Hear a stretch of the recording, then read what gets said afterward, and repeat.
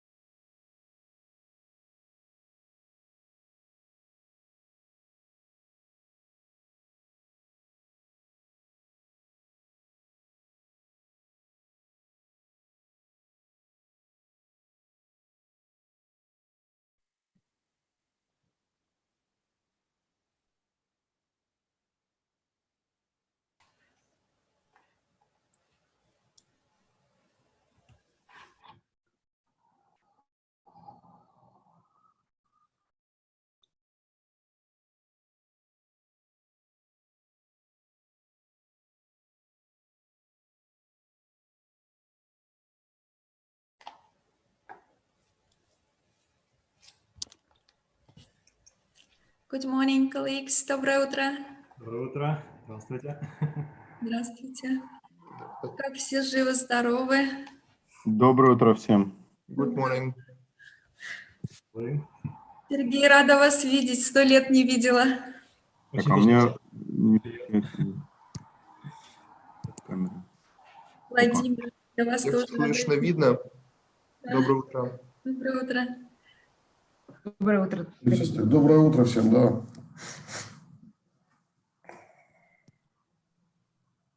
У меня вот сегодня особенно раннее утро, потому что у меня 4 часа подходит. 4 часа. Да, я просто в Аргентине временно. Это прикольно. Ой-ой. У Здесь меня скоро будет восход. чудесно. Мы, наверное, его увидим. Возможно, вы услышите птиц. Они на восходе очень громко поют, и я ничего не могу с ними сделать. Ань, ты в Буэнос-Айресе? Где-то 50 километров от Буэнос-Айреса. Тут такая ферма. Коллеги, я забыл спросить, у нас сессия русская или английская? Английский. Мы на английском говорим.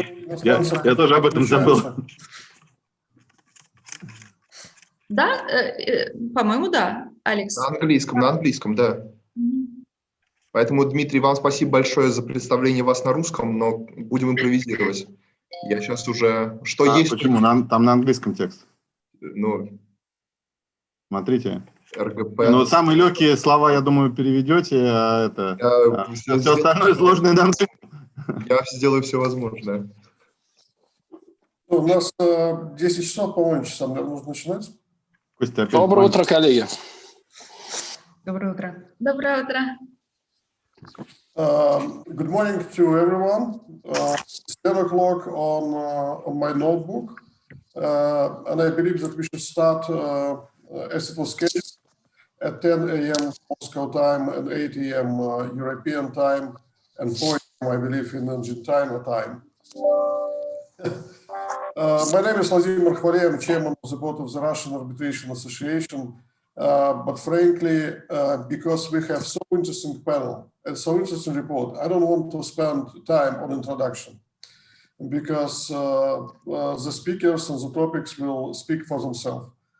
I only want to introduce the moderator for the first panel, Alex Bardin,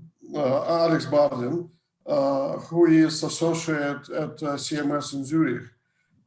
He has degrees from Harvard Law School and University of Zurich, and he advises clients on dispute resolution cases and force issues in fintech questions.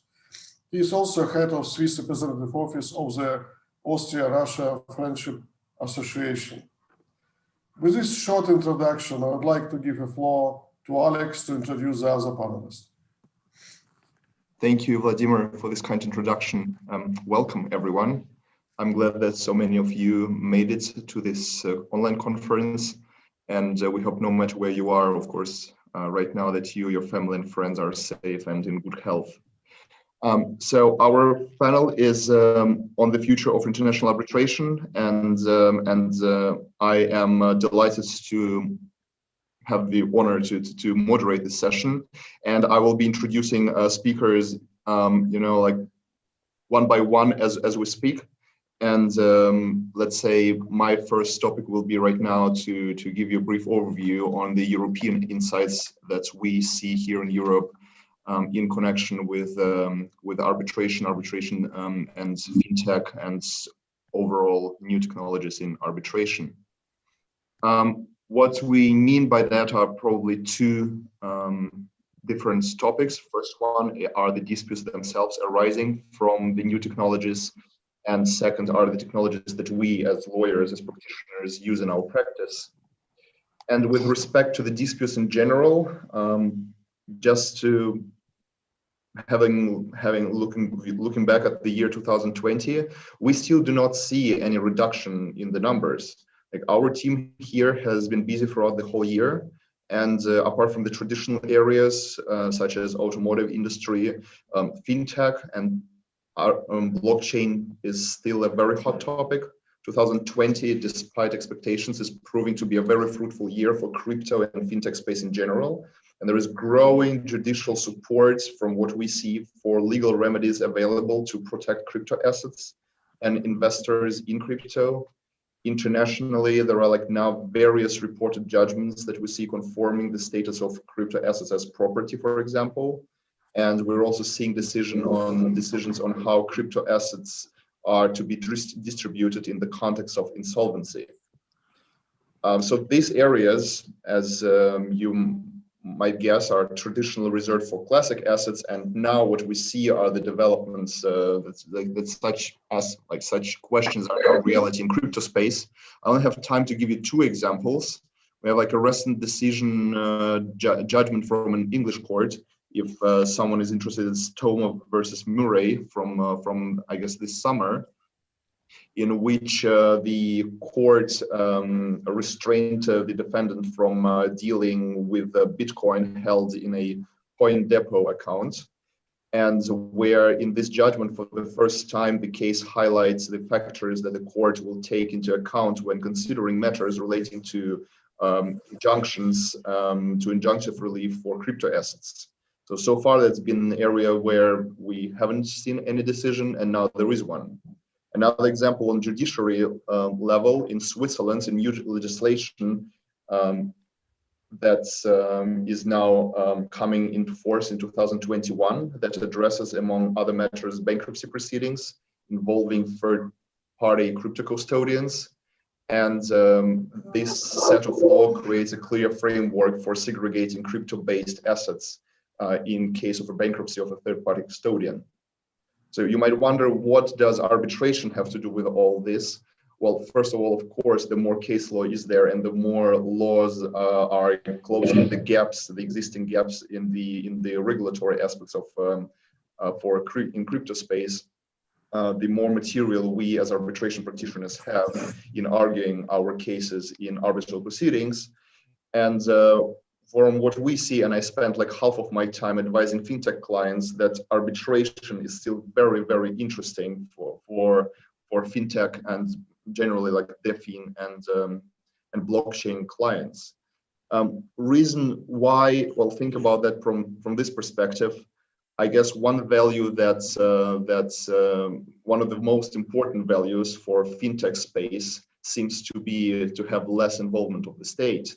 So the parties and the clients in general are very interested when you advise them that there is a such dispute resolution mechanism as arbitration, because this is one of the lucky exceptions. This space is one of the lucky exceptions where, in our view, signing an arbitration agreement is even possible after the dispute arose. We all know that it is possible theoretically, and we all know how hard it is in practice to make the parties agree on an arbitration agreement if the dispute arose and they are about to sue in front of a state court. Since, however, the fintech parties share the view that there should be less state involvement, you might consider in your practice to advise your clients, of course, if other factors allow so, to sign an arbitration agreement even when dispute is already there. Further developments that we see is, for example, again, in Switzerland, we have new legislation that will allow the parties to file applications to set aside arbitral awards before Swiss Federal Supreme Court in English. This is one of the developments we hope the other countries will follow, because then, of course, you can conduct the entire arbitral proceedings in English, and then you will not need to file the set aside materials in language, in the national language of the country. So the entire proceedings can be like conducted entirely in English. And what we also see, of course, why arbitration is still very attractive in the area for the clients who work in high tech is, of course, the opportunity to conduct to agree on online hearings. This might be more problematic in the case of a state court. We are aware of like one decision of the Swiss Supreme Court that's in which the Supreme Court stated that the parties cannot be forced to attend online hearing via Zoom before the state civil commercial court. However, we do not see that this will negatively impact arbitral proceedings, because the parties, of course, are free to agree on conducting hearings online. And in fact, throughout this year, we attended numerous such hearings, and our experience has been like very positive. The providers for online hearings have been there actually long before pandemic times, and now it's just another push for the industry to start applying this technology. Same, for example, as again the exhibit management technologies. This is particularly interesting for you if if you work in a home office, or in particular if your assistant is working in the home office and you do not have a physical opportunity to stamp all the hundreds of exhibits that you're filing. That will, if you in your practice apply those exhibit management software, and you have like one of the providers, of which there are numerous, that will certainly make your life much easier in your practice, no matter whether it's like pandemic times or hopefully next year when it gets better, whether you're still just operating on a normal schedule. So this is what we see at the moment here in Europe. And for all the participants, if you have any questions, you can write your question in the Q&A chat, and we will address those questions at the end of the session. And thank you very much. And having said that, I will now pass the mic to Dmitry Diakin. Dmitry will share the Dmitry will share his views on the 5 trends that global trends that will shape the future of international arbitration. Dmitry has over 20 years of experience in litigation and international arbitration, specializing in large, complex multinational disputes. He advises both state-owned corporations as well as the leading Russian and foreign companies. He is the vice chair of ICC Russia and board member of Russian Union of Industrialists and Entrepreneurs. And he's also a presidium member of the Arbitration Center of Russian Union. Thank you, Alex. Yeah, thank you so much for introduction. Just to remind you, Moscow is also part of Europe as well. Dear friends, good morning. As we all know, modern world is changing very fast, and international arbitration is not an exception. I'm going to share my view on the 5 trends which will shape the future, the global trends, which I want to indicate. Trend number 1, the need for reform in investment dispute resolution system. I love statistics, and according to UNCTAD statistics, the average number of investment disputes has grown 4-fold last 25 years, from 20 cases per year to 80-20 per year. And this growing number of cases revealed a lot of drawbacks. First, wide interpretation of treaty standards. We all know that fair and equitable treatment and other standards are interpreted really wide, which causes a lot of problems. Second, inconsistent case law. Many tribunals resolve issues, identical issues, completely differently, even opposite to each other. High costs and long duration. It's not a secret, it's cost, the previous slide, please. $6 million for one case, and may last for 2, 3, 4 years. 10 years, it's not an exotic time for investment case.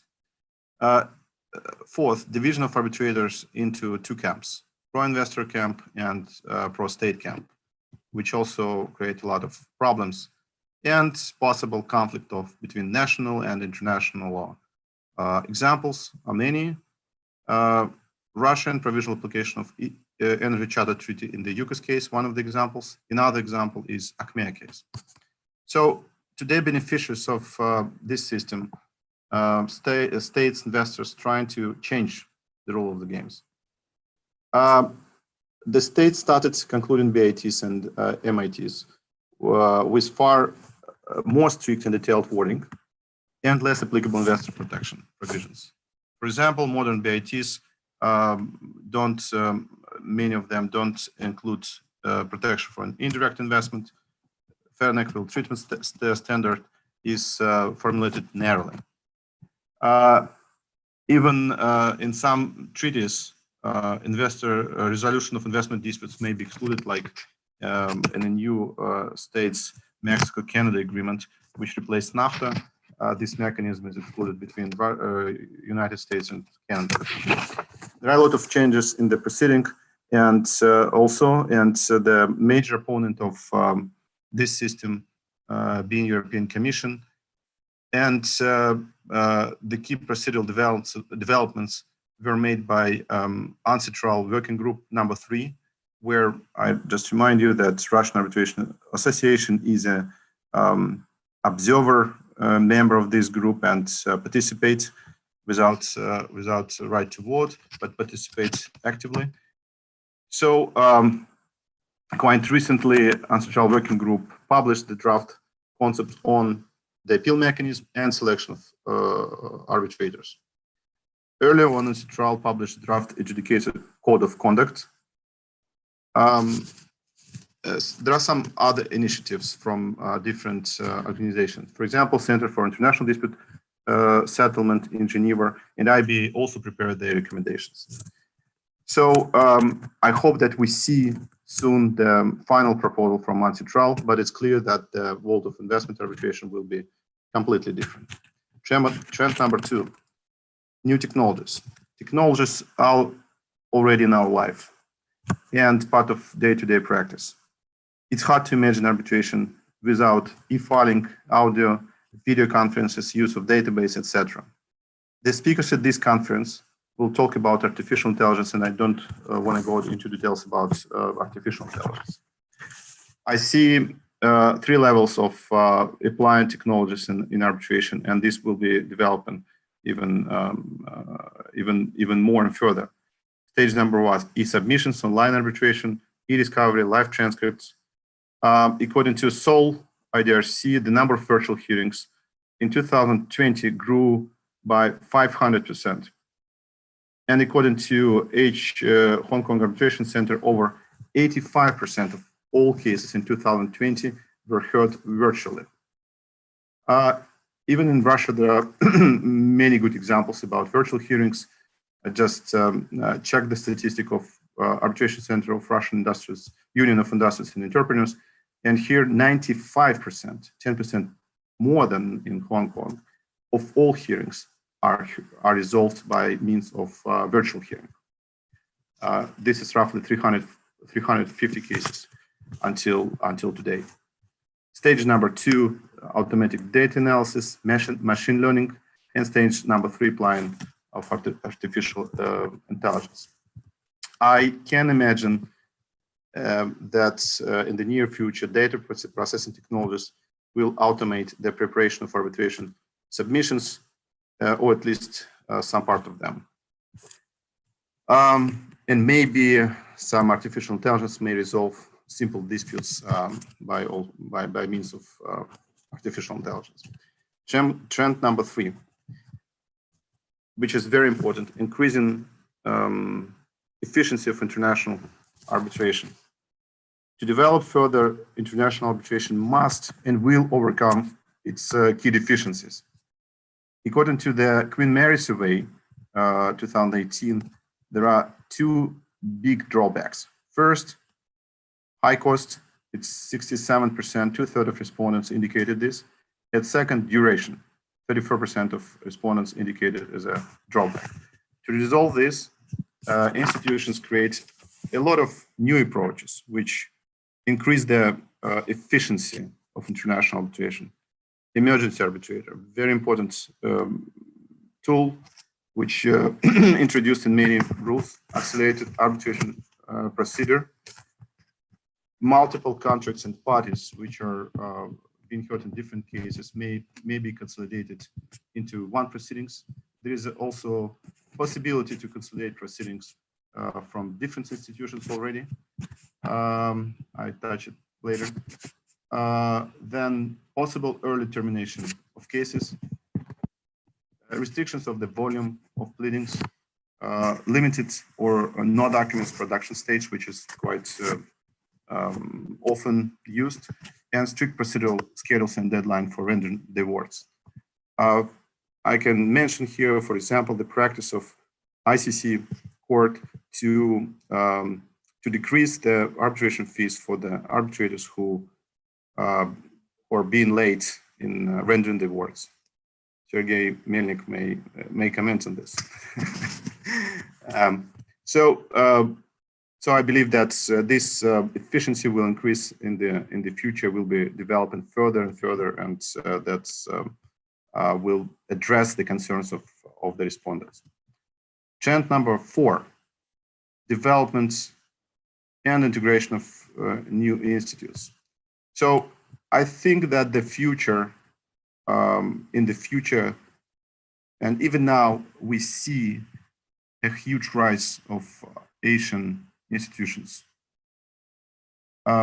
Such arbitration centers like SIAC, Hong Kong Arbitration Centers, CTAC, and others became heavy hitters, and the number of cases in their caseload is astonishing. Even now, SIAC reported that it's over 500 cases a year, and with this pace, I think they will reach ICC caseload quite soon. 1,000 cases, probably a year, within 2-3 years. The arbitration centers tend to join the efforts. For instance, in 2018, Korean Arbitration Center and Seoul Arbitration Center jointly created CAB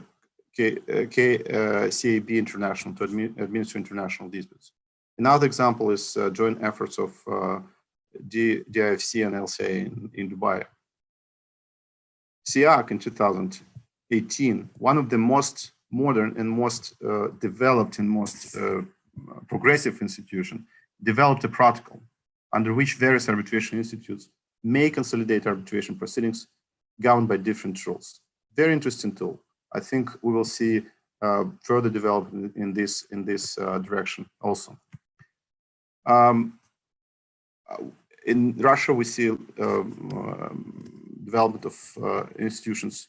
Also, some may criticize, but it's interesting that many institutions create collegiums of special parts of the institutions to address the needs of special type of disputes, for example, agricultural in Russian Arbitration Center and some other special branches. So I believe that, in my opinion, I believe that the gravitation force will move eastward in the future. And trend number 5, further promotion of arbitration and its popularity. Nowadays, we see that the arbitration infrastructure grow very fast. Events, there are a lot of events. Even in Russia, there are tons of events during the year. Russian Arbitration Association Annual Conference, Russian Arbitration Day, ICC, GAR Moscow, and a lot of initiatives, institutions and branches. There are a lot of new organizations which being created recently. For example, CRP just launched the initiative to local branch under Konstantin Kroll leadership. And today, I think you will see another initiative which called New Generation Arbitration Chapter, something like this, which will be announced today. And this is interesting because we all need the infrastructure, and it creates more transparency.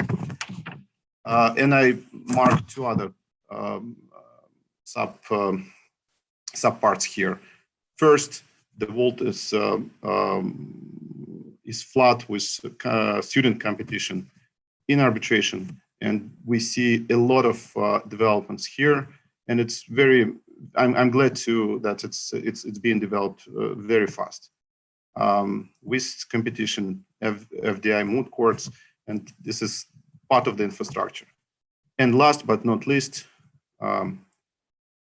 I've envisioned that women's role will increase, and even today in Russia, the female organization exists. It's called Russian Women in Arbitration. So with this, I conclude. If any questions, I'll be happy to answer. Thank you so much. Thank you, Dmitry, so much for your insights. It's really, we see it's like very valuable, and we appreciate for your insights with your experience. And we're also, like, from my perspective, I think these are exactly the trends that we can expect. And having said that, I am happy to pass the presentation to our next speaker, Lilia Klochenko, partner, and Klochenko and Kuznetsova. Lilia is a certified international arbitration practitioner, and she is certified by the ICC Advanced Arbitration Academy and qualified for international mediation advocacy at Regent University in London. She focuses her practice on dispute resolution, including international and domestic complex arbitration and litigation cases. And she will now address a very important topic that's, I guess, like in 2020 is more important than ever, this being dispute resolution before state courts and in comparison with the arbitral tribunals, particularly in the times of pandemic. Lilia, please. Thank you, Alex, for your kind introduction. Good morning. Good morning, colleagues. So I'm very delighted to be part of this session with my prominent colleagues. So this pandemic is really a seismic event in our history that certainly has shaken the dispute resolution process, both in the state courts and in arbitration tribunals, I would say, even as well as the legal practice generally and completely. Has the pandemic been disruptive? Yes, it has, and for some spheres, dramatically disruptive. We are observing through months and months already reduced productions, reduced demands, reduced workforce, delay, disruptions with heavy impacts felt across industries, including dispute resolution industry. So the challenges facing everyone involved in litigation arbitration during this period are unprecedented. I would say that from the beginning, we were mostly optimistic, hoping that in a few months the things will go in normal, but this doesn't happen, and probably that is probably why we have been observing various extremes in dealing with the pandemic challenges. I mean, positive and negative, efficient and not efficient. So the general courts closure, hearings postponed, delays in hearings. At the same time, we are observing increased use of remote hearings, using the adapted platforms of the leading arbitration institutions, and holding at the same time hearings using WhatsApp and other simplified tools, but by state courts. So extremely strict anti-pandemic measures and silence from the state courts on how to proceed under such circumstances. At the same time, very active and proactive behavior from the institutions, recommending, instructing, providing protocols of arbitral proceedings.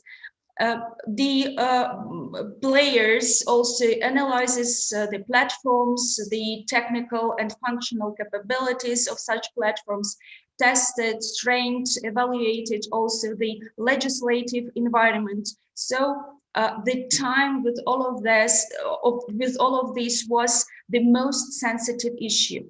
So the next very important thing is that pandemic really became a time to provide also the state courts with the new tools and mechanisms to make the litigation process more effective.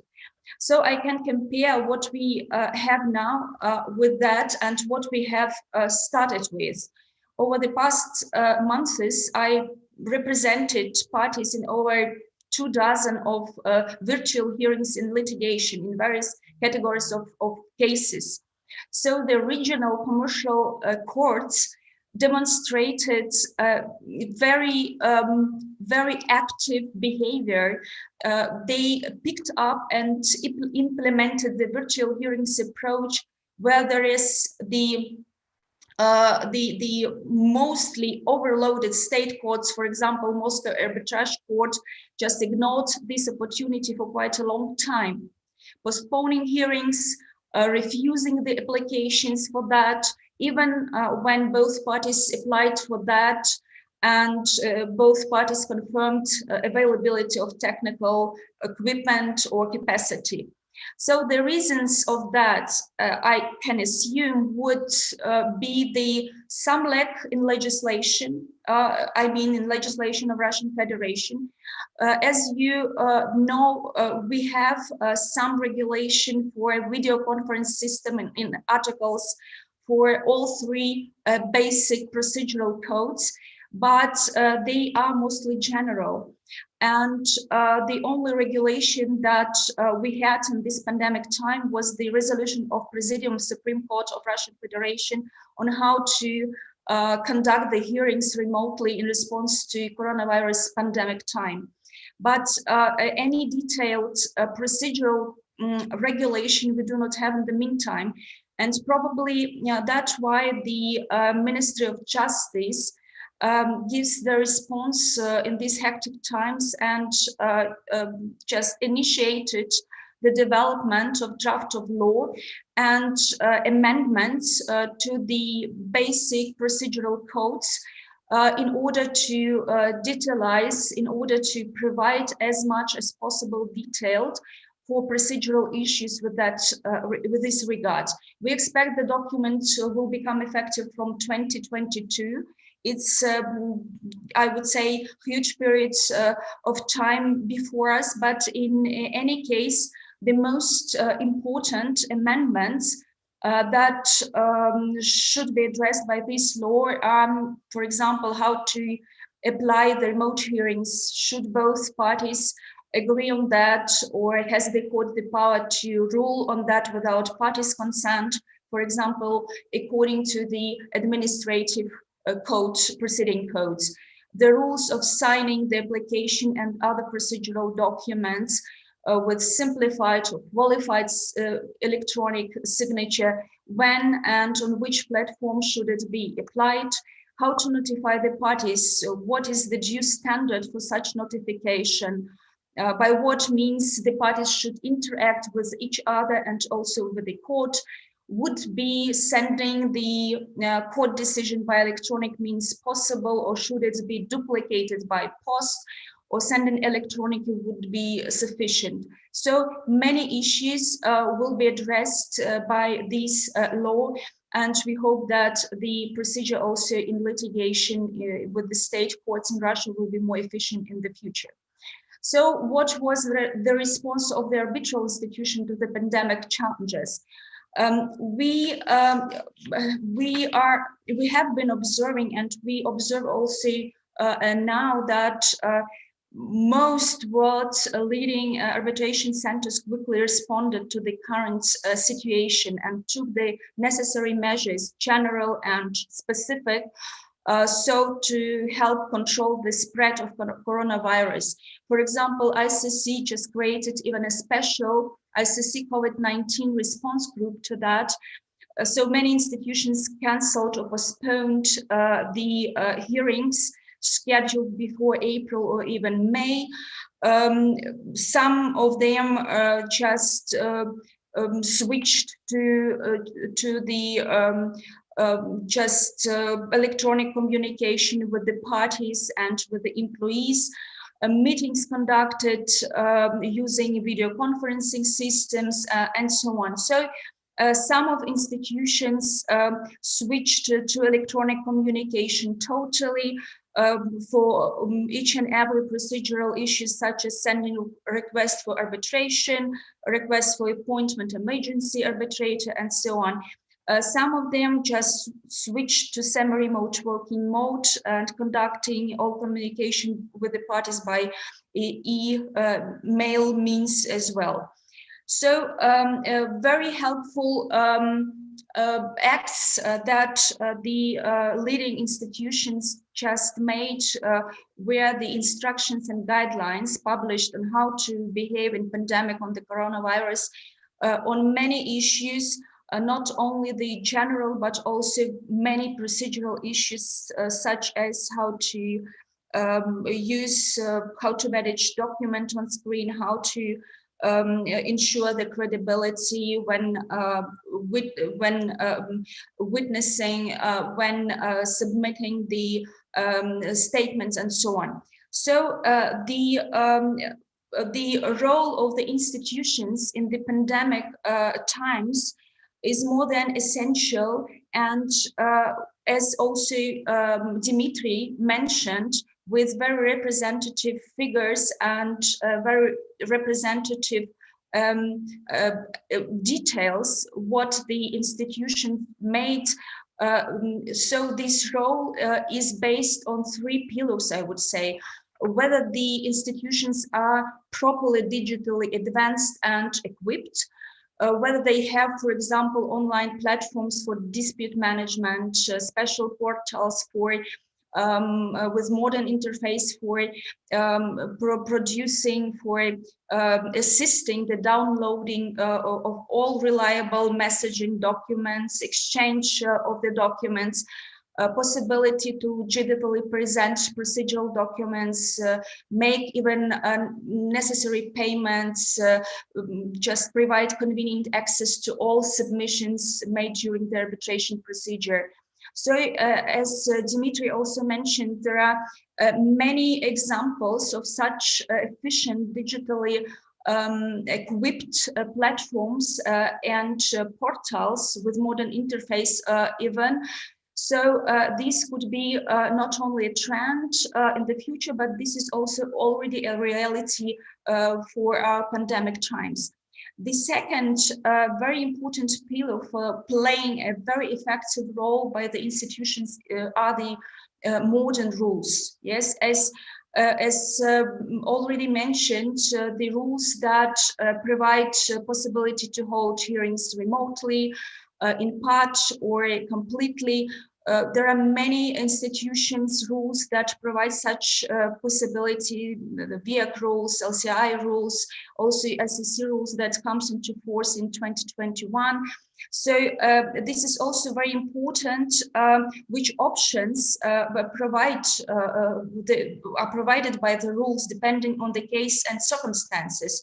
Adjournment in-person hearings until such proceedings are cleared as safe again, allowing, for example, the dispute to be resolved on the papers, divide claims only leaving some to be resolved by arbitration, or conducting the hearings remotely. Also, in part for the procedural matters, or completely also for hearings on the merits, if it is appropriate, of course, depending on the case complexity, on the availability of the parties' consent, and so on. The second issue is the timely and suitable guidelines. As I mentioned already, many institutions provided parties, arbitrators, how to manage things before, during, and after virtual hearings. This also was very timely and very helpful for these hectic times of pandemic. So the very important thing is also how the future of international dispute resolution or domestic dispute resolution will be in the nearest future. So in my view is that the time of pandemic raises not only the issue of applying proper procedures, improving timing or quality of the process. This brings also a change in the profile of disputes that that we will see in the short, in medium, and in long term. In short term, I think that we will see a lot of force majeure, frustrations, impossibility, disputes, issues when disputes arising from parties finding themselves unable or unwilling to comply with existing contractual obligations. We will see also a lot of insurance disputes, both in short term and in medium term. In medium term, we will see also insolvency litigation, merger and acquisition, consumer claims, employment, and many others. So many businesses, which is also very important, and I have observed already 2 cases for that, face a choice whether to bring their cases for settlement to the state courts or to turn their heads towards arbitration, other alternative ADR mechanisms that are probably better equipped with the flexibility and as such can be quicker and hopefully also less expensively. I have seen already 2 cases where the parties to the contract have agreed for arbitration clause, even made a litigation dispute resolution clause before in the contract. This means that the parties even now just evaluate the probability, the efficiency, the other essential aspects of ADR methods of dispute resolution and try to agree, for example, the arbitration proceedings as a proper method for their probable dispute. So a very important role will play also the management of the legal risks, the prevention and mitigation dispute functionalities. So this is a time to give the state courts new mechanisms and tools, but also to grant arbitration a new thing how to creatively improve the process, push new streamlined measures, not only to quicken an arbitration timelines from the filing the matter till the arbitration or arbitral awards, but also make arbitration such that it is that this is even more user-friendly, far less expensive. So the arbitration as a mechanism of dispute resolution fits well for innovations, in my view, and also absorption of new technologies and new protocols, new rules about speed and expenses. So it seems that the economics of the arbitration process should begin to focus more on consumers of arbitration, on the parties to the dispute. So, and this is probably the right way how to improve and how to treat these hectic and very difficult times that we have now. I will stop here. Thank you very much for your attention, and I will be pleased to answer questions if any. Thank you, Lilia. Indeed, a very important topic, especially in year 2020, and thank you for your invaluable insights. I am now happy to pass the presentation to Tatiana Minchinina, partner at Whitehurst Worldwide. Tatiana is a very experienced arbitration practitioner partner in the litigation and arbitration team. She focuses on disputes involving Russia and CIS states. She's an experienced commercial litigator working both on court cases and arbitrations with market-leading experience in complex cross-border disputes. She is qualified as solicitor advocate with a higher rights of audience at civil proceedings in England and Wales. And we also have insights, Tatiana, that you are now in a completely different time zone. So thank you so much for joining. And we know that you will be introducing a topic which is always important, no matter how hard the times are. And this is challenging jurisdictions of arbitral tribunals, whether it's never late. A topic that really every one of us has to deal a lot with, and we're really happy to hear from you. Please. Alex, thank you very much for introduction. Colleagues, it's very good to see you all online. I actually, before I start talking about jurisdiction, I really wanted, it's very good to hear from Lilia about changes in the current world and some highlights how it is happening in Russia and internationally. And I just wanted to say a couple of words what we experienced here in London. I would say that arbitration institutions and arbitration platforms, they were very quick to adopt all the necessary proceedings to go online. English courts were also really efficient in that. The first court's protocols in relation to electronic hearings, they started literally the next day after lockdown, which was introduced, the first lockdown, which was introduced in London on the 23rd of March. On the 24th of March, we all saw the protocols by the Commercial High Court in London, that all the hearings now will be conducted online without any delay or rescheduling or cancellations. Initially, the English courts used Skype for Business as a platform, but now they are switching into Teams. Both platforms such as IDRC and International Arbitration Center adopted immediately electronic protocols, and arbitrations become possible. It was impossible for us effectively to postpone any arbitration this year because the tribunals, all of them said that, well, we should go greener, and it's not, this is time actually to stop going to by plane to Singapore for procedural hearing. Everything should be done online. And we had arbitration hearing in the beginning of June, which lasted for 3 weeks and involved 8 witnesses from each side, numerous expert witnesses, all online, and all actually went well. So I was cautiously optimistic in the beginning of the year, not the beginning of the pandemic, how it will go, but it goes so far well, although of course we're all missing a little bit live hearings.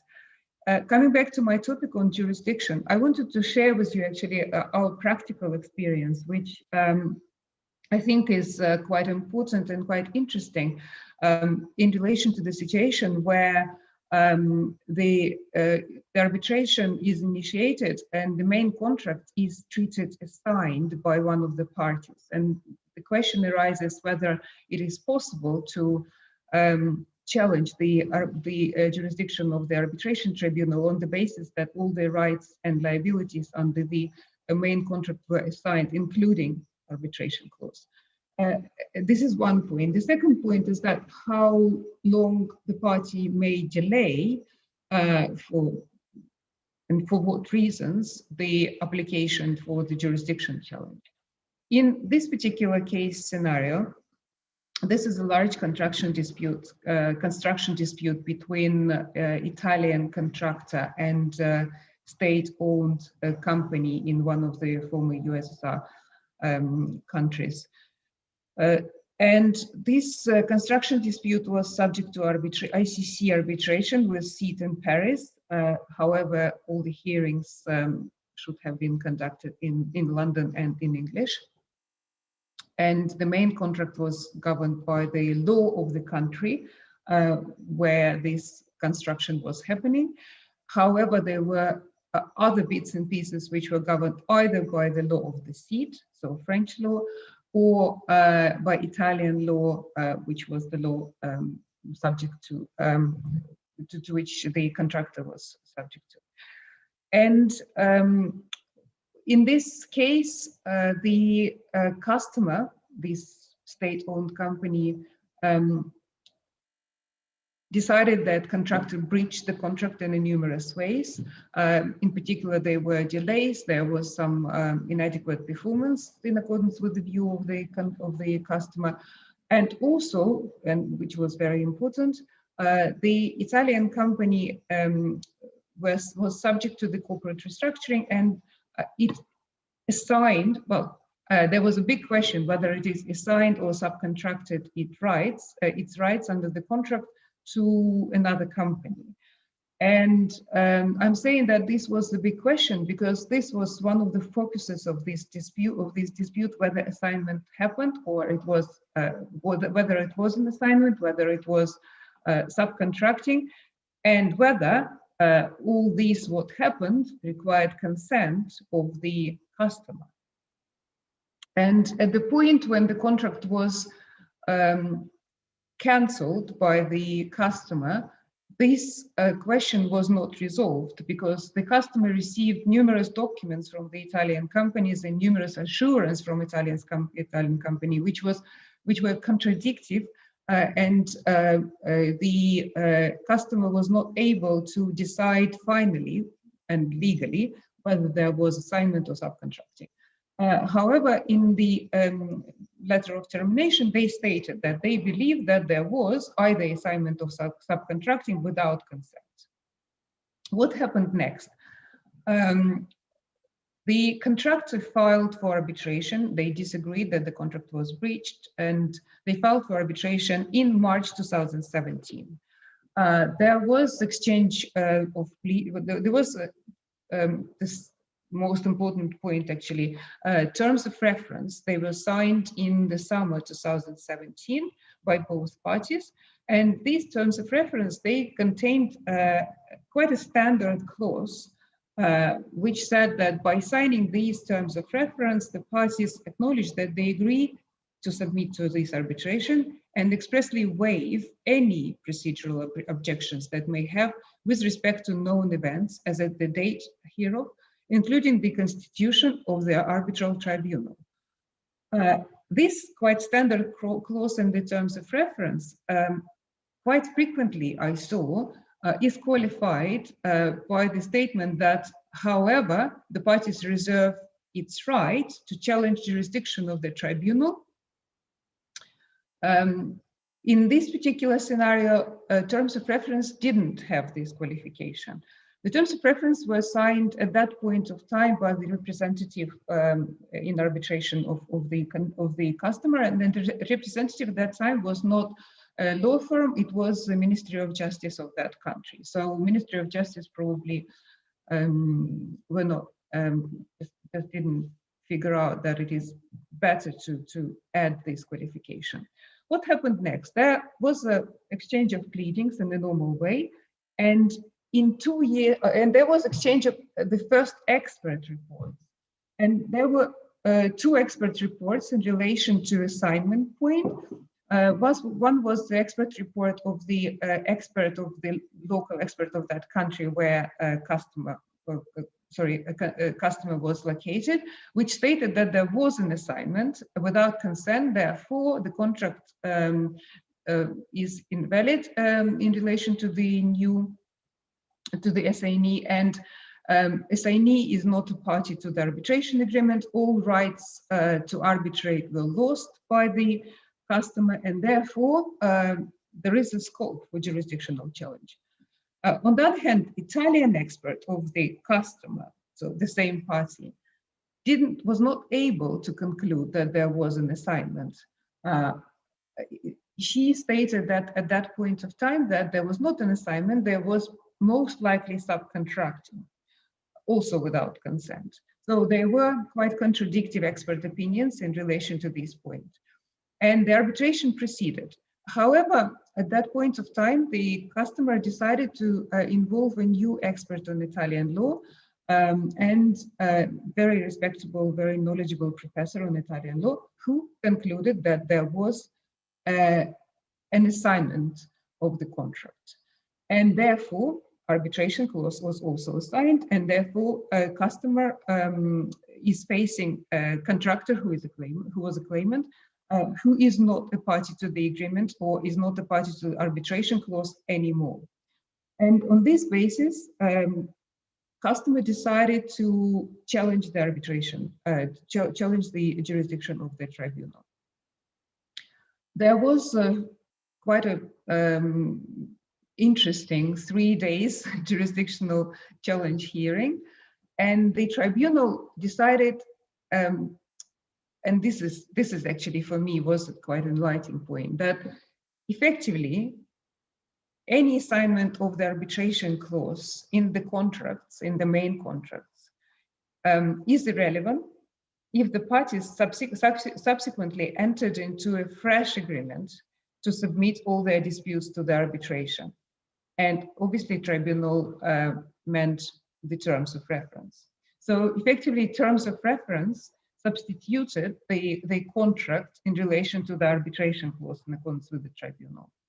And this is important for two reasons. The first reason is that yes, it is possible in principle to challenge jurisdiction of the tribunal even 2 years into the arbitration, if subject to numerous, of course, caveats, such as, for example, whether the expert opinion of a new expert, which sets out a legal point in relation to this arbitration in a different way than it was in the beginning understood by the parties. So it is still possible to challenge jurisdiction. However, it is important to watch out for the terms of reference from the very beginning and use all the necessary caveats if the parties want to, specifically in relation to the challenge of the jurisdiction, and reserve their rights that the challenge of the jurisdiction could be made in the situation when the new circumstances are discovered in the case. With this, I wanted to conclude, and if there are any questions, would be happy to answer. Thank you so much, Tatiana, for your insights.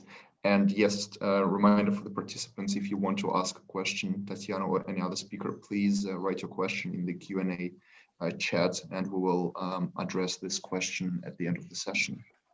And so now I'm happy to pass the presentation to Konstantin Kröll, who will address a very important topic that might have a very significant influence on the arbitration environment in Russia, with this being new rules of Russian Arbitrazh Commercial Procedure Code regarding jurisdiction over sanction-related disputes, a very important topic, and the impact of these rules on international arbitration involving Russian parties. Konstantin is a partner at Dentons, and he is triple qualified as a Russian advocate solicitor of Senior Court of England and Wales and Irish solicitor.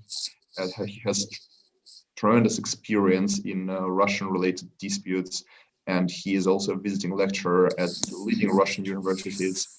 And Konstantin, the floor is yours. We're happy to hear from you. Thank you, Alex. Ladies and gentlemen, dear colleagues, as Alex said, I will be presenting on an important yet unpleasant, I would say, subject of sanctions and their impact on arbitration. Next slide, please. So first, I'll give a brief overview of sanctions landscape. I will speak about impact of sanctions on parties' consideration for choice of forum and impact on arbitration, discuss recent market trends, and then concentrate on recent changes made to the Russian Commercial Procedure Code back in the summer. And perhaps if we still have time, discuss some possible solutions to these issues. Next slide, please. We don't have much time to talk about sanctions in detail, but it is essential to emphasize that the sanctions are plentiful. They're not contained in just one source of legislation or law. So there have been various states that introduced sanctions in relation to Russia. We see new sanctions being introduced pretty much regularly. The most important ones to note are the sanctions introduced by the United States of America and also the EU. On this slide, you can see a brief overview of the US sanctions. There are principally two types of sanctions: blocking sanctions and the so-called sectoral sanctions. And again, the complexity is that there is no just exhaustive list of those entities that are sanctioned, because any subsidiary of a blocked sanctioned person is also sanctioned automatically. So all of that leads to a lot of complexity, and it's not apparent to counterparties who of their potential Russian counterparts are sanctioned, to what extent, and what are the consequences. Next slide, please. If we look at the European sanctions, similarly to the US, they can also be divided into two types. There are smart targeted sanctions. So these are similar to US blocking sanctions, and there are sectoral sanctions, again, similar to the US equivalent. Next slide, please.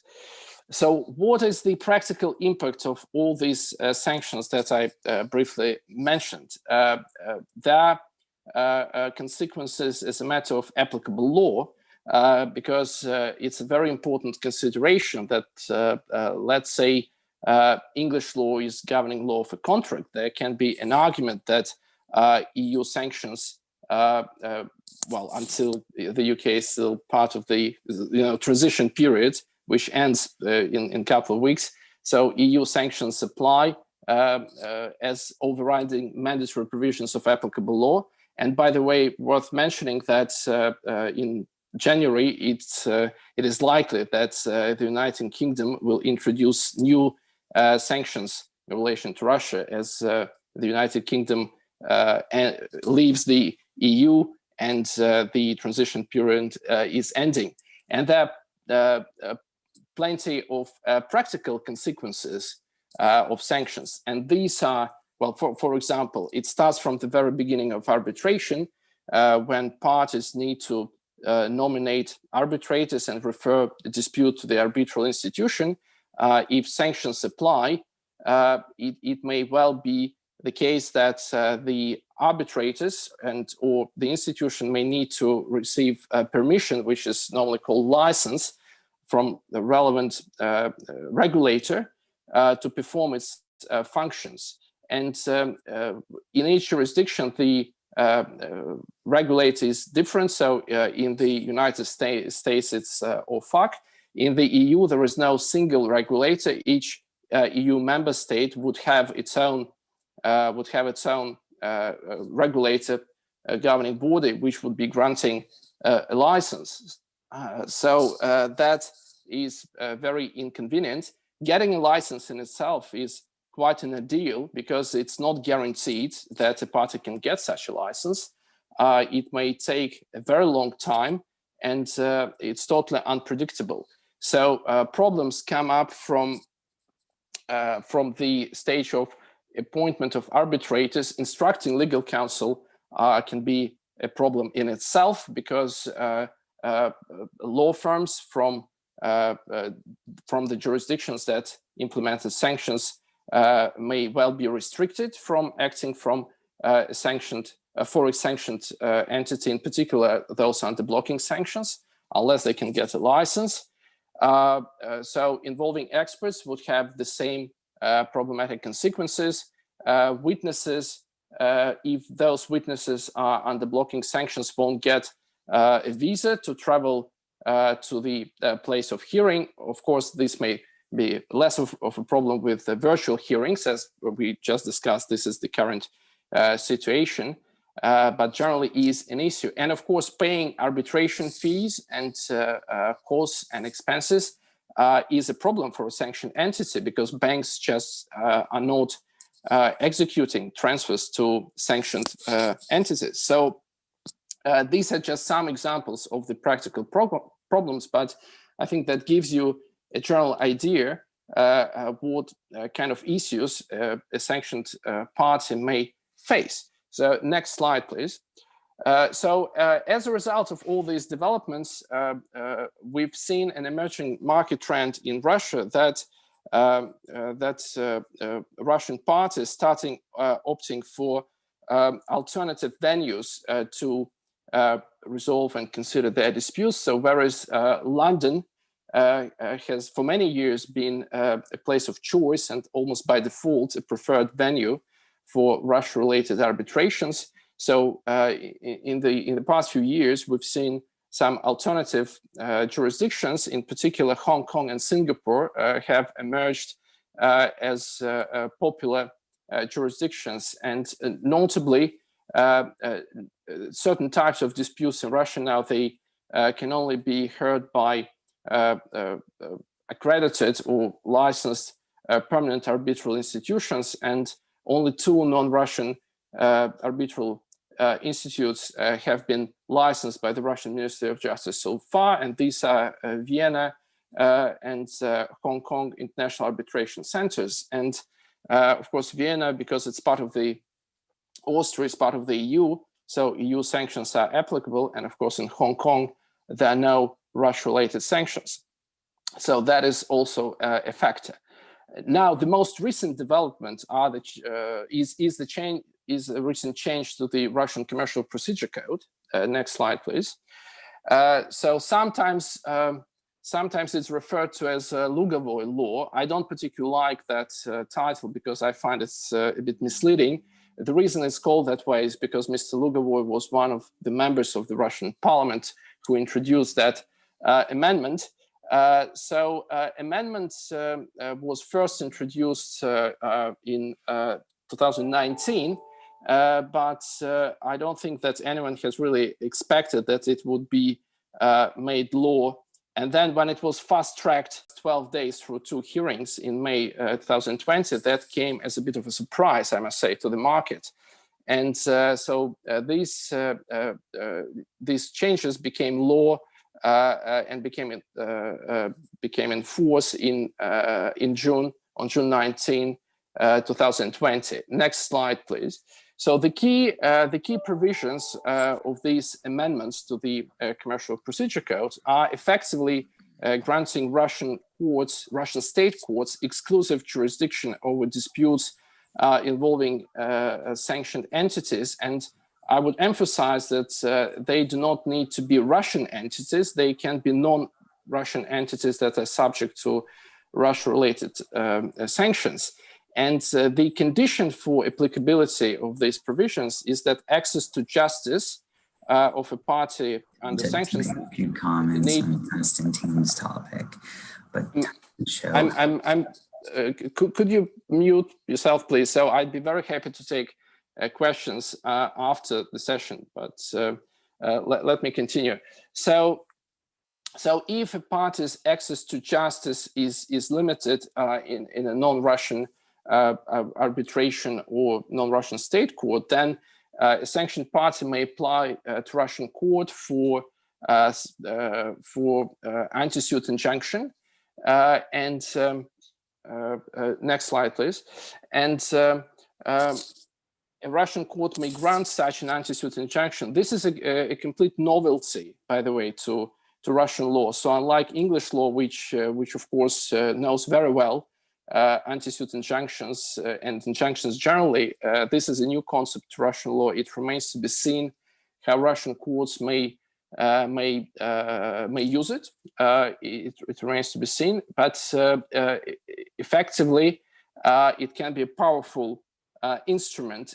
In particular, if a party fails to comply with such anti-suit injunction, a Russian court may impose a penalty in the amount of up to the entire amount in dispute plus costs, and that penalty would be paid in favor of a Russian sanctioned party. Of course, as we all know, very often the amount in dispute is often inflated by the parties, and a Russian court may impose a penalty in the entire amount of claim, not necessarily what will be awarded by the tribunal, but the claim itself. So, of course, there are strong doubts as to the enforceability.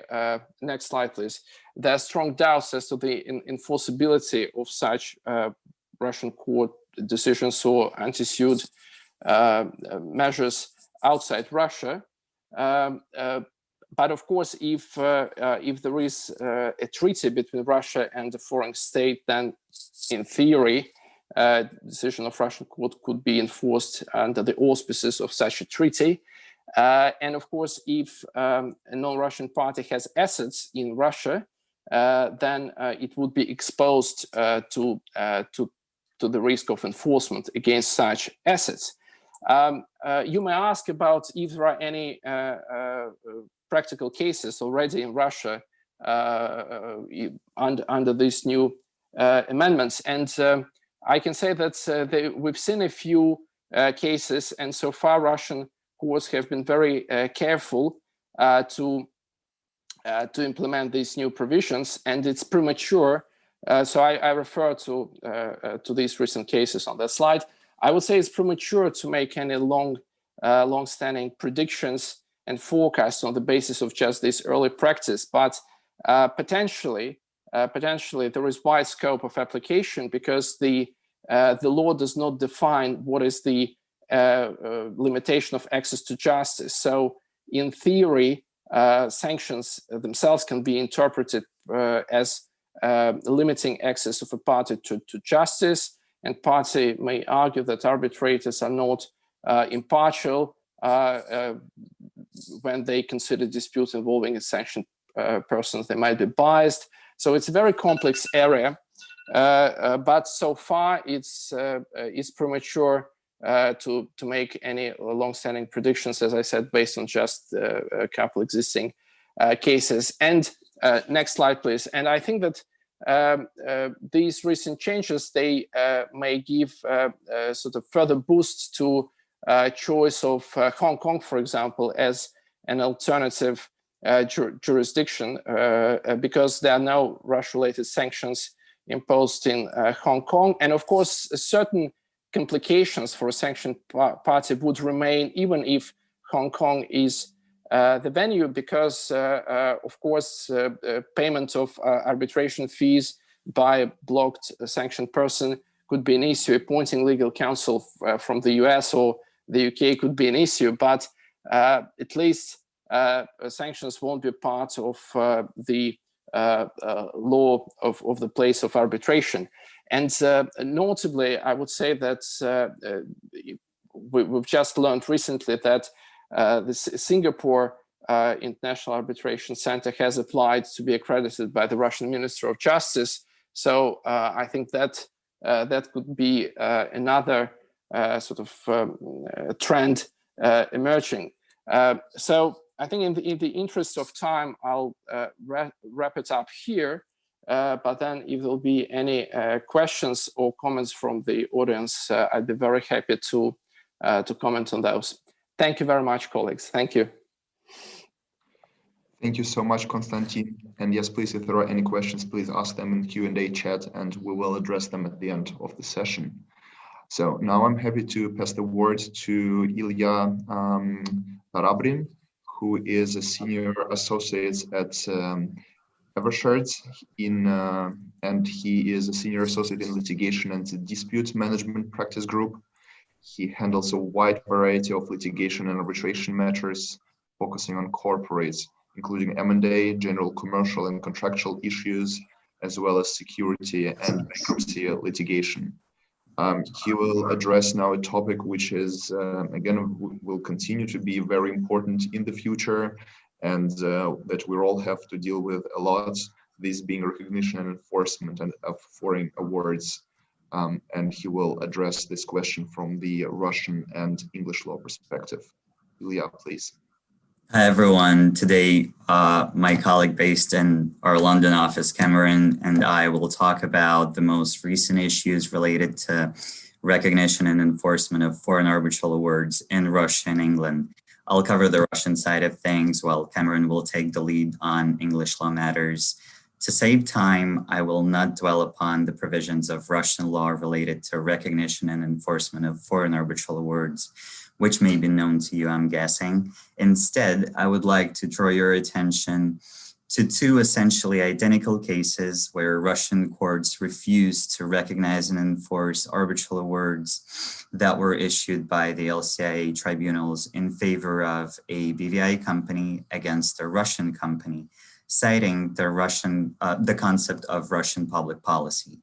Both awards were successfully recognized and enforced at first. However, the Moscow District Commercial Court sent both cases for a retrial, pointing out that under the LCIA awards, the BVI company was awarded shares in the Russian company, which was a subsidiary of the United Shipbuilding Corporation, fully owned by the Russian Federation and included into its list of strategic enterprises.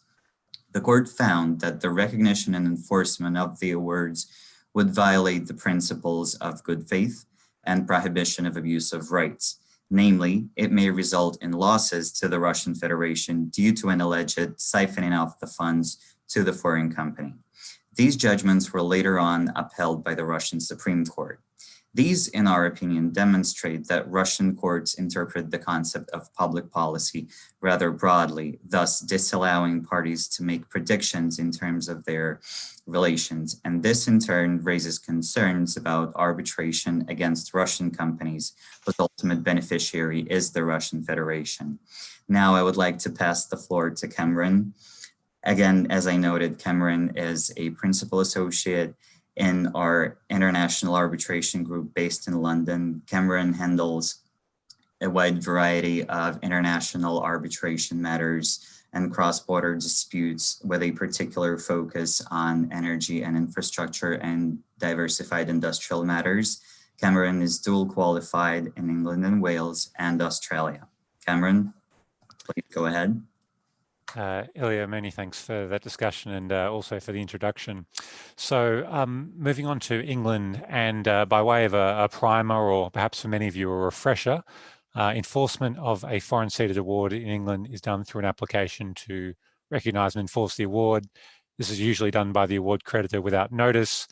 The award debtor then, once served, can apply to set aside, and the burden is on the debtor to explain why the award should not be enforced. Now, this is argued by reference to the grounds in Section 103 of the UK's Arbitration Act, which, if we could go to the prior slide, is extracted on the slide immediately prior to the one which I see is on your screen. There we go. These reflect the New York Convention grounds, and those grounds apply to all awards that are rendered in seats where the state is party to the New York Convention, including, of course, tribunals that are seated within Russia.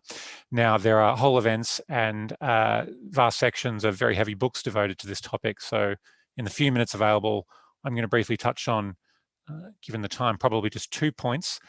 First, on challenging jurisdiction, and secondly, the impact of awards that have been set aside. These are areas of particular debate, and in considering the future of international arbitration, just to make sure I cite the title of our topic today, are issues that are potentially ripe for further exploration in future cases here in England and elsewhere. On the following slide, I've listed 4 English court cases that relate to the enforcement of Moscow ceded awards. Now, these are by no means the only or leading cases on the enforcement issues, but they're included there as a useful reference and an illustration of how the courts have approached some of these issues. Now, turning then first to the issue of jurisdiction. So in England, if a matter relates to the jurisdiction of the tribunal, then the starting point is that the party resisting enforcement is entitled to a rehearing of the relevant legal and factual issues, even where those points have been fully argued before the tribunal. Now, this full sort of rehearing approach is not the approach of all courts in all jurisdictions that are party to the New York Convention, some of which are more deferential to the tribunal's rulings on these points. And that approach is worth bearing in mind in any enforcement strategy that involves England and assets in England. The second point I'll touch on is where an award has been set aside by the courts of the seat, and that is, of course, a ground for resisting enforcement, Section 103(2)(f). Now, in many jurisdictions, the fact that an award has been set aside by the courts of the seat is not necessarily a total bar to enforcement. We see examples of that in France, in the Netherlands, in the US, Belgium, I think also Austria. Now, in England, the cases to date suggest that this sort of approach is possible in principle, but it's something that we've yet to see occur. And in 2 of the cases I've listed there, the Maximov and the Yukos case, these concerned Russia ceded awards which were set aside or had been set aside by the Russian courts.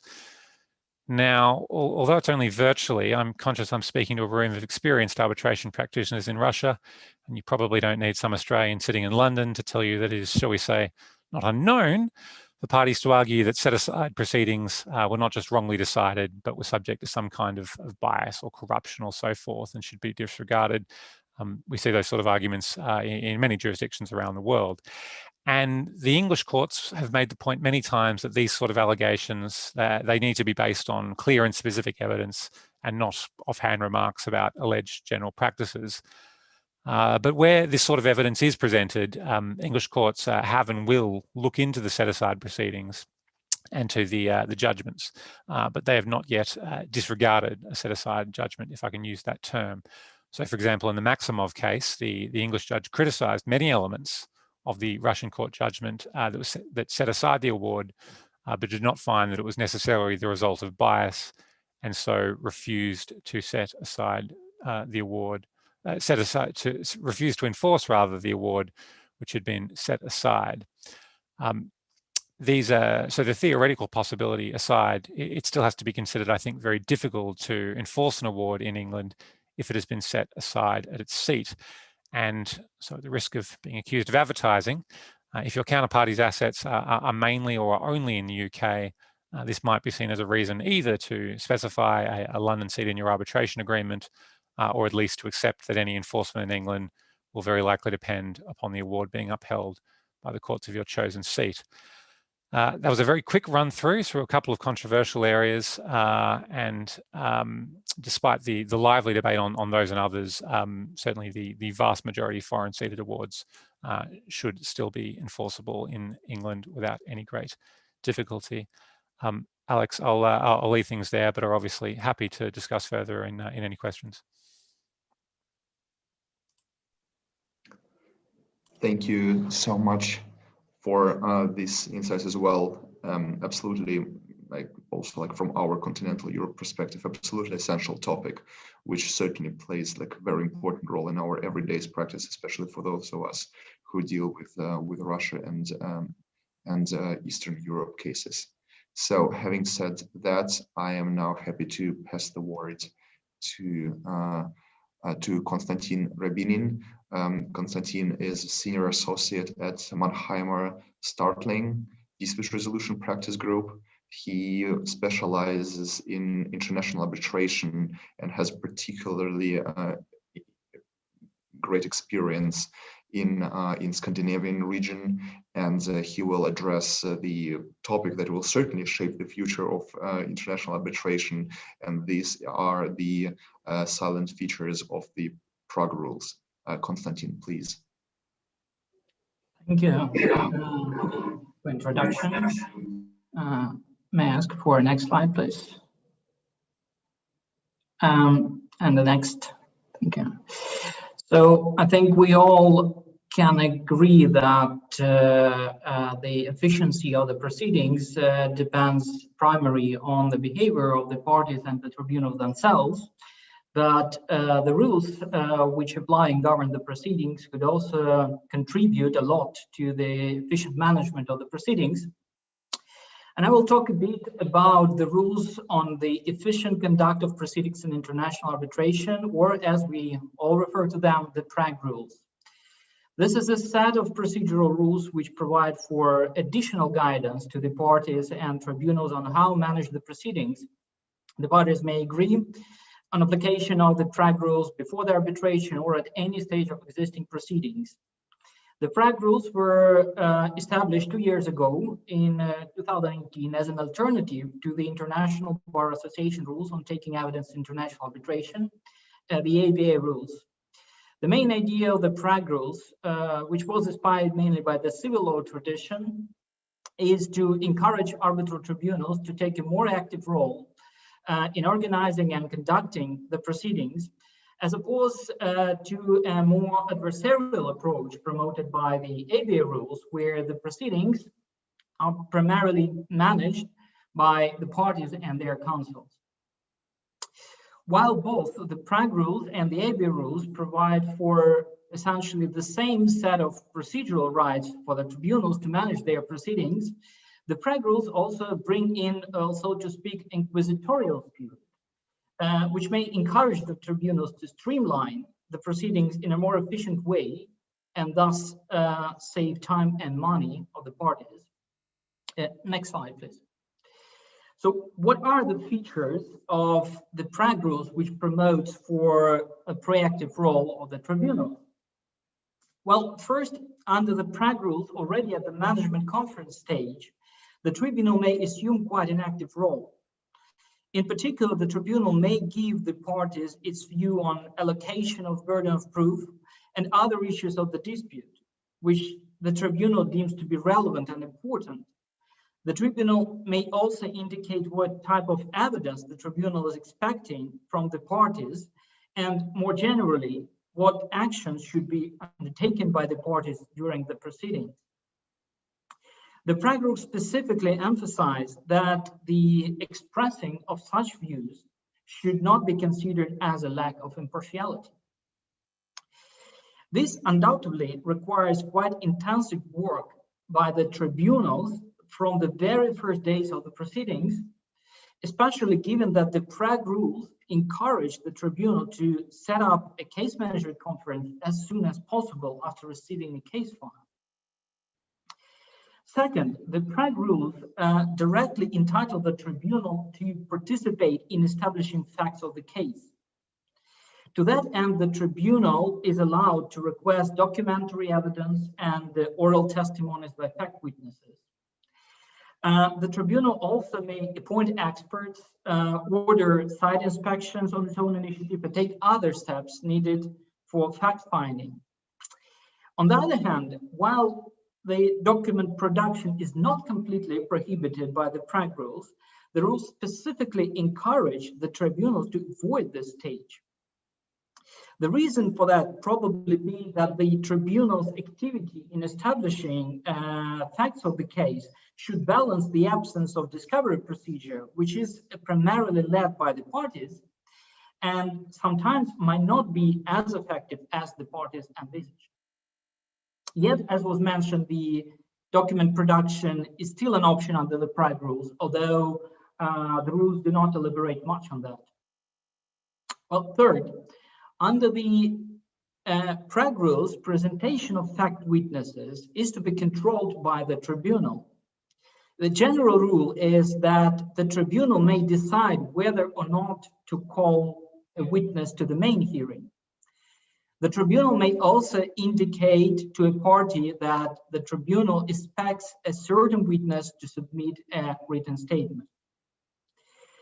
The Prague Rules further specifically emphasize that the tribunal must exercise control over the witness examination during the hearing. The tribunal is directly allowed to reject questions posed to witnesses and set up the rules for witness examination as the tribunal deems appropriate. As regards the expert witnesses, the Prague Rules seem to give preference to independent experts appointed by the tribunal over a party-appointed expert. The tribunal may appoint the expert on its own initiative or by request of the party. The tribunal will consult with the parties as regards candidates for expert appointment, but is not bound by the parties' suggestions. In the same time, the Prague Rules do not prohibit the parties to submit reports from the parties' appointed expert, and expert conferencing is also allowed. The Prague Rules also promote to avoid oral hearings unless the parties request so. As a starting point, under the Prague Rules, the tribunal and the parties must seek to resolve dispute on a document-only basis. In case an oral hearing is nevertheless required, the tribunals are directed to use video and audio to avoid unnecessary costs. And the last thing to mention is a special rule on the tribunals. In particular, the Prague Rules directly allow any member of the tribunal to act as a mediator. In case the settlement is not reached and the proceedings continue, such arbitrator may restore its arbitrator's assignment, provided that it is accepted by the parties. So, well, all these features leave us with the question when the application of the Prague Rules is warranted. And first, one could consider the Prague Rules being particularly suitable for small or cost-sensitive disputes, where, well, since many provisions of the Prague Rules are directly aimed at reducing parties' expenses. Another observation is that the Prague Rules generally promote for distant proceedings, in particular the manifested inclination to resolve disputes on a document-only basis, and the emphasis on the tribunal's control over witnesses' appearance at the hearing could be well placed for distant proceedings. In disputes where the parties are generally open for settlement discussions, and the arbitration could be then simply transformed into a mediation session in which arbitrators who have been already deeply involved in the issues unresolved between the parties can also participate. So that's it. Thank you. Thank you so much, Konstantin. And we now stay at the topic of the Prague Rules, because this is certainly a topic that will be influencing the entire arbitration community for many years from now. And we now would love to hear from a person who certainly has a lot of experience in seeing these Prague Rules in real practice. So we'll hear from Sergei Melnik, who is Deputy Counsel at the ICC. Sergei is a lawyer qualified in Ukraine and France. So he currently is serving as Deputy Counsel at the ICC, and his duties include management of ICC cases with parties residing in the entire CIS region and in Eastern Europe. And so Sergei will share his insights and his experiences on the real life application of Prague Rules in the ICC cases. So Sergei, please. Thank you very much, Alex, for introduction. Indeed, I also consider that Prague Rules are one of the major innovations we've seen so far in recent years. And I'm very happy actually to report that while still IBA rules on taking evidence are still the primary instrument used by tribunals in cases, we start seeing Prague Rules as well, cited, applied, discussed by arbitral tribunals, by the parties. And this is really great tendency, I think. It will, and I'll share later why I think so. What I see, how they actually applied the Prague Rules. It's very much similar to IBA rules on taking guidance. Mostly they applied as non-mandatory guidelines by tribunals, where tribunals basically decide to have this option and pick and choose from the relevant provisions they need for the case instead of applying the rules in the whole. And interestingly, they either apply alone, so tribunals make reference only to Prague Rules as the main rules on evidence in the case, or I've seen at least at one occasion where both sets of rules were mentioned, and this way tribunals basically leave themselves an option to use provisions from both sets of rules, depending on how case will evolve in the future, which I think is also an option to go with. In terms of putting the rules in arbitral clauses, so far it's only IBA rules on evidence which we see in arbitration clauses so far. But it is understandable because Prague Rules are very new, and it takes time for, first of all, for the parties to get acquainted with their existence, then put them in the contracts, and later wait until the disputes arise so we can see them on the side of the institution. So my prediction is that in a few years, we will also see Prague Rules being mentioned in arbitration clauses as we already have for IBA rules in this regard. Also in terms of application, geographical application of the rules, actually, in addition to general suspects, basically several countries with very strong inquisitory judicial systems, we also see the rules applied in, for example, Arab countries, which was quite new to me, but it shows that rules are becoming popular outside Europe and are becoming a global trend, not only in Europe and not only in the CIS region. Also, with regard to the amount in disputes, we've seen that any amount can be suitable for application of the rules. And the biggest case I've seen so far was almost $100 million as amount in dispute. So it shows that tribunals and parties are becoming quite comfortable with putting the rules in their procedural orders and at least discussing them. And also, which is very heartwarming, is that we see already in very first procedural orders, tribunals actually citing the exact provisions in full from the rules, so basically guiding the parties on how they see the case.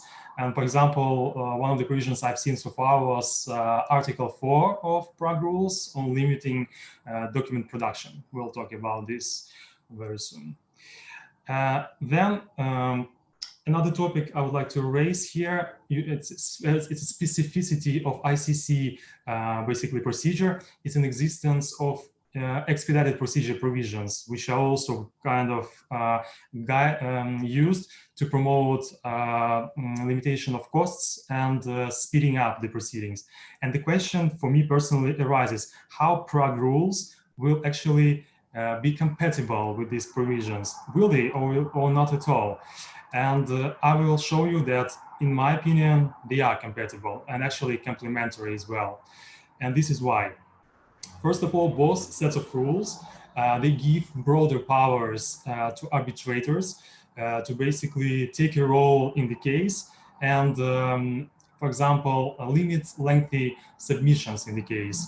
Both sets of rules provide arbitrators an option to, first of all, limit number of rounds of submissions, and second, limit the length of the submissions, which puts the parties often on equal footing and basically help to reduce the costs and to be spent on lawyers and speed up the proceedings, because parties will not need as much time drafting the submissions, which is very suitable, in my view, for smaller cases.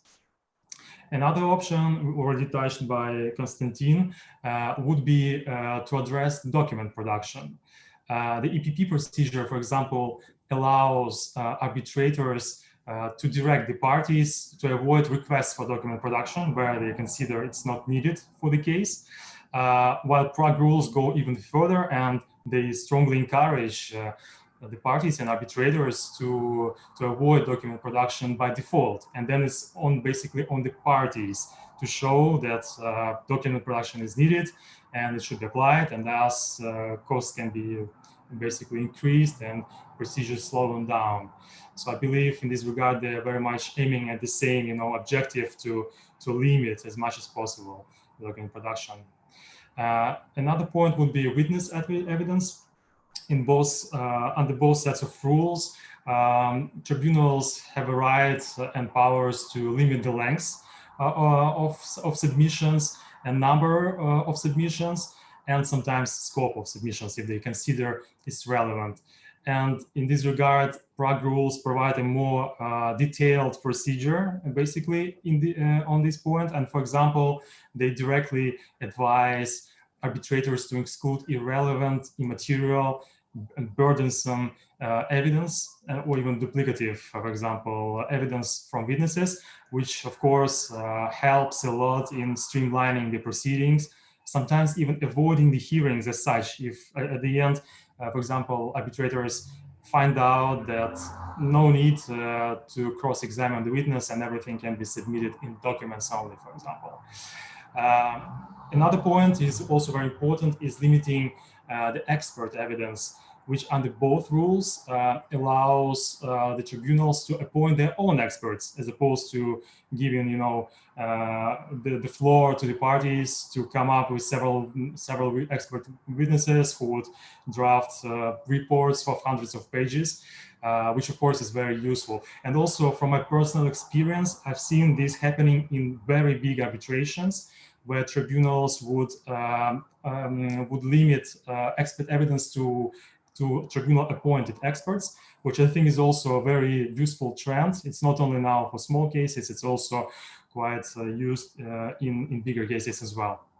And of course, as already mentioned by Konstantin, I also agree completely that both sets are very useful to actually decide that no need of hearing is to be in this particular case, and everything should be decided on documents only, which in times of pandemic really eases the lives of everyone and avoids unnecessary expenses for lawyers traveling to basically to the place of arbitration, bringing witnesses, etc., etc.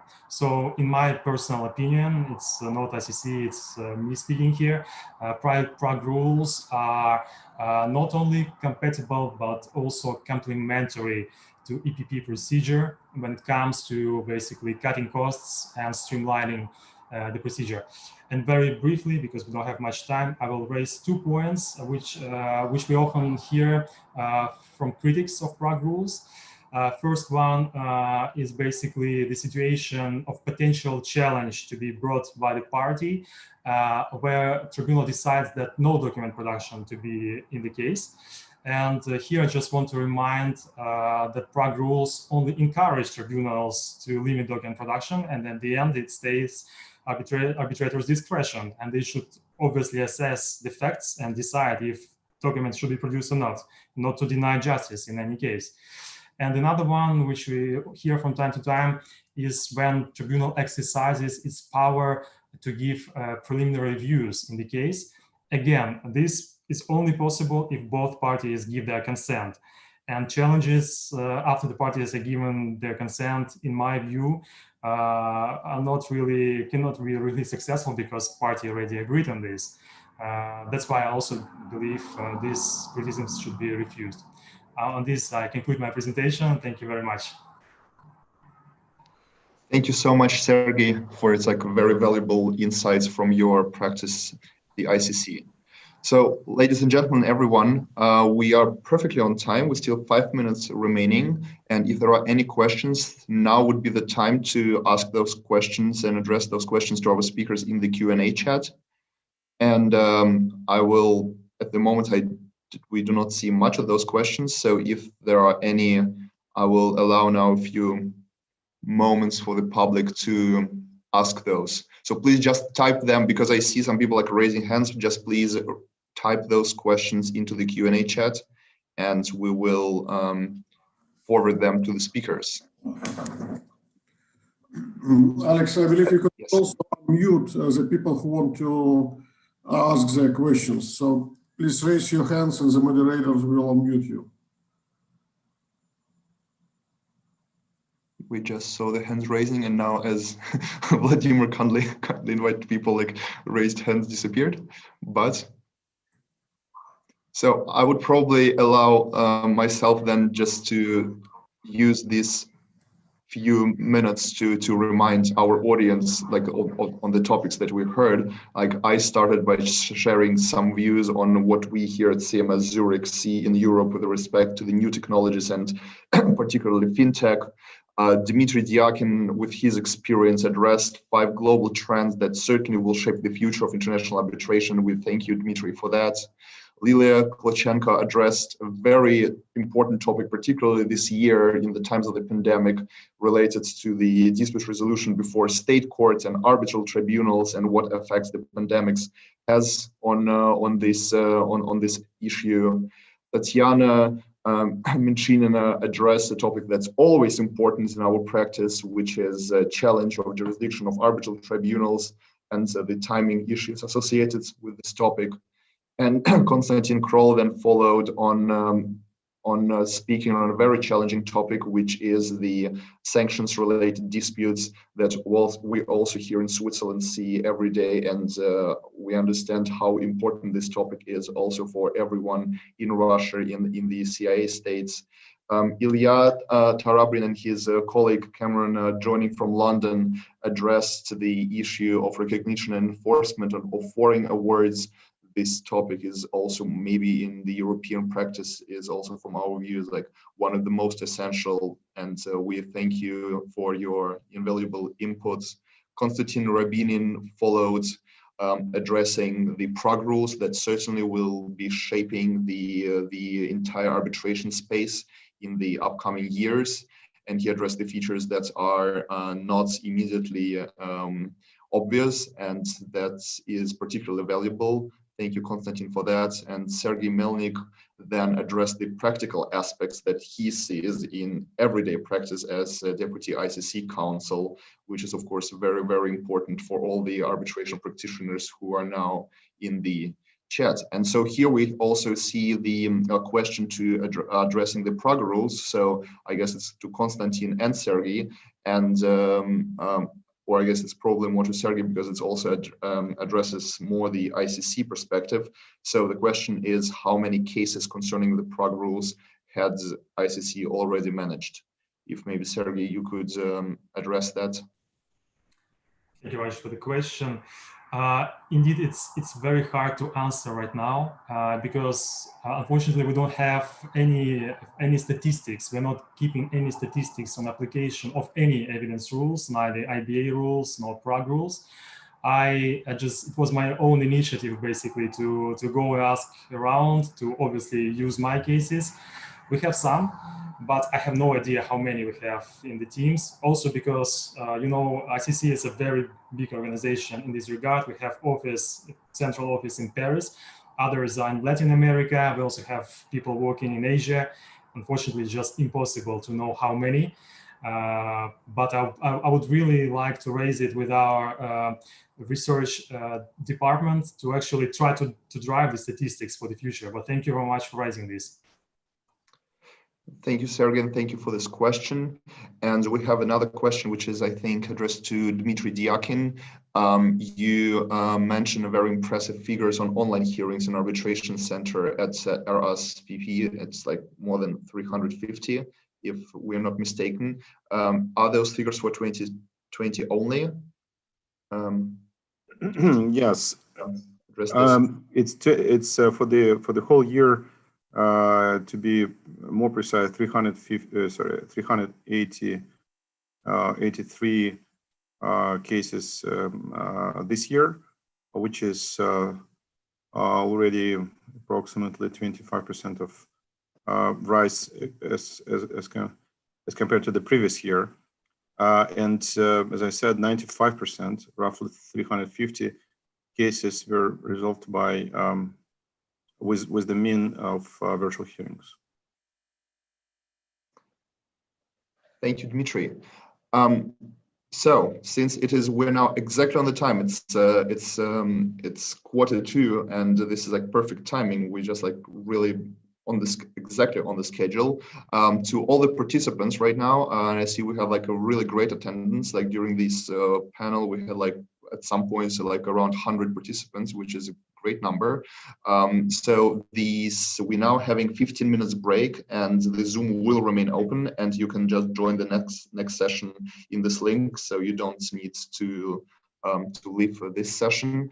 From my side also, thank you so much to all the speakers for all your invaluable insights, and thank you for the Russian Arbitration Association for this invitation. It was an honor and pleasure to moderate this session. Thank you, everyone, and we really hope to see you in a few minutes in the next session. Thank you, everyone. It's now 15 minutes break.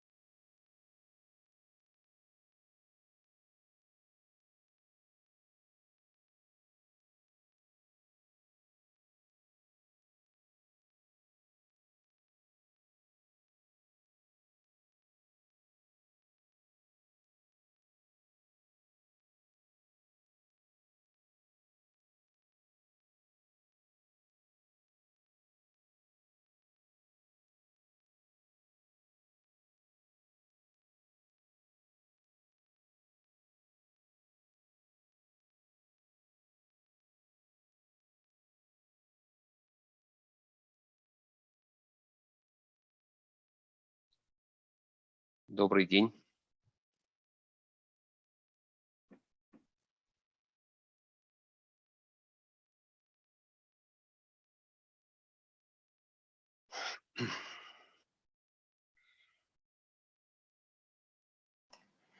Добрый день, меня слышно, видно?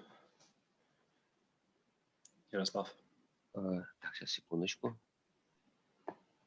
Поменяю экран. Так.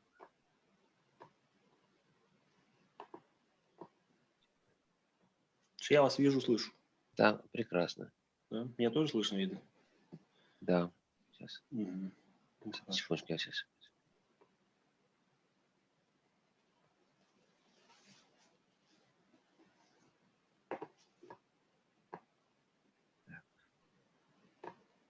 Окей.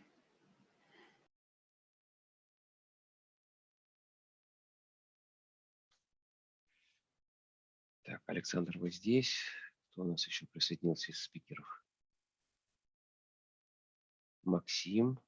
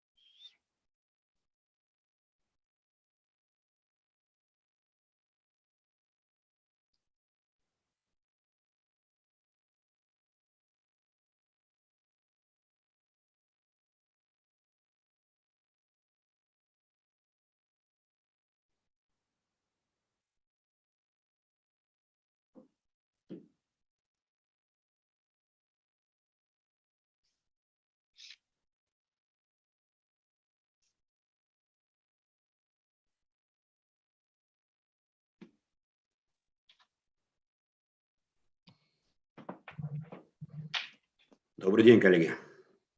Максим, приветствую. Привет, привет.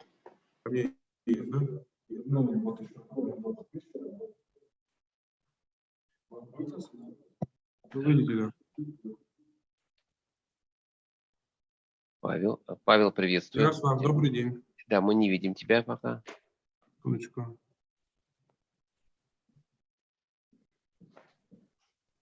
У нас еще просто не все спикеры. Я вижу так. Чтобы понять, можем мы начать. Коллеги, меня слышно? Да, да, Павел, привет. Тебя слышно хорошо. Ага, отлично, спасибо.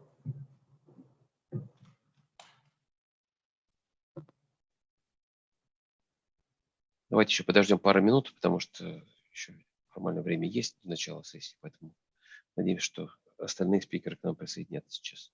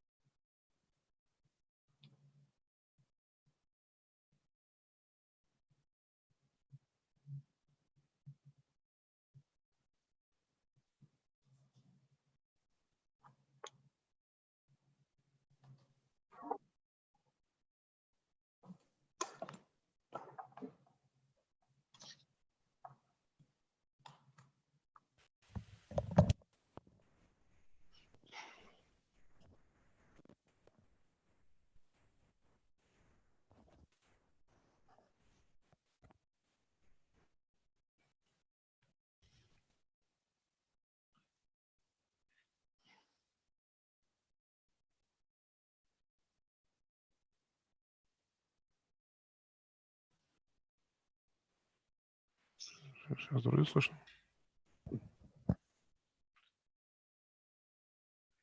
Hello, everybody. Let us wait another 2 minutes for all speakers to join, and we will start our session.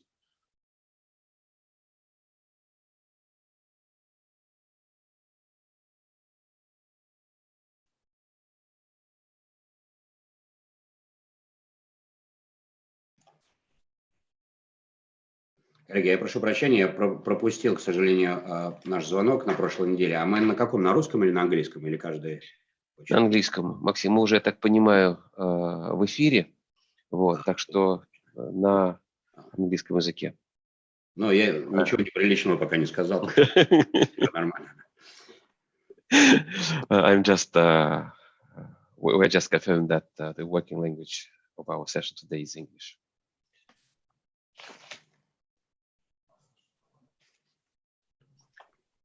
Okay, so I hope that all speakers have joined. Let's start our session. So hello, everybody. Welcome to the 7th Russian Arbitration Association Annual Conference and to the Russian Arbitration session.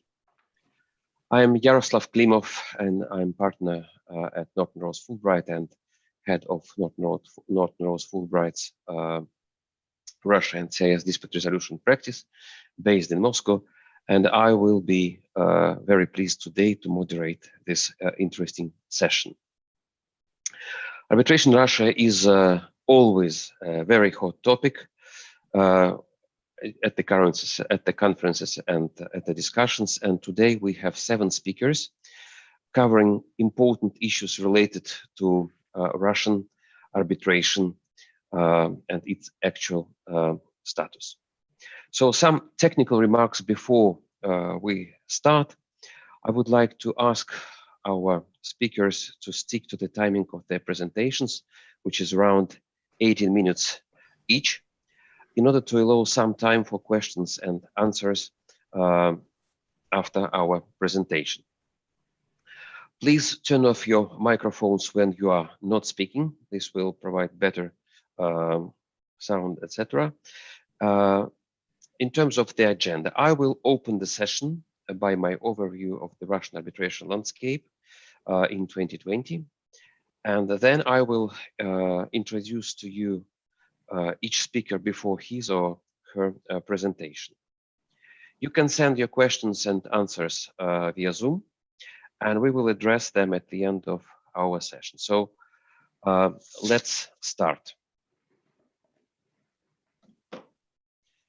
So I don't want to start my overview of the Russian arbitration landscape by impact of COVID-19, because I think by December this year, we are already very, very tired of this unprecedented pandemic, which changed the life of all of us.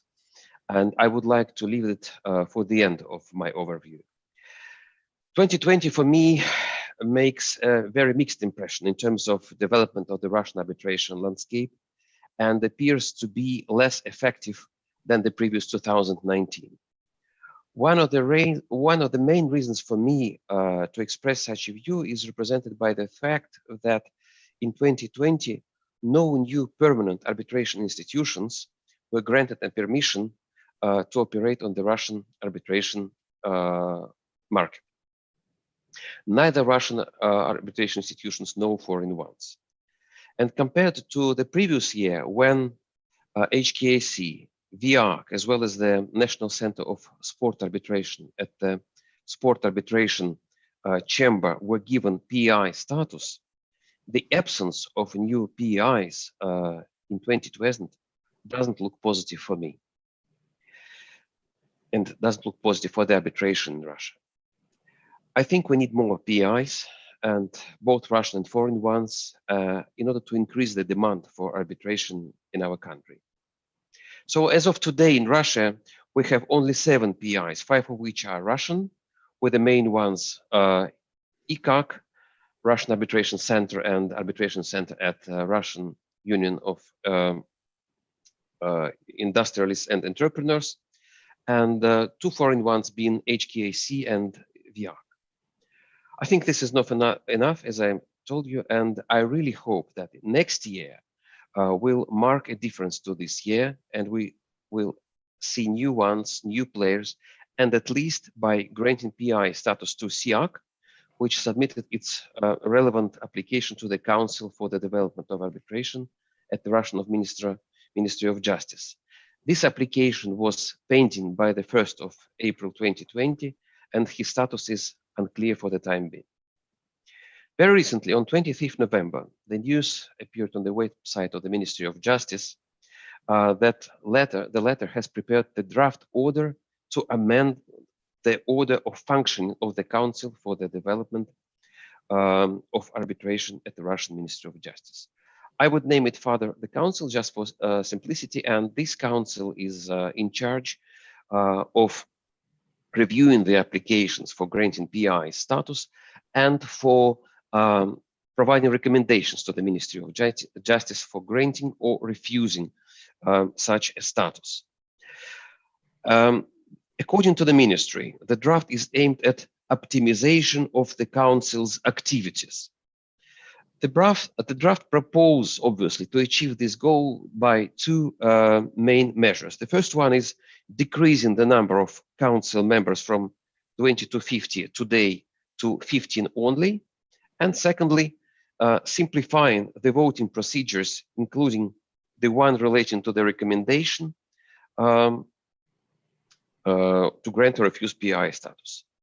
I very much hope that these measures will indeed contribute to the faster decision-making process at the Council and appearance of new PIs. However, it remains to be seen next year, of course, whether this draft will be adopted, and if so, how these changes will be implemented in practice. Although not granting PI status to anyone in 2020, the Council made a positive contribution to the Russian arbitration landscape by this year by providing clarifications to certain issues of Russian law. This was in response to the joint request from HKAC and VIAC, which they submitted on the 10th of February in their status of PIs. They asked to clarify some certain Russian law provisions related to arbitrations. This request was addressed to the Council, and I'm sure that all Russian arbitration community is very grateful to both institutions to submit this joint request, as all users of Russian arbitration community arbitration are grateful for doing this, and they are benefiting from Council's clarification in respect of some areas of Russian law. Even bearing in mind that these clarifications are not binding for the courts or other governmental bodies. The joint request sought clarification, amongst other things, in respect of the issues concerning the corporate disputes, the procurement disputes, and domestic disputes. I cannot cover all the issues in my overview, and it's not the goal, but just want to mention the main ones. So at the end of May, the Council and its working group number 2 on foreign arbitral institutions issued its response to this joint request, and I think made the following important opinions. So first of all, foreign arbitral institutions without a permanent office in Russia may not administer domestic disputes, even if they have the PEI status. Consequently, as both HKAC and VIAC do not have Russian offices, they cannot, at least for the time being, administer the Russian domestic disputes. Disputes arising out of public procurement contracts are non-arbitrable until a special law is adopted, indicating the arbitral institution entitled to administer such disputes. At the same time, general civil procurement contracts are confirmed to be arbitrable. Important clarification was given to the question which corporate disputes can be administered by PEI acting in Russia without adopting special arbitration rules for corporate disputes. It was clarified as disputes are regarding the rights to shares and their incumbencies, the disputes arising out of corporate agreements, and disputes related to the registrar's recording of shares, of the rights to shares. Because both HKSC and VIAC have not adopted such rules for corporate disputes, this clarification has broadened to some extent the scope of disputes which they can administer in Russia. So thanks to HKSC and VIAC. So let's see how was the year for the Russian main PEIs. So ICAC in May 2020 modified its various rules, especially those ones for corporate disputes and for domestic disputes, and continued to open its regional branches, adding a new branch in Volgograd. So now it's the number of its branches is 19. So ICAC continued its territorial expansion in Russia. Arbitration Center at RSPP formed a panel of arbitrators for international and investment disputes to consider disputes with foreign elements, with foreign parties relating to the international economic disputes. Russian Arbitration Center has undergone a first comprehensive review of the Russian Arbitration Center arbitration rules. This review was affected by Deckert's international arbitration team. White paper was issued with many positive statements, but also with statements just noting that the RAC arbitration rules are somewhat long and highly detailed and could be simplified in many places. And RAC, considering these suggestions, has declared the start of the process of refining its arbitration rules and procedures, which is definitely positive. So having said that, Russian PIs have used this year to improve their arbitration offering and in various aspects. The overview would not be full without mentioning the Lugovoy law. So the new amendments to the Arbitrage Procedural Code entered into force in June this year. They really very much added a mixed impression about this year, this arbitration year in Russia, as they introduced the exclusive jurisdiction of Russian state arbitrage courts to disputes over sanctioned parties. But this topic is very important, and it will be covered in a separate presentation, in the next presentation by my colleague Maxim Kulkov. COVID-19, yes, it was really a disaster, but I want to mention something positive about it. I think it helped Russian PIs to modernize to various extent the arbitration offering and to bring more technologies in their activities. I would say Russian Arbitration Center should be probably nominated as a leader in this field, having its own online arbitration platform. So COVID-19 brought Russian PIs to closer to the global standards of the online arbitration. So my time is over, and I would like to hand over to Maxim Kulkov, managing partner at Kulkov, Kolatilov and Partners. Maxim is a very experienced and well-known litigator and arbitrator in Russia and abroad. He's participated in many arbitration proceedings and many litigation cases, and he's also very often acting as the Russian law expert before the arbitration tribunals and foreign courts. So Maxim will speak indeed about the Lugovoy law and the application by Russian courts of the recent novelties protecting sanctioned companies. Maxim, over to you.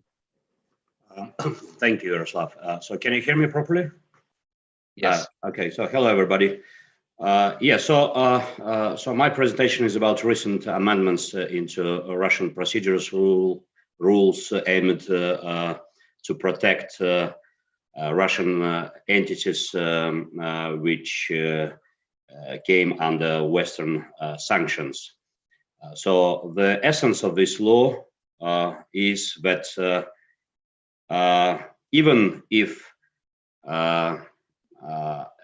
Russian sanctioned entity has a dispute resolution agreement with a foreign counterparty, and this agreement provides for a dispute resolution by foreign arbitration or foreign state court, and if such agreement becomes incapable of being performed due to the sanctions, so a Russian sanctioned entity may object jurisdictions of such foreign forum, and in that case, arbitral award or judgments of such a foreign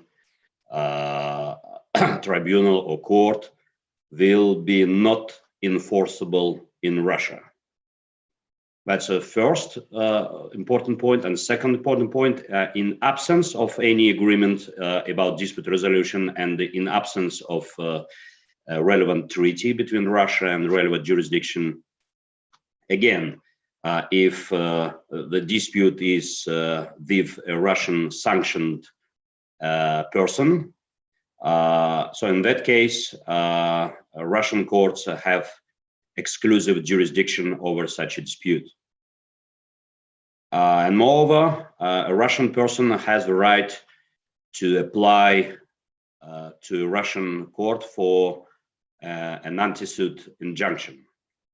And in case such injunction is granted by a Russian court, a foreign person which, notwithstanding such injunction, either commenced or continue foreign arbitration or foreign litigation, so Russian court may impose a penalty against a foreign entity in the amount of the dispute. So the main questions, or the most important question, is what is meant in the law by if that dispute resolution agreement becomes incapable of being performed due to the sanctions. So how wide will Russian courts interpret such provision, and if it's just enough to point out that, well, we are under the sanctions, and that's enough to drag the case under jurisdiction of Russian courts, or such person shall really prove that it cannot protect its rights in a foreign forum because of the sanctions. So, for example, a foreign arbitration center cannot administrate the dispute because of the sanctions. So far, we have just few cases on application of this law, and namely Instar Logistic case, Russia Today case, and the Ural Vagon case. And so I'll discuss each of them. So Instar Logistic case, basically, the judgment in this case was passed down about a year ago, so well before the new law came into force. But what is interesting in this case, so the parties, they have the ICC dispute resolution clause, and the Russian party, so they applied to Moscow Commercial Court, seeking to replace the dispute resolution clause, ICC dispute resolution clause, for a Russian state court. And the ground for such application was that, well, because we are under the sanctions, so ICC is not a proper forum for us, because we are not able to defend our rights properly in the in our dispute under the ICC rules. So the courts of all the instances, so first instance, appeal court, cassation court, and a couple of months ago, the Supreme Court, so they ruled in favor of such application. So the court granted the application and replaced the dispute resolution, ICC dispute resolution clause, with dispute resolution clause providing for referring all the disputes to Russian courts. And the reasoning of all these judgments are quite strange. So basically, the essence of the reasoning is that ICC will be in proper form because of the Western sanctions against that Russian entity. So they cannot properly defend their rights first, and secondly, the award of ICC will not be enforceable.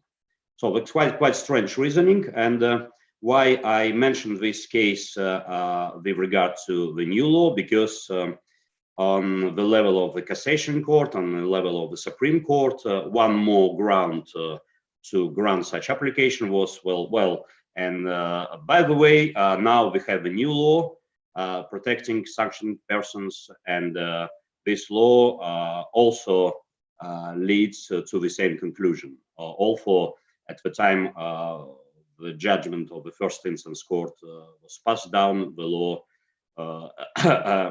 had not come into force.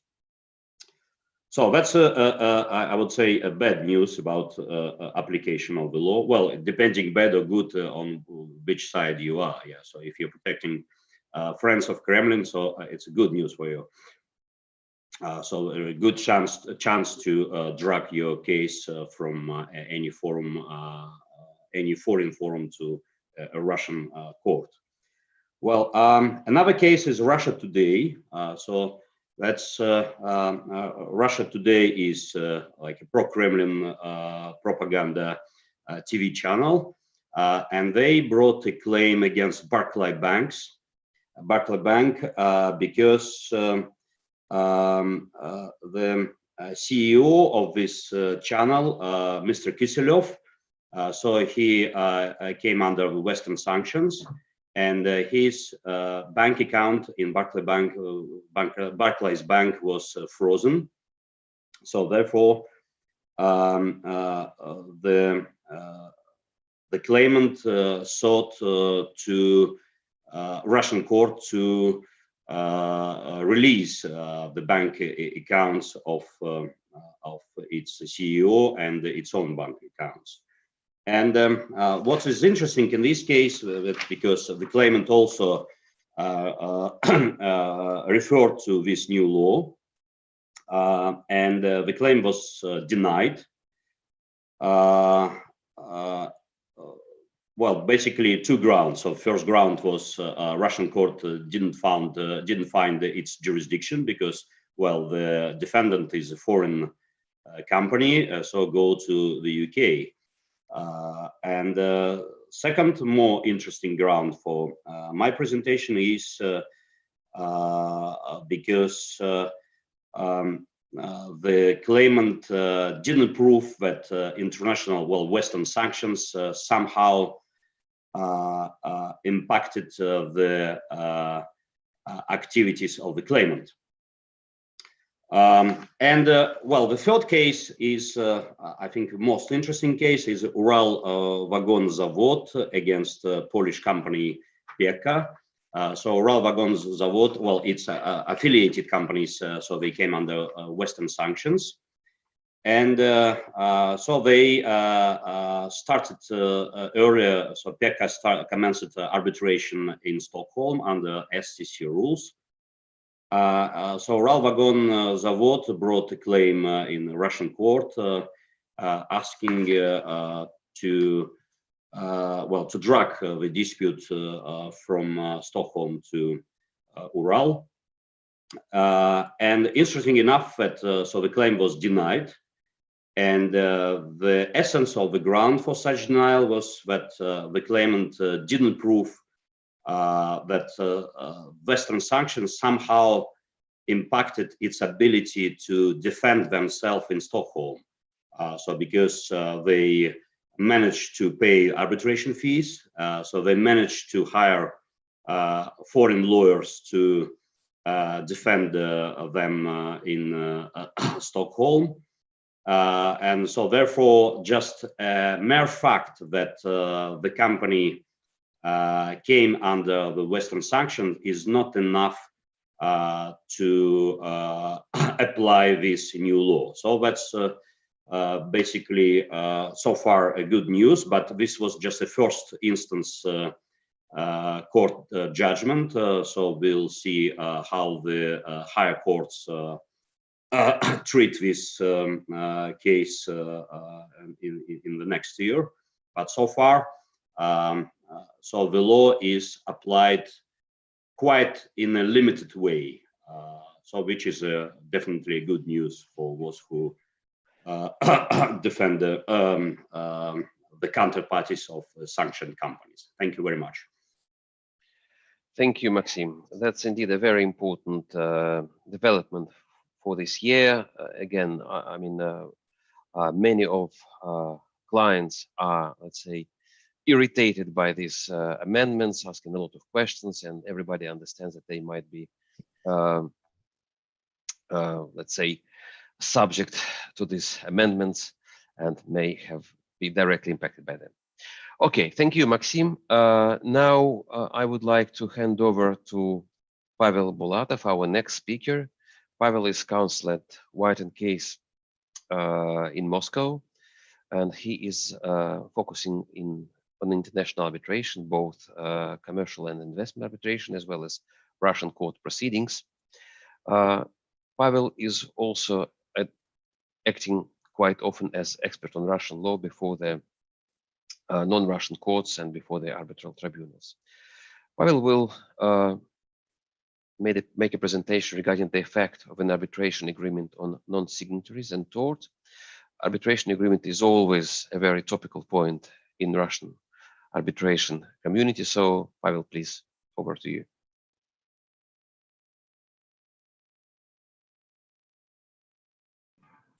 Thank you, Yaroslav. It's my pleasure to participate in the first online conference. No one could imagine last year that today we will speak online in English with all Russian participants. So I think our arbitration situation became international one. As to my topic, the issue of arbitration and the third parties, as well as the scope of arbitration clause, is always an issue, and we can see that in this year, the UK Supreme Court in Enka case and the United States Supreme Court in the GE Energy case discuss all of these issues. So they are relevant, and we will be relevant probably until the arbitration exists. So my presentation will go to a Russian practice, but I've also mentioned a couple of UK cases where in the disputes involving Russian parties, where issues on the scope of arbitration agreement and governing law were discussed. So next slide, please. I will cover 4 distinct issues for today, I think within the time available to me. First one is whether the so-called third-party beneficiaries are covered by the arbitration clause and may bring either contractual claims or tort claims against the party to the contracts. Second, whether the contractual party are entitled to bring the tort claims in arbitration, or should we do this? Should we bring this claim in the state courts? And finally, we'll discuss so-called derivative claims of the third parties filed on behalf of contractual party. We know the example of a so-called Russian torpedo action, when the shareholders brought a claim on behalf of the company trying to invalidate the deal. Let's see where we are now on this.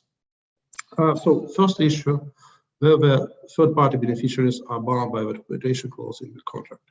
Well, this is a classical issue. We all know that the third-party beneficiaries are not a party to the contracts, but sometimes may derive certain rights. Classical example is an insurance contract where the beneficiary under the policy may sue insurance company. Well, the question is, what's the position of the Russian law at the moment?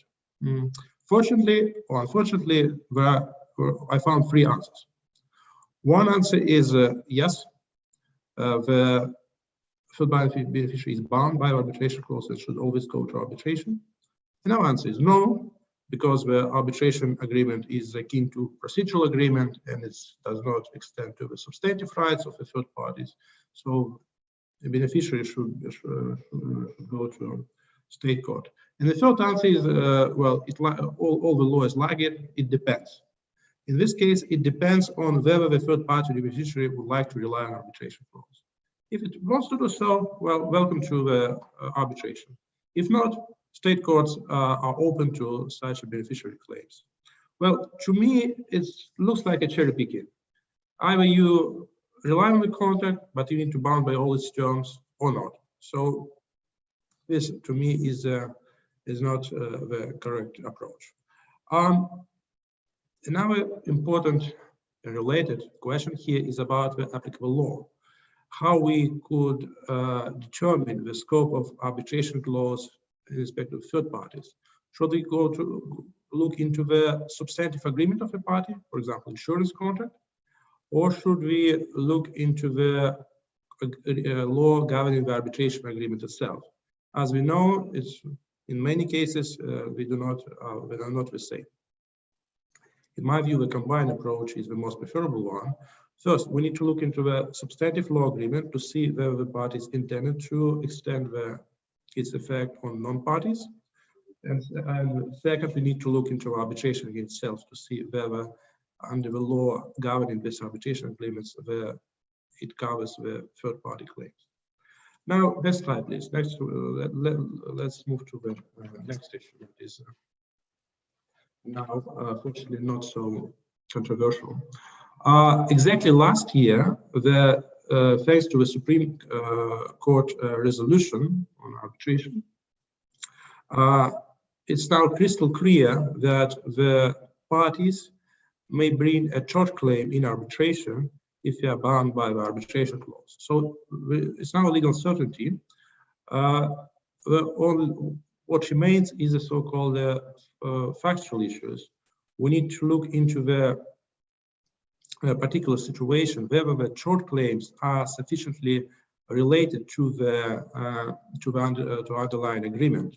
For example, if the party, let's say shareholder, give a loan to the company and the company went insolvent, and after that the liquidator bring, let's say, a tortious claim against that shareholder on the ground that it's a, let's say, the person with significant control and did some illegal things.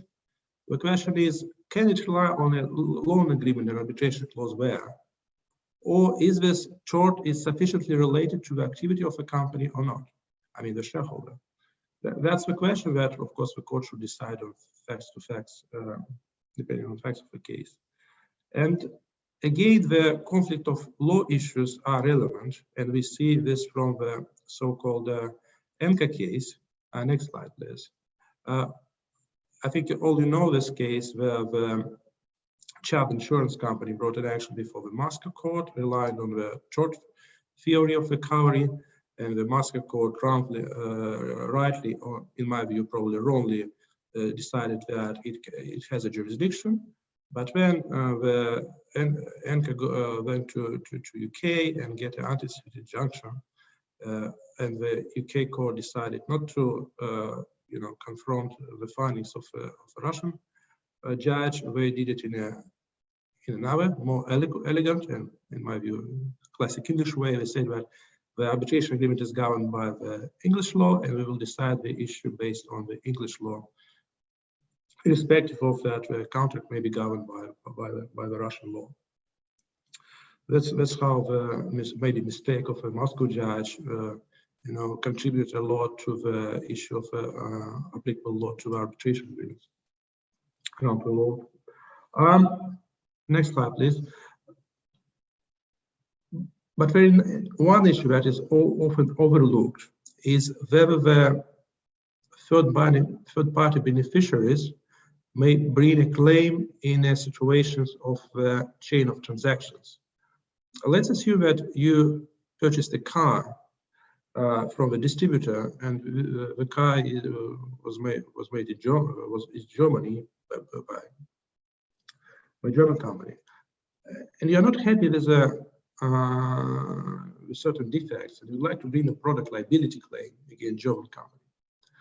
And but the manufacturers say, look, I have a guarantee that provides for arbitration, let's say in Berlin, or I have a contract with a Russian distributor, and it provides for ICAC arbitration.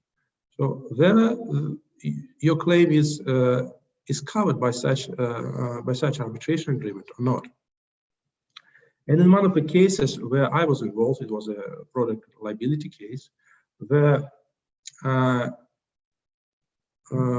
cassation court in St. Petersburg said no.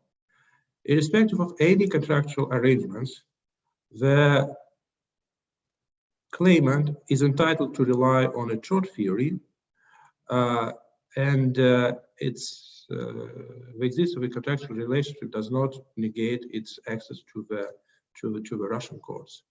Maybe this is right, maybe this is wrong, but at least it gives a certainty that there is some way to go to Russian court.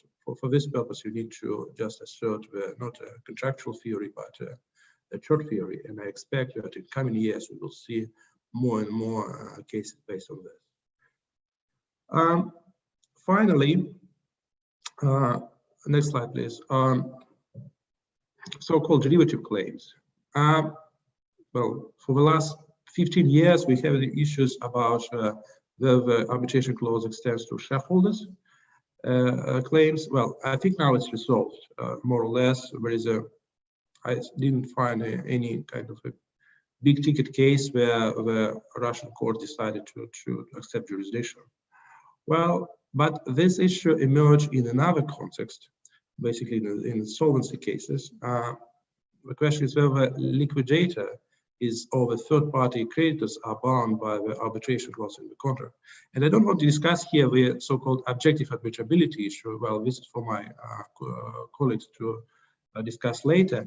It's about the scope of the arbitration agreement. And the English court this year in the River Rock Securities Ltd said the following.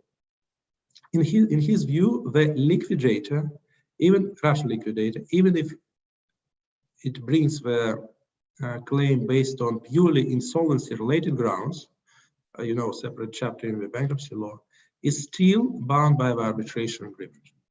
For the English court, it's not the issue about arbitrability, and he doesn't even concern that the arbitration tribunal may be not able to grant the measures or remedies that the Russian liquidator is seeking. For him, it's just a matter of choice. The company chose the arbitration clause, and it's bound by all the effects, even the availability of the remedies.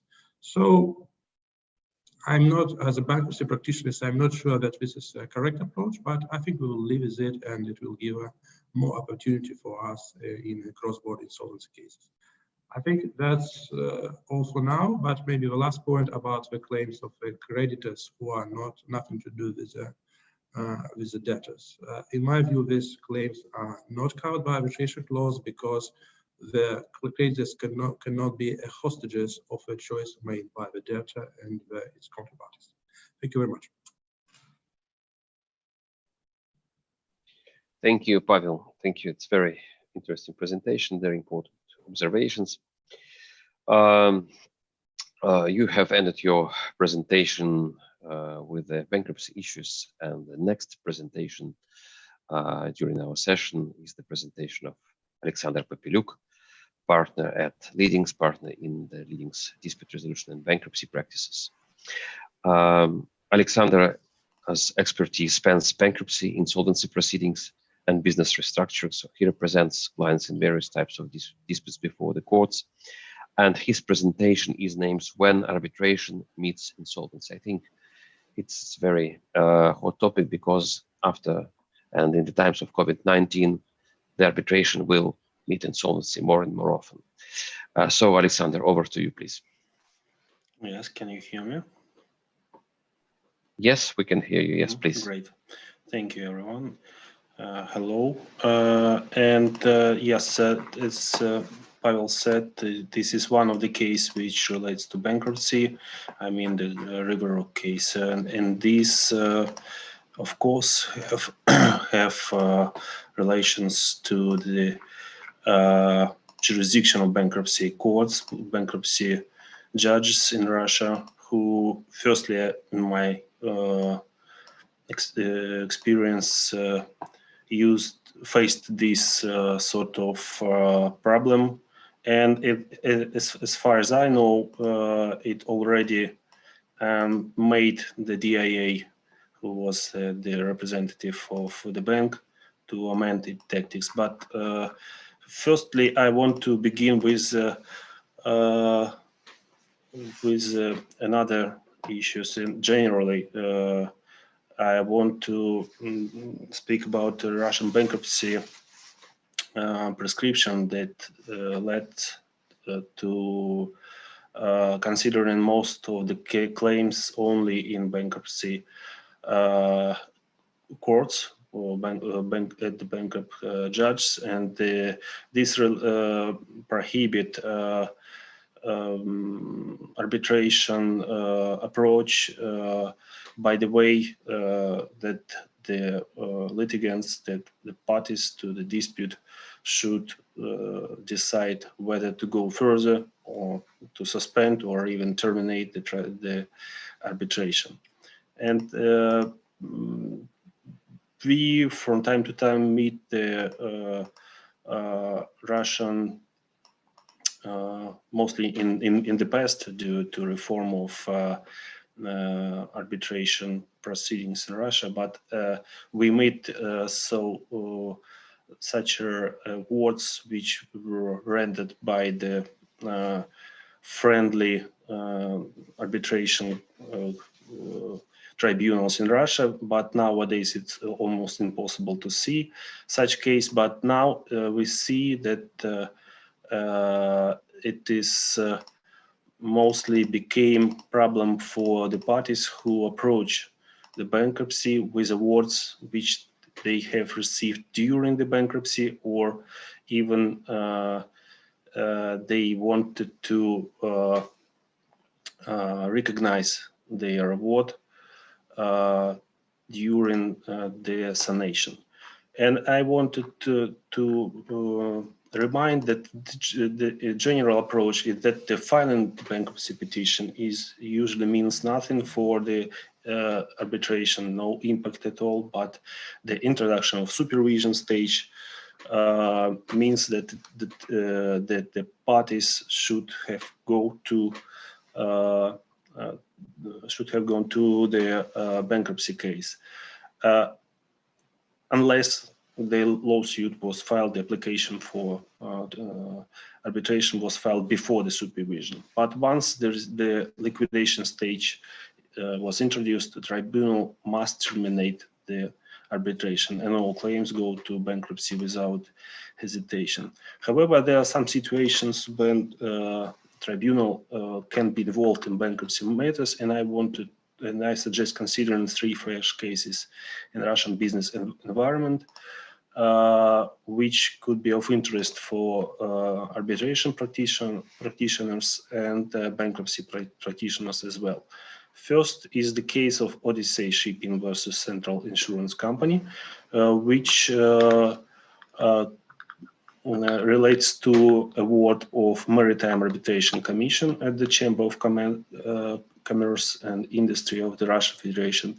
And this award has been set aside due to so-called sanation, which is could be called reorganization or maybe rehabilitation, which under Russian law means that special regime or measures taken for the purpose of preventing bankruptcy of the company. Also, there is no court case on bankruptcy or of this affected debtor, but it is considered to be equal to the regime of a bankrupt. And the interested party should search in the central bank site and publications any news regarding the debtor in order to understand whether each particular debtor was affected or recognized sanated.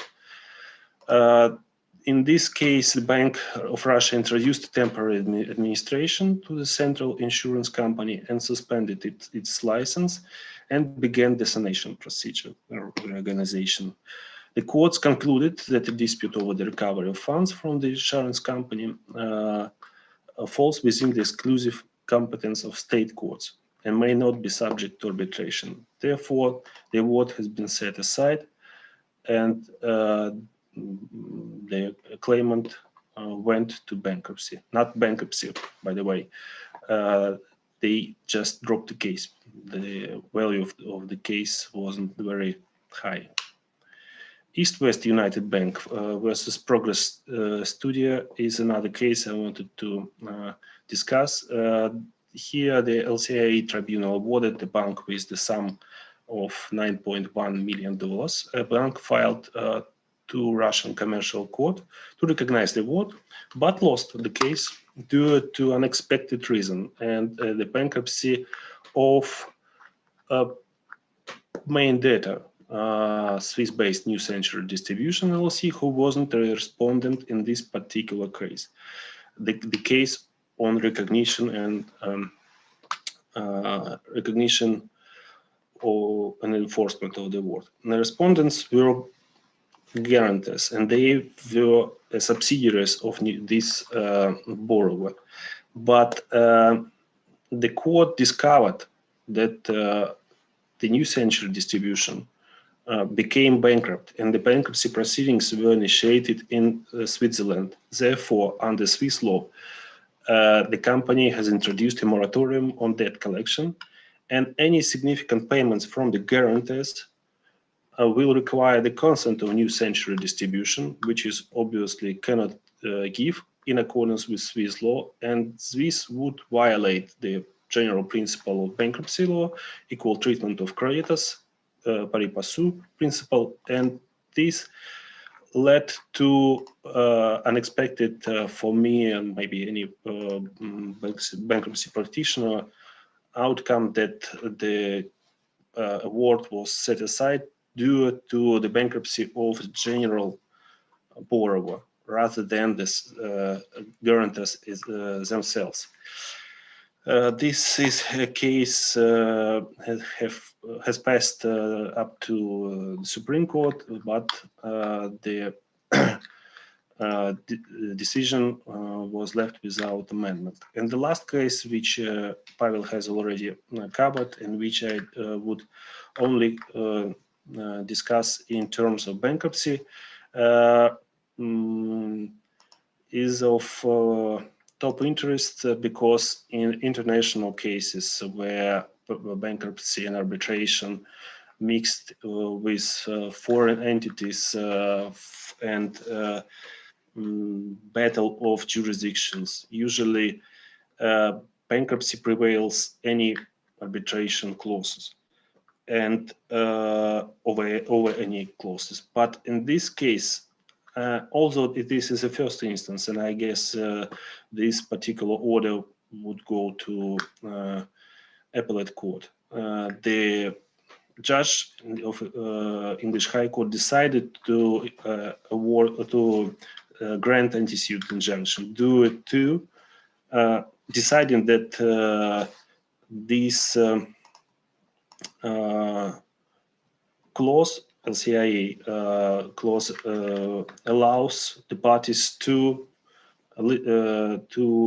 arbitrate the claim based on the bankruptcy law, and this made in this case the DIA to continue the case, which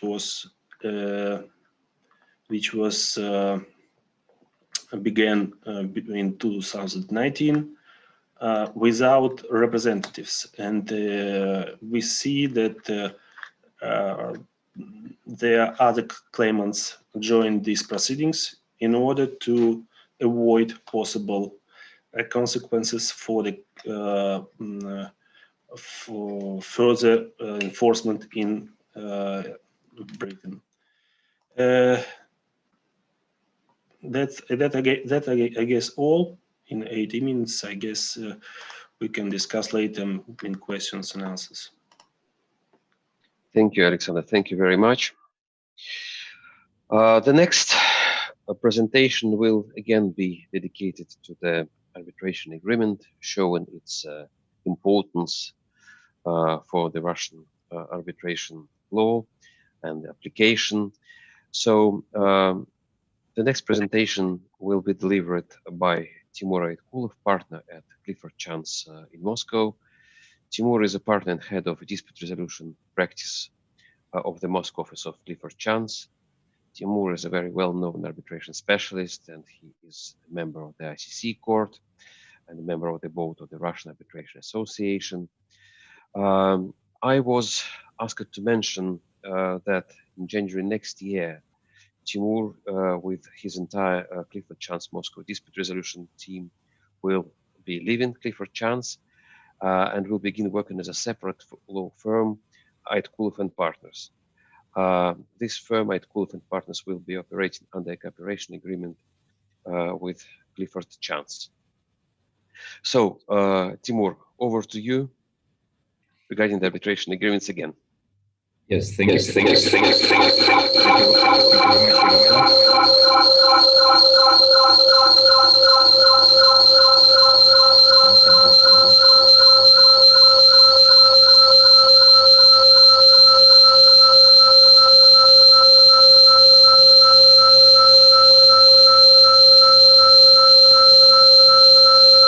Can you hear me?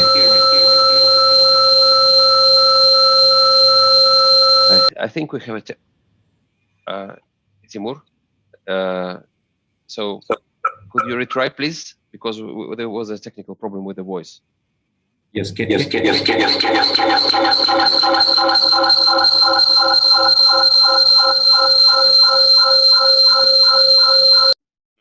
Aytkulov, and therefore reverberation. You see there are two icons, Timur.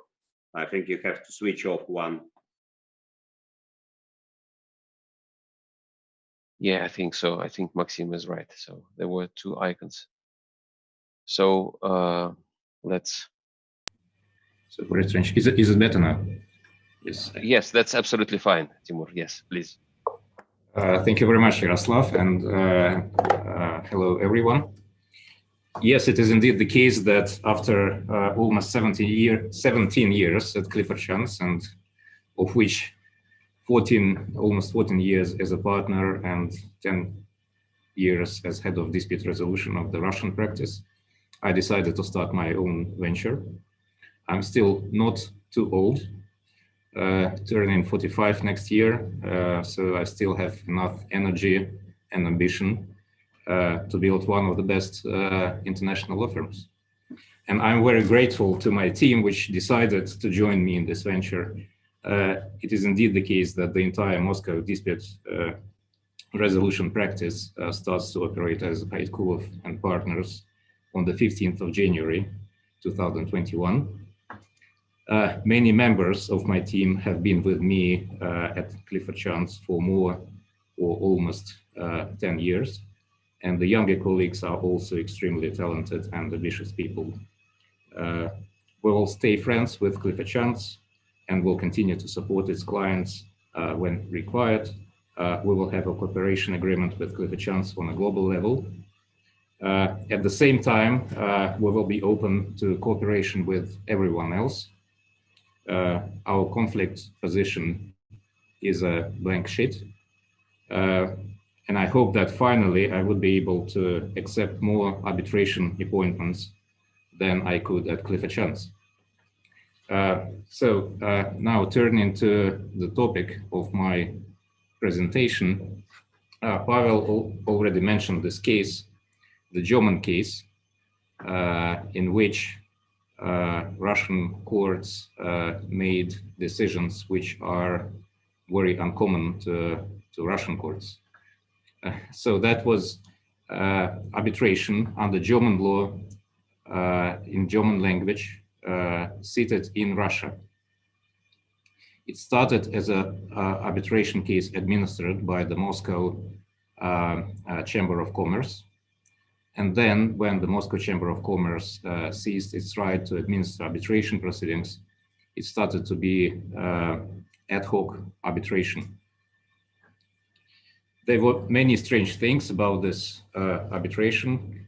First being that the chairman, who was appointed by the Moscow Chamber of Commerce, Mr. Savransky, was neither a German lawyer, and the law applicable to the claim was German law, nor he was a German speaker, because the arbitration proceedings had to be conducted in the German language.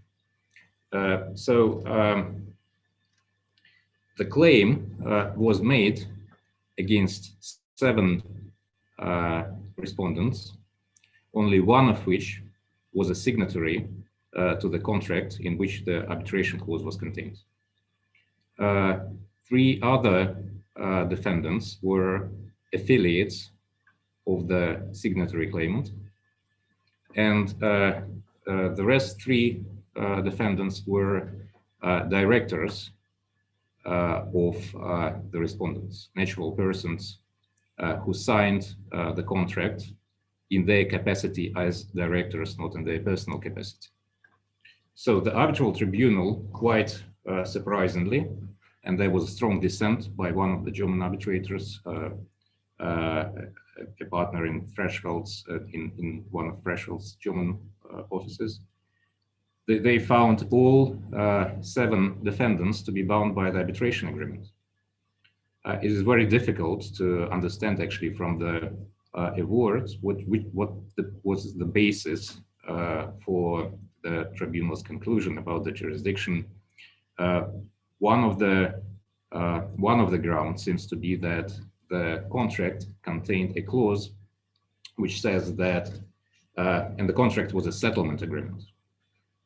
So the settlement agreement provided that each of the parties undertakes that its affiliates will not make any claims against the opposite party. So it was quite clear that the obligation was on the parties of the agreement to procure that there are no claims by affiliates. The tribunal concluded that by virtue of this clause, all affiliates became parties to the agreement and to the arbitration clause. Another ground was that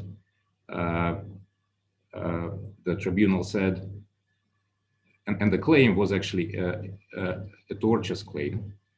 So it was not a claim under the contract as such. It was a claim allegedly somehow related to that contract on the basis of tort actions that took place after the contract was signed. So the tribunal said that, well, I have established that all these respondents in their different capacities participated in those tortious actions, and therefore I conclude that they were also parties to the contract, which doesn't make any sense to me, that because if you're not a party to the contract, you're not a party to the arbitration agreement. If after the contract is entered into, you conduct certain allegedly tortious actions, you cannot become a party to the arbitration agreement. Yes, and we applied to Russian courts, of course, to set aside this award. And here we have certain, very strange developments, because the Moscow Arbitrage Court refused to set aside the award on the grounds that, well, basically the court cited the conclusions in the award without any analysis, and said, I agree with those conclusions. And the cassation court didn't even examine the grounds on which we argued that there is no arbitration agreement between with respect to the non-signatories. The cassation court, and that was the ruling of the 5th of November 2020, it said, you are repeating all those arguments that you made in the arbitration proceedings. that there is no arbitration agreement between all the respondents and the claimant. All these arguments have been examined already in the arbitration proceedings, and the court is not entitled to review the award on its merits. Quite a remarkable conclusion, because as a matter of Russian law, courts are under an obligation to examine whether there is a valid arbitration agreement with respect to the claims that were made in the arbitration. So it's very clear that, you know, examining the existence, verifying the existence of the arbitration agreement is a duty of the courts. It's not review of the merits of the award, but you know, that was the position of the cassation court. If this position is applied to all other cases in Russia, that you know, as long as the tribunal found itself competent to hear the case, then the court will not question this conclusion. You know, that position, if it will apply to all cases, will of course make Russia super arbitration friendly country. But something tells me that, you know, this case is unique and exceptional. I don't think that kind of this is the position which Russian courts will accept universally. And we have applied, we are applying to the Supreme Court, and we'll see, you know, what the Supreme Court's reaction to that would be. But that's, you know, clearly a very interesting case which touches upon, you know, not only the issue of non-signatories to the arbitration agreement, but also this question about the duties of the courts, of state courts, to review arbitration awards and the limits of that review. So that's all what I have to say. Would be happy to answer any questions. Timur, thank you very much for this very interesting insight to this case. And also, I think everybody would join me in wishing you and your team a lot of success with the new start of your new law firm. And we all very much looking forward to work with you. So thank you for interesting presentation. Our next presenter is Daria Konstantinova. Daria is a partner at Zabeda and Partners Law Office. She has started his private practice in 2014.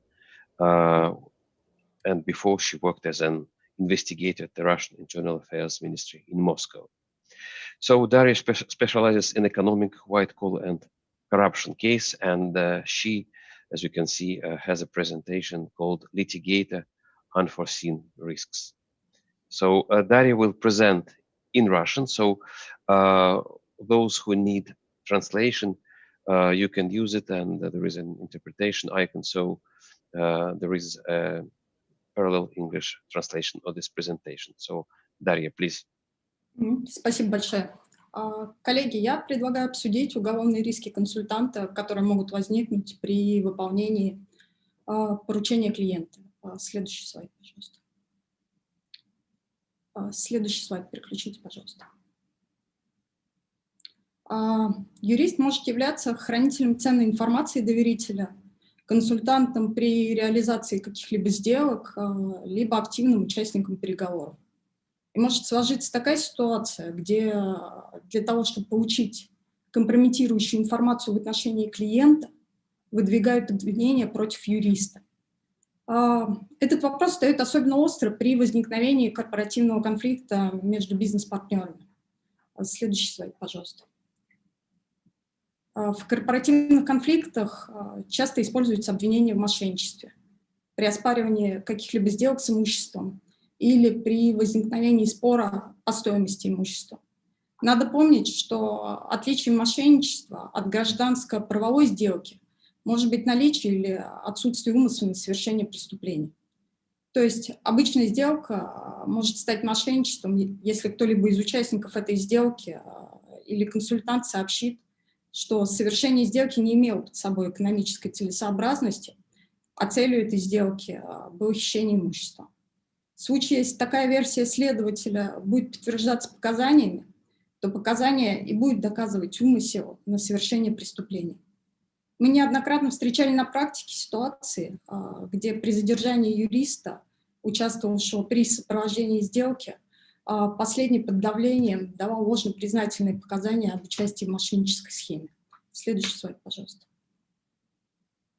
Разумеется, в этой игре консультант не рассматривается как самостоятельный игрок и, как правило, привлекается к уголовной ответственности в качестве соучастников преступлений.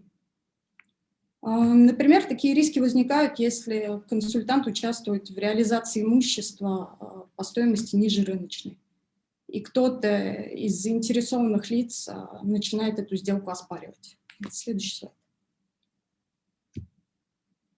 Поэтому надо понимать, какие действия могут повлечь привлечение к уголовной ответственности и о следующих важных моментах. Если консультанту стало известно о том, что клиент вовлек его в участие в преступлении, но он об этом узнал уже после оказания юридической помощи, в действиях юриста состава преступления не будет, так как соучастие невозможно после совершения преступления. Этот важный момент вы можете использовать, например, при подготовке правовой позиции или при допросе, если такая ситуация будет. Следующий слайд. В ситуациях, когда имеется риск перерастания конфликта в уголовную плоскость, необходимо достаточно внимательно следить за тем, какие выражения употребляются в ходе ведения переговоров. В таких случаях желательно вести самостоятельную аудиозапись всех переговоров для возможности ее дальнейшего предоставления в правоохранительные органы. Запись, представленная оппонентом, может быть неполной, а только в той части, которая, например, выгодна им. А если вы не будете вести аудиозапись, то вам предоставить в качестве контраргументов будет просто нечего. В нашей практике был интересный случай, когда оппоненты обвинили нашего клиента в вымогательстве имущества с помощью угрозы подачи заявления о совершении преступления в правоохранительные органы. Длительное время велась проверка, но следователь совершенно правильно оценил данные действия и указал, что преступления в них не будет, так как клиент просто реализовывал свои конституционные права. При общении со свидетелями, их опросе вне судебного процесса, следующий слайд, пожалуйста. При общении со свидетелями, их опросе вне судебного процесса необходимо помнить. Есть риск, что они в любой момент могут отказаться от данных показаний и сообщить, что эти показания им были даны под давлением или в результате получения материального вознаграждения. При самостоятельном опросе свидетеля лучше фиксировать эту процедуру с помощью аудиозаписи, а также привлекать дополнительных участников для опроса. Например, опрашивать свидетеля вместе с коллегой, который в дальнейшем подтвердит добросовестность ваших действий при общении с свидетелем, выступит сам свидетелем. Следующий слайд, пожалуйста. В нашей практике мы встречали случаи, когда консультант предоставлял в суд сфальсифицированные документы, полученные им от клиента. Поэтому документы от клиента желательно получать под актом приема передачи, либо иными способами фиксировать факт получения документов, а также от кого они были получены и при каких обстоятельствах. Например, с помощью электронного письма от клиента или его представителей с приложением указанных документов. Таким образом, в дальнейшем клиенту уже будет более затруднительно сказать, что он не осведомлен о том, каким образом вы получали представленные в суд документы. А юристу будет проще отстоять факт добросовестности своих действий и факт того, что он не был осведомлен, что документы, которые он предоставлял в суд, поддельные. У нас был на практике кейс, когда юрист получил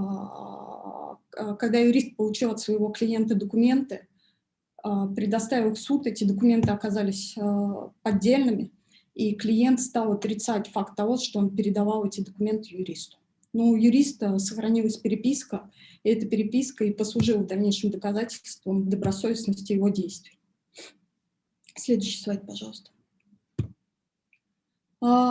Интересный вопрос, можно ли похитить имущество с помощью судебного решения. В случае, если юрист предоставляет в суд достоверные документы и с помощью искового заявления пытается отстоять интерес клиента и оспорить какую-либо сделку, состава мошенничества в таких действиях не будет даже в том случае, если в удовлетворении искового заявления судом отказано. Таким образом, истец реализует свои конституционные права. Однако в случае, если с целью получения права на имущество вместе с необоснованным иском подается еще и заведомо поддельные документы, закрепляющие требования, подобные действия могут образовывать состав преступления.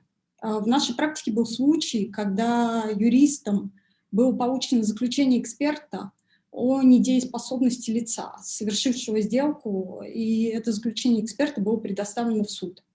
Однако это заключение было основано на поддельных медицинских документах, предоставленных эксперту.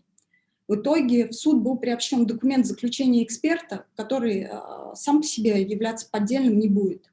Однако действия юристов в совокупности могут образовывать состав мошенничества. Следующий слайд, пожалуйста. Важно, что в действиях юриста нет преступления, если бы он был убежден в добросовестности своих действий и помогал клиенту, используя закон. Однако консультанту надо быть готовым и иметь веские доказательства, чтобы отстоять позицию добросовестности перед следователем в случае, если такая необходимость возникнет.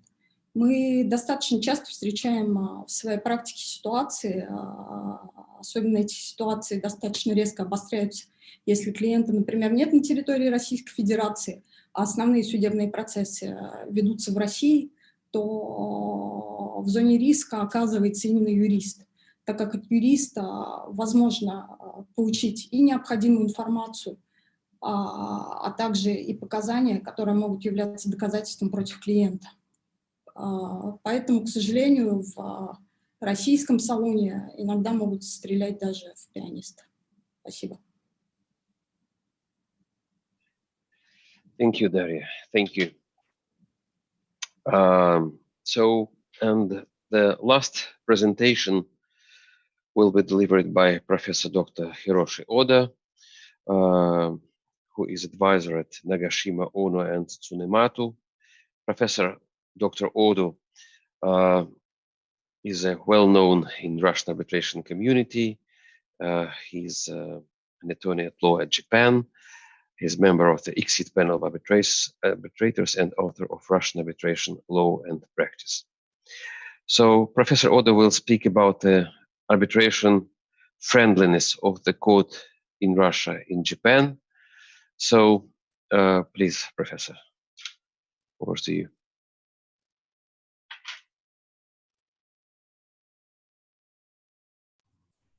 Now, can you hear me? Can you hear me? Yes, yes, Professor. Yes, we can hear you very well. So I'll try to be brief because I think we only have 15 minutes left. So please accept my greetings from London. I am 3 hours behind you. Now I'm based in London and Tokyo, and today I'm in London. Now I'm trying to. Is Victoria there? Can I have the second slide, please? Hello. Yeah. Now to start with, I must say that probably you'll be surprised that Japan and Russia have many things in common. One thing is that our older constitution, like the 1906 Основный закон and of Russia, and the Japan's 1889 constitution, they both originate from the Prussian constitution of 1850. But anyway, the point is that now the similarity of Russia and Japan, the position is that we are both trying to develop the arbitration system so that the Russia and Japan would become a hub of arbitration. Now that is fine, and that's an ambitious goal. And as far as I understand, we both have not achieved that goal, and probably it will take some time, or well, to achieve that goal. Now, can't I just flip it myself? Now, next page, please. Now, despite the fact that the arbitration is the preferred method by Japanese companies for settling cross-border disputes, now, according to various statistics, Japan is not a preferred place of arbitration. You can see that we have well, the Japanese corporate legal departments, there is a growing awareness of the advantages of international commercial arbitration. That is fine. And we have a relatively new Arbitration Act of 2003, which is based on ancestral model law. So that sort of serves as a basis of, well, to believe that the Japanese legal system, arbitration law, is up to the international standard. And then we talk about the court practice later. And there is support by the government since 2017 to promote the arbitration. But then why don't we have a sizable number of arbitration in Japan? That is a question. Now, this we can skip. You can look at it later on my slide, or this is from the Queen Mary survey. Now, the government has been promoting arbitration since 2000, early 2000s. And the latest development is that there is a center called the JIDRC, Japan Institute for the Dispute Resolution, or something like that, International Dispute Resolution Center. And you can look at it from this URL. Now, the latest news is that the government has instructed, yes, you can have a look at it. The latest news, by the way, this JIDC has created a sort of a facility like Maxwell Chambers in Singapore, but it's by far smaller in size, and it's just the arbitration facilities in Tokyo and Osaka. Now, the latest development is that the government has asked the Legislative Council to amend the Arbitration Act, and the intention is to reflect the 2006 amendment to the ancestral model law, so reflect the changes in the Japanese legislation. So next page, please. Yes. Now, if you look at the Queen Mary survey, they singled out some criteria. I mean, how companies choose the venue of arbitration. And the one is the general reputation of the place as the place of arbitration. The second is the legal system there, and the third is the court. Is the court arbitration friendly?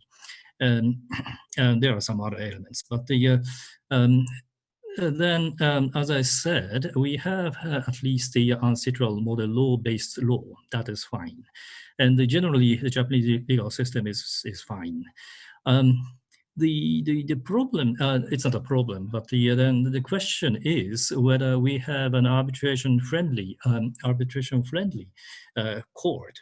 And the answer is we do have such a court system.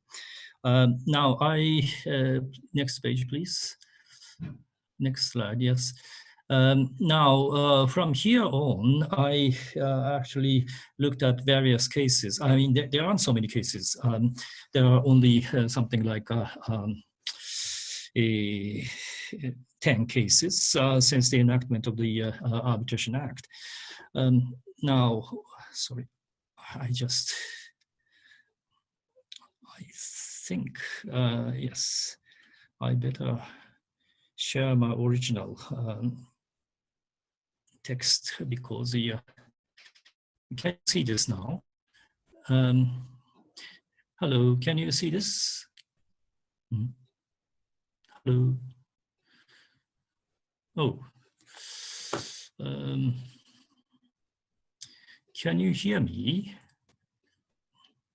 Oh, you can't. Yes, yes, we can hear you. Yes, we can hear. Was I away for some time? No. No. Could you see my text? The what? The slides. Not for the time being. Well, I have some problems here. Then, can you see this?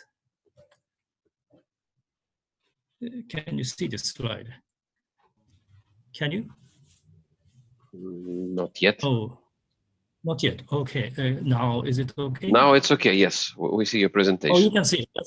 Yes. That's great. So I can draw it here because it's rather cumbersome. Somebody to do it. Now, I have picked up various cases of Japanese courts, and you can read it later. There are some cases. Well, first of all, in general, you can see that Japanese courts are very arbitration friendly. And there are some cases where the award was set aside by a Japanese court.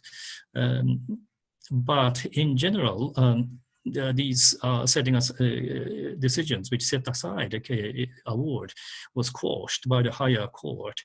My impression, by the way, is that the Japanese courts are rather well, trying too hard to represent present themselves as a arbitration-friendly jurisdiction, so that we can attract the people, companies from abroad to arbitrate in Japan. So there are some questionable cases where the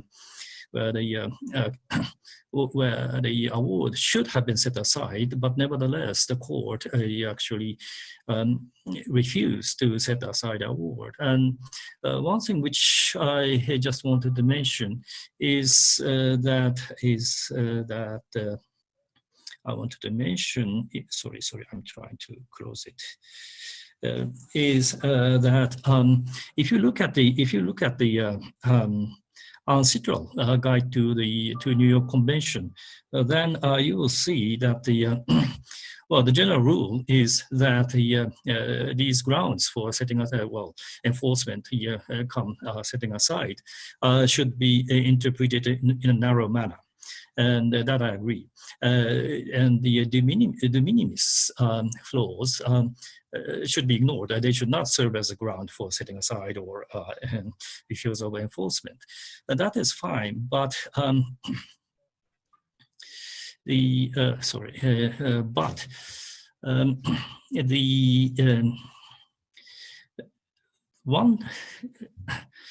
there is a reference to this guide, often cited by Japanese court, that the setting aside or refusal enforcement should be allowed only in cases where there is a egregious breach of law or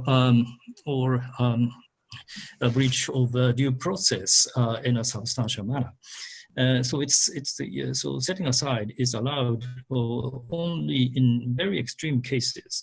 But then if you look at the grounds, the cases cited in the guidebook, it is agreed that it is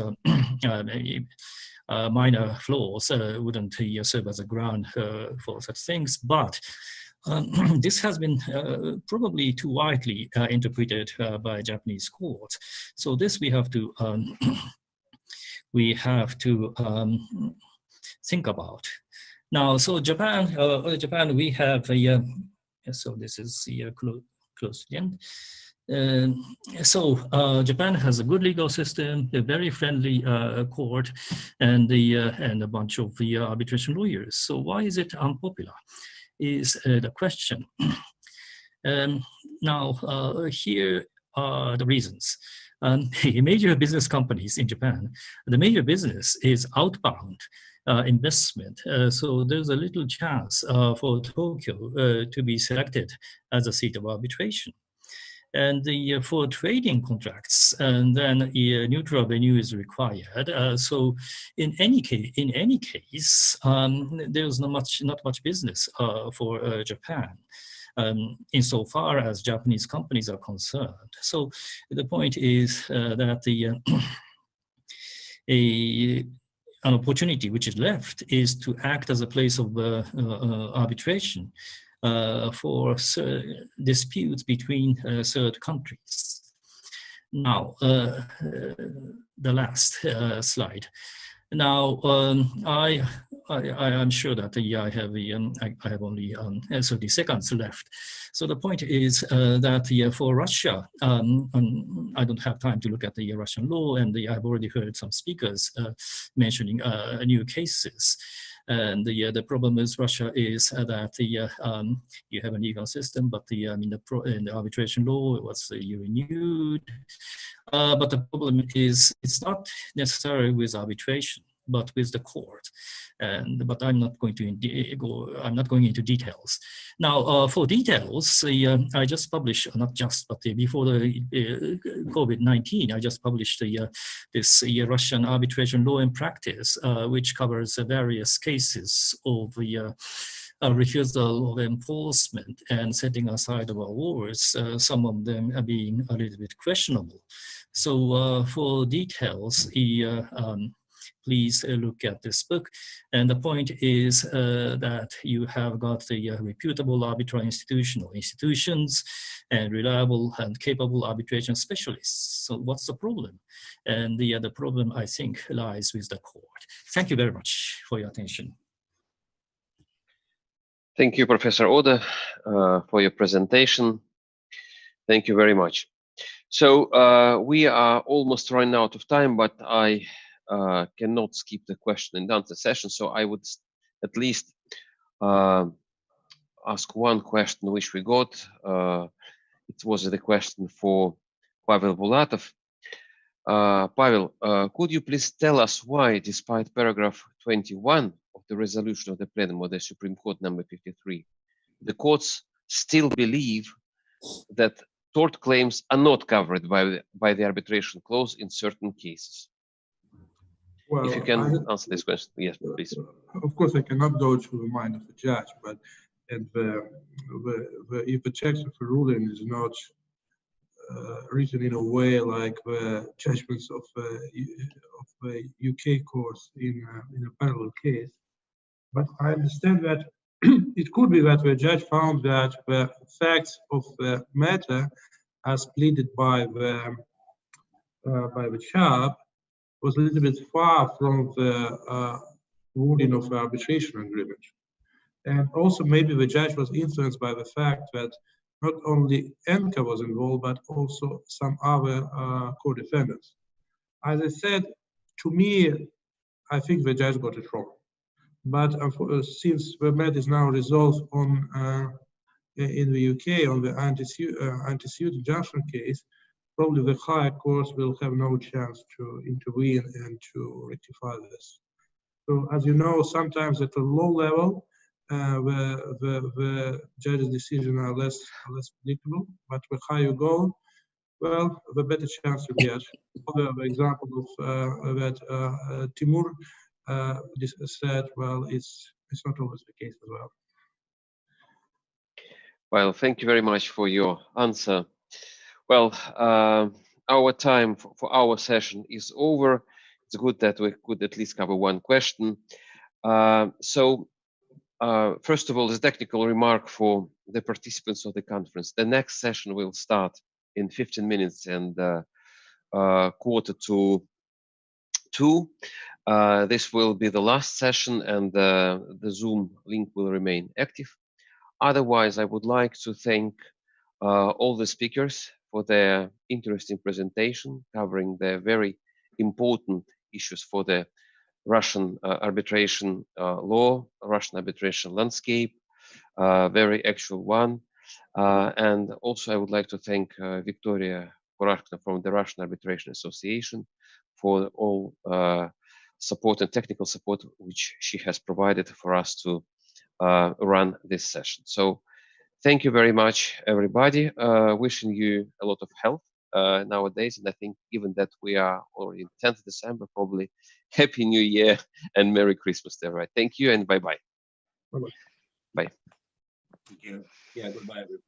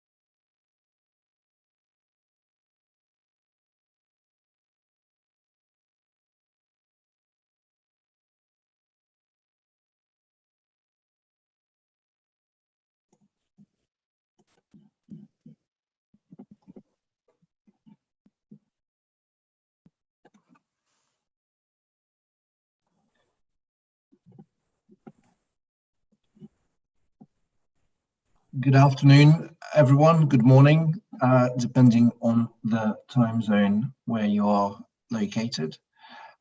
Welcome to the next session of today's conference. Our session is going to look at questions of artificial intelligence in international arbitration. Is this a myth or reality? We've got a lineup of some excellent speakers for you today. I will start by introducing them. We will then have presentations from each of the speakers, and then at the end of the session we're going to have a discussion with the speakers and hopefully with questions and comments from the attendees, which I would strongly encourage. So first of all, let me introduce today's speakers. First of all, we have Ekaterina Grivnova from Allen & Overy. Ekaterina is an international arbitration lawyer with the Paris office of ANO. She specializes in commercial and investment treaty arbitrations and also is a PhD candidate with the Sorbonne Law School. Second, we have Alexander Pizemski from CSI Group. Alexander is certified expert in computer forensics and cybersecurity with many years of experience in international litigation projects, corporate conflict investigations, and bankruptcy procedures, supported by deploying e-discovery and digital forensic tools. Next, we have Sergei Aganesian from Grand Service Universitet. Sergei has been working in the field of B2B information and legal support for more than 20 years, and he regularly presents latest technological innovations of Garant Service Universitet at specialized seminars and conferences. Next, Anton Vashkevich from Simpleware Law Technology. Anton is a lawyer, developer, analyst, and strategist with a unique mix of legal management and technology expertise and vision. Previously a corporate M&A expert, now Anton focuses on legal design, legal efficiency, law automation, and legal software. Next, we have Jenny Arlington from Aiken Gump. Jenny is counsel in the International Arbitration and Litigation Group of Aiken Gump in London. She represents a range of clients in high-value, complex international arbitrations under most of the main arbitral rules. And last, but by no means least, we have Dmitry Ivanov from Morgan Lewis. Dmitry counsels clients in complex cross-border and domestic litigation and international arbitration proceedings on contentious and general commercial matters. He also represents clients in state courts and arbitration tribunals. And I am Artem Dudko, a partner with Osborne Clarke in London. So welcome all. We're going to start our session. And first of all, we're going to have a presentation by Ekaterina Grivnova on predictive justice in international arbitration. Ekaterina, over to you. Hi everyone. Thank you for joining this panel. Thank you for presentation, Artem. So I would like to share my very short presentation.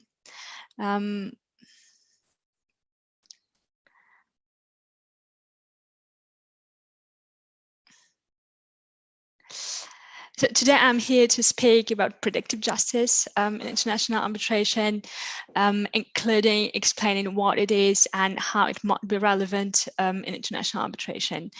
So what is the predictive justice? Predictive justice is technology that estimates the probability of your success in each individual case. This estimation is built on previous experience, meaning that in international arbitration, it is supposed to run on previously rendered arbitration decisions and arbitration awards that were rendered on the exactly same or similar topics. So how it might be relevant in international arbitration. There are two main potential areas where predictive justice can intervene. First, it can help you and can facilitate your choice of an arbitrator. And second, it can also help you to build your case strategy in terms of both procedural and substantive issues. Is predictive justice new? I would submit that no, because this is what lawyers do on a regular basis. As lawyers, one of our roles is to advise our clients on how an arbitrator or a judge is likely to decide their case. So the question is then, what has made predictive justice such a hot topic, prompting us to discuss it today? I would say the technology, and I would also say a combination of the domains that are intervened and are intervened in the creation of this technology. Right now, predictive justice is a crossroad of law, information technologies, and math. And these two last elements, IT and math, seem to scare a little bit the public and seem also to lead to some kind of resilience in the arbitration community.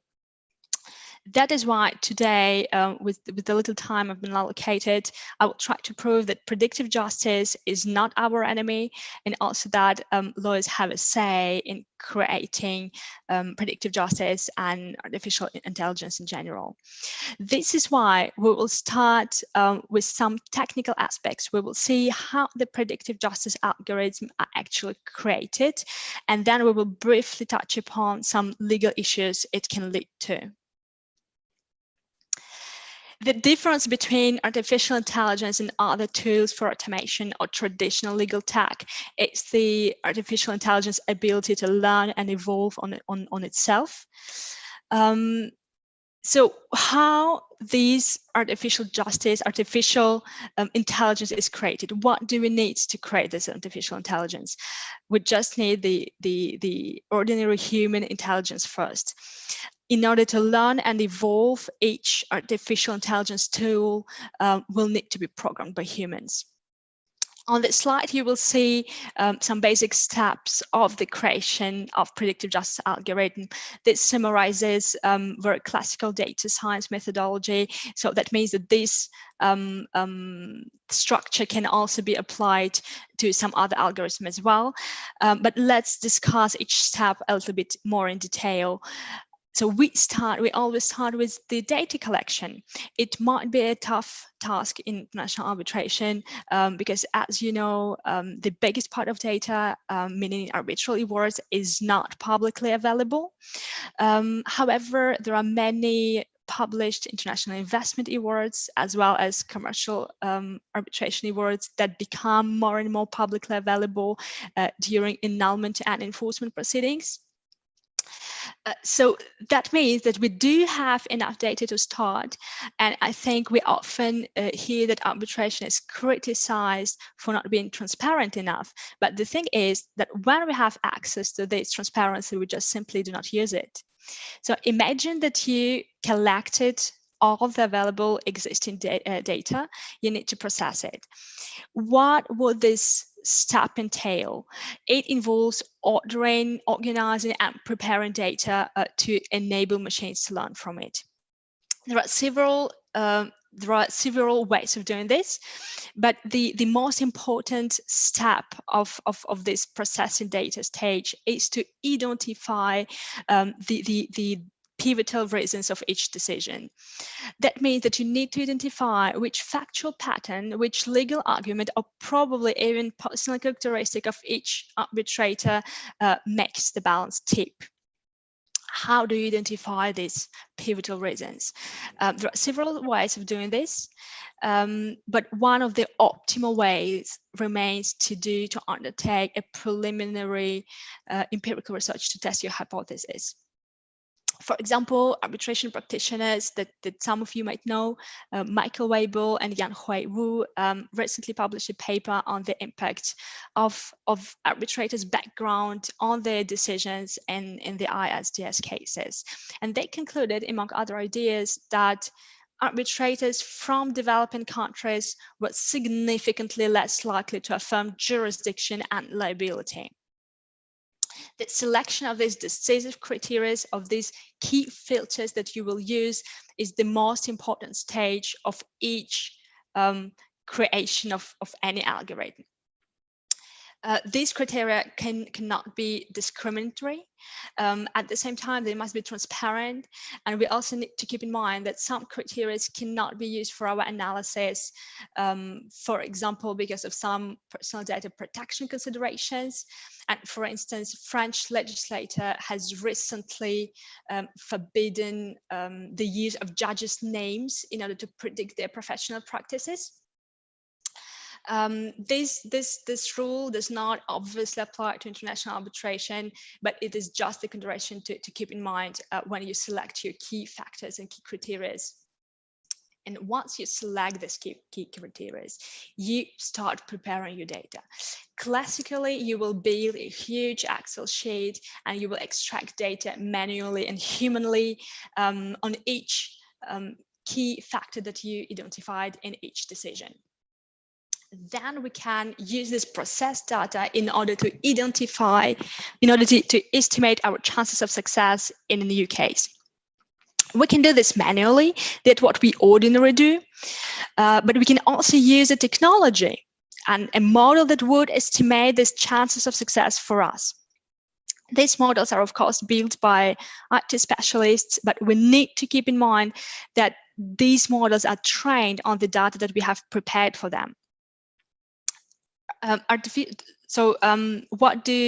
What do these models do? They right now calculate the basic statistical probabilities. That means that they are all based on the previous decisions, so they do not invent anything new. In theory, if you decide to endow your model with artificial intelligence, it can collect new data itself, it can process new data itself, and then it can even apply this knowledge to some situation that it has not previously encountered during its training. However, for now, this is technological utopia. Artificial intelligence nowadays is not capable of reproducing human conscious. This is why all predictive justice algorithms that we know and that exist on the arbitration market are not complete. And predictive justice, just to conclude this short section on the technical part, predictive justice is not our enemy. It's rather a child that needs to be educated. And in order for it to be well educated or technically and legally accurate, it needs to be educated by lawyers. Predictive justice raises a number of legal and ethical issues. Mainly, so we would not have time to discuss them all, but mainly these issues concern their potential impact on the role of the arbitrators, on due process, and on the fundamental rights of the parties. All these concerns are based on a lingering fear of excessive automation of justice and on the limited arbitrators' intervention in the decision-making process. What can we respond to these allegations? That at least for now, they're groundless. As we have just seen, the current technologies do not allow to replace an arbitrator, but they tend rather to assist and help the arbitrators and the parties while the arbitrators still keep control over proceedings. On the bright side, predictive justice can provide the parties with legal security and with more visibility on arbitration process. It can also contribute to greater efficiency at a lesser cost. And if we try to answer the key question of this panel, whether artificial intelligence and predictive justice in particular is a myth or reality, I would say neither. It is not a myth, but it's not yet a reality, but it's definitely the future. And if we do not adapt ourselves to this future will probably not adapt itself to us. And with this, I pass the floor to Jenny, who will provide you with a more concrete example of the predictive justice mechanisms. Thanks a lot, Ekaterina. Jenny is actually going to speak a little bit later on to continue with your theme, but you have started us on this journey, and the next person who will take us further along down this sort of rabbit hole is going to be Alexander, and his topic of his presentation is Mission Possible: How AI brings a new scale and approach to the evidence analysis. Alexander, the floor is yours. Yes, Artyom, thank you very much. Ekaterina, thank you for a great introduction to the panel today. Today I want to speak about how we forensic experts are using modern technologies, including AI, in our day-by-day activities, and demonstrate on a couple of practical cases what value this can bring. So, from improvement of efficiency of our work to areas, which were frankly impossible before using such technologies. And I would like to speak with the topic is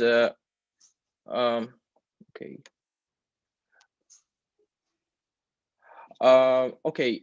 So just a second. Facing a bit of problem with my presentation. I don't know why.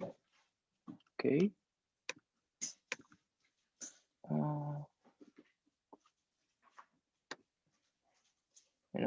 This is the downside of using technologies in international arbitration. Exactly. So if something can go wrong, it always will go.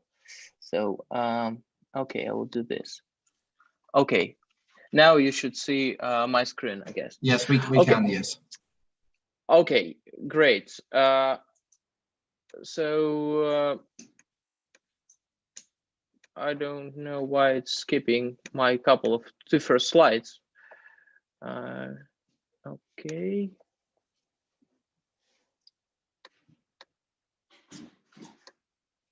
Sorry.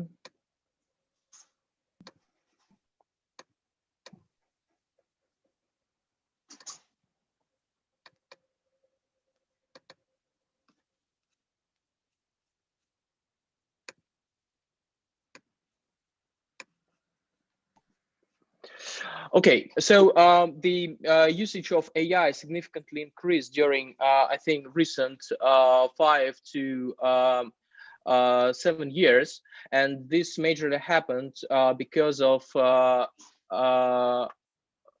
introduction of ready-to-use technologies, ready-to-use solutions into major part of the products which we are using on day-by-day basis. And of course, the increasing number of experts, data scientists in industry of forensics and legal industry. And today we see that approximately all the tools which we're using on day-by-day basis, like e-discovery platforms, tools which helped us to analyze transactions, to identify fraud and other things, common data analytic tools, and plenty of legal tech solutions have some components which are powered by AI algorithms, in particular machine learning and other things. And the role of artificial intelligence in all these cases are, we can put into two major streams. First is the amplification of manual and routine work, and the second is amplification of analytical capabilities which we have. So if we're speaking about manual work, it's usually some simple tasks which are related to either classification of documents, verification of data, analysis of transactions, where there are simple answers, yes or no, relevant, not relevant, privileged, not privileged, and so on. So this idea here is to substitute the human being with the machine, which is trained on his behavior, on his principles, how he takes a decision based on the training set. And then these trained algorithms could be applied on the bigger data set. If we're talking about analytical capabilities, the major idea here is to go beyond the possible, the borders of possible for the human being. So, for example, if you have millions of financial transactions, if you're an analyst, you can't go through all of them within a reasonable period of time and keep in your head all the specifics of each transaction and try to find the correlation and anomalies in that. And if we're speaking about any financial operation, there are a number of features, how it's called, describing it. It's the time of transaction, amount of transaction, currency, who is the counterparty, what is the subject of payments, who did the transaction, who approved the transaction, what is the risk factor of the counterparty, etc. So it's possible to do such analysis on such a big volume of data, and before using such technologies like AI and data science, most part of forensic work related to finance was based on sampling, which can't be always representative and always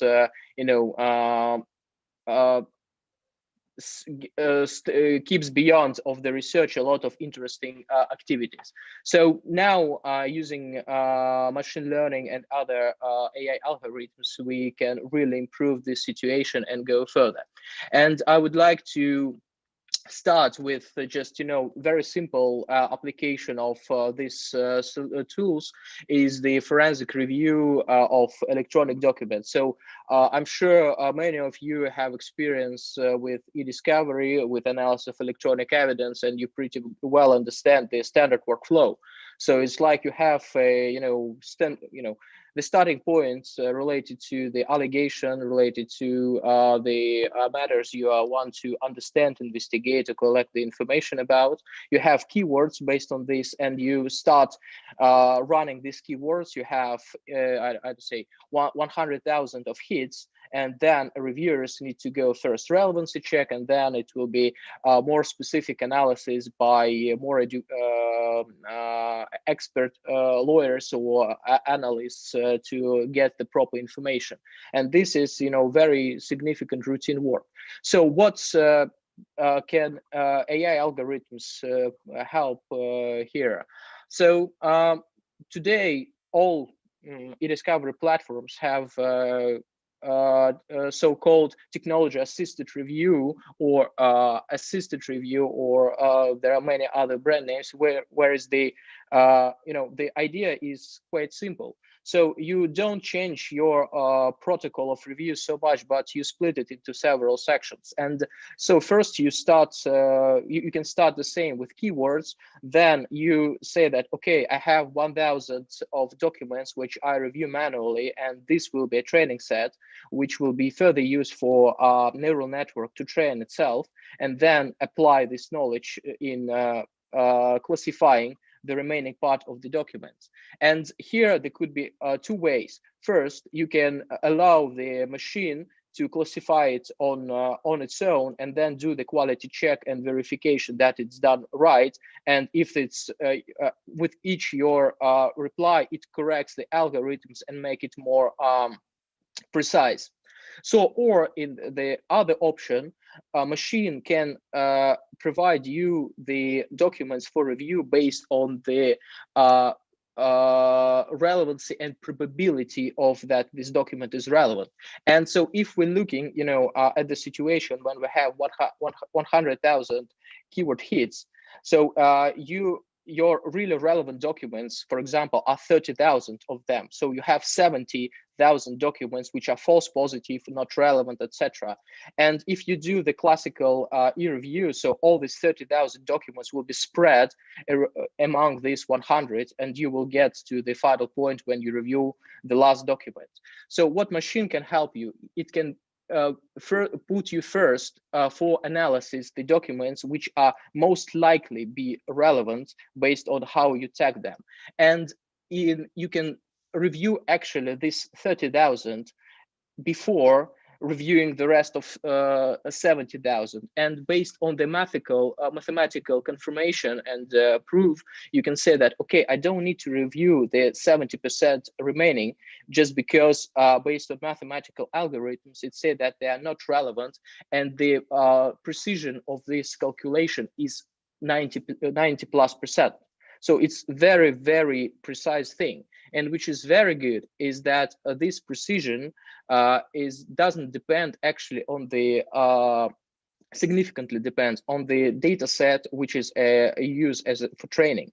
So if you look at this slide, you see that depending on, if the training set was 1,000 or 20,000, the precision of algorithm is very close, and you can reduce significant amount of time. So it just you write off 60 to 70% of hours which your reviewers, at least level 1 reviewers, can spend on the case, and significantly reduce the budgets, reduce human related risk, and so on.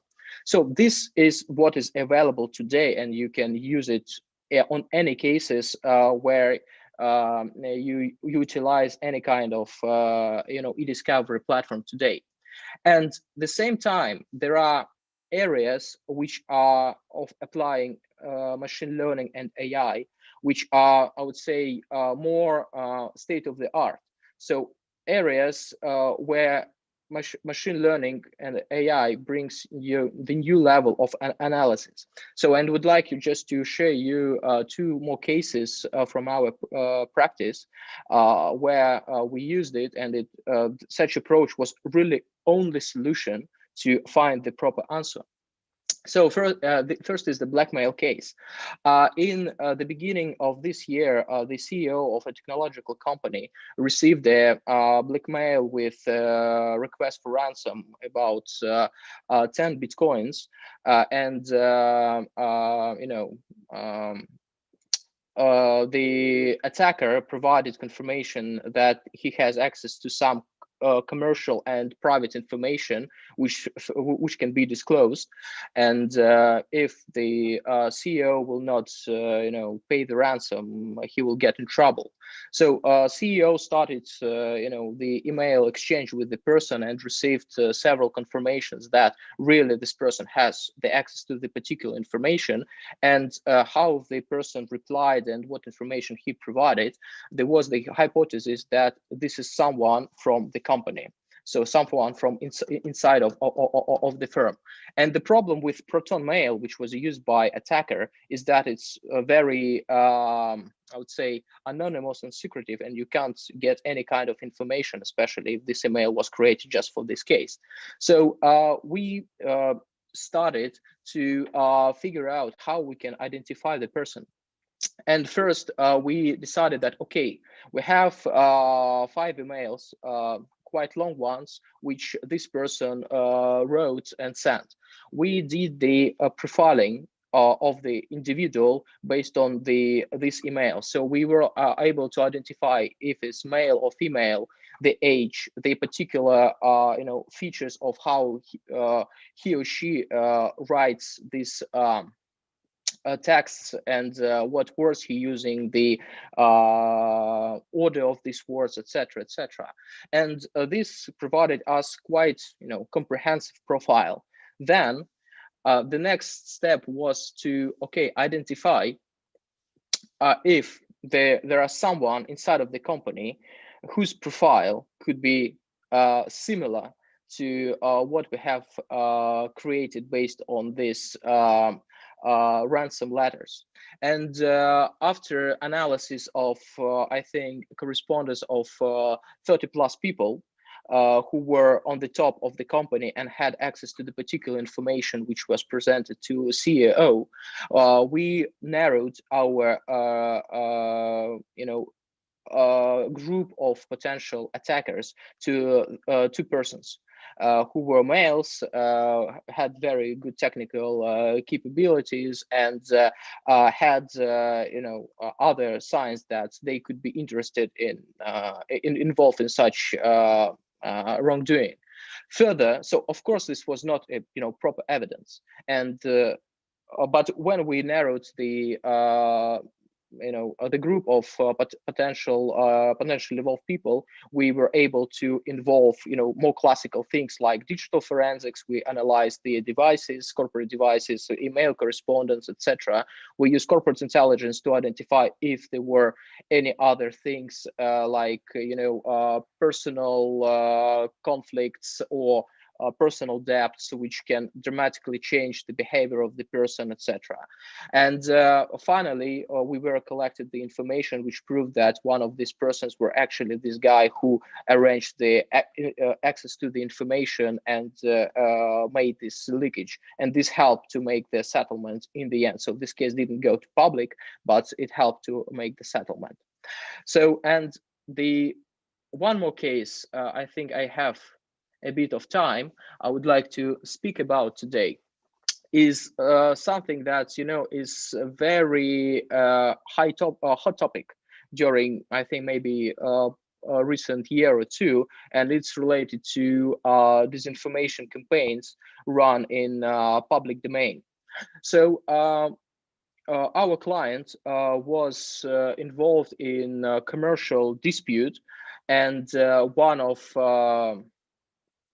and during this commercial dispute, he faced the negative PR campaign, which attacking his product and the company itself on the particular markets, providing negative information, providing expert opinions, which are not really experts, but significantly amplified by many accounts in Twitter, Facebook, and other social media. So we decided to suggest the client, okay, let's do analysis. So how artificial is that behavior is, and what is you know, who is standing behind this campaign if it's not the organic one. And we've started with just quite simple, a small set of the data. So the informational topics, the narrative which was pushed, and the bots, you know, the accounts which posted the information, which reposted the information, liked it, etc., etc. And this was the basic data set we started to investigate, to do the network analysis, to collect more information of user of accounts similar to these ones, and we were able to identify kind of, you know, the profile and the major ringleaders and accounts involved into that. Then this was manually, mostly manual work of analysts, of course empowered by some technological tools, but here a lot of analytical capabilities were required. Then having this set of accounts, hashtags, narratives, and other features, we were able to train our algorithms to scale our research, and from small set of accounts to extrapolate the analysis to thousands, hundreds of thousands accounts. And in the end, we have identified several thousand bot accounts which were involved in promotion of this campaign on the market. And after having the whole picture, we got back again to the people who played the significant role. So trolls and ringleaders who were pushing these original pieces of information, and who played significant role in an extension of spreading this information in the media. And this helped to identify the particular people and accounts who were related to the this campaign start. So this was supported by the analysis of mathematics analysis, proving that these particular actions were artificial. And this helped first to report these accounts to social media, saying that, okay, these are accounts which were involved in this campaign. Please block them. Please provide the information who was managing and standing behind them. And some of the ringleaders were linked to the several, I would say, quasi-government agencies in another country where our client has his counterparty located. So this was a kind of a confirmation that this campaign was arranged and supported by at least some of competitors of our client in the particular market. And the whole thing here is that this analysis was absolutely impossible to do before having such sophisticated tools which we have now, and really machine learning and AI provide a lot of scalability, a lot of new capabilities here. But there are always... I'm afraid your time is up. Okay. Although the geeky, techie side of me is really enjoying this session, both what you and Ekaterina have already said and what the others I know will be saying. So I'm loving it, but we need to move on. So thank you very much. To all the attendees, use the Q&A function to send in questions. We've already got something in, but we'll deal with the questions at the end of the session once we've heard all the presentations, but keep sending your questions in. And we're moving on to the next presentation, more tech. We've got Sergey, who's going to give us a demonstration of Sutyazhnik, a legal tech product. Sergey, over to you. Спасибо, Артем. Спасибо, коллеги. Поскольку я буду рассказывать о 100% российской разработке, применяемой для работы с судебной практикой в России, с вашего позволения буду использовать русский язык. Я представляю компанию «Гарант», которая уже 30 лет разрабатывает одноименную справочную правовую систему. И одно из направлений нашей деятельности – это Legal Tech сервисы. На данный момент их уже 9. Мои предшественники освещали в большей степени концептуальные вопросы применения искусственного интеллекта, а я же попытаюсь за 15 минут представить вполне практическое решение, которое успешно работает уже несколько лет, и продемонстрировать, как она может помочь в области арбитражного третейского урегулирования споров. Итак, что же такое сутяжник и зачем он нужен? Ну, для англоязычных слушателей надо сказать, что сутяжник по-русски – это тот, кто любит и умеет судиться, обычно с хорошим для себя результатом. Так, сейчас я запущу демонстрацию.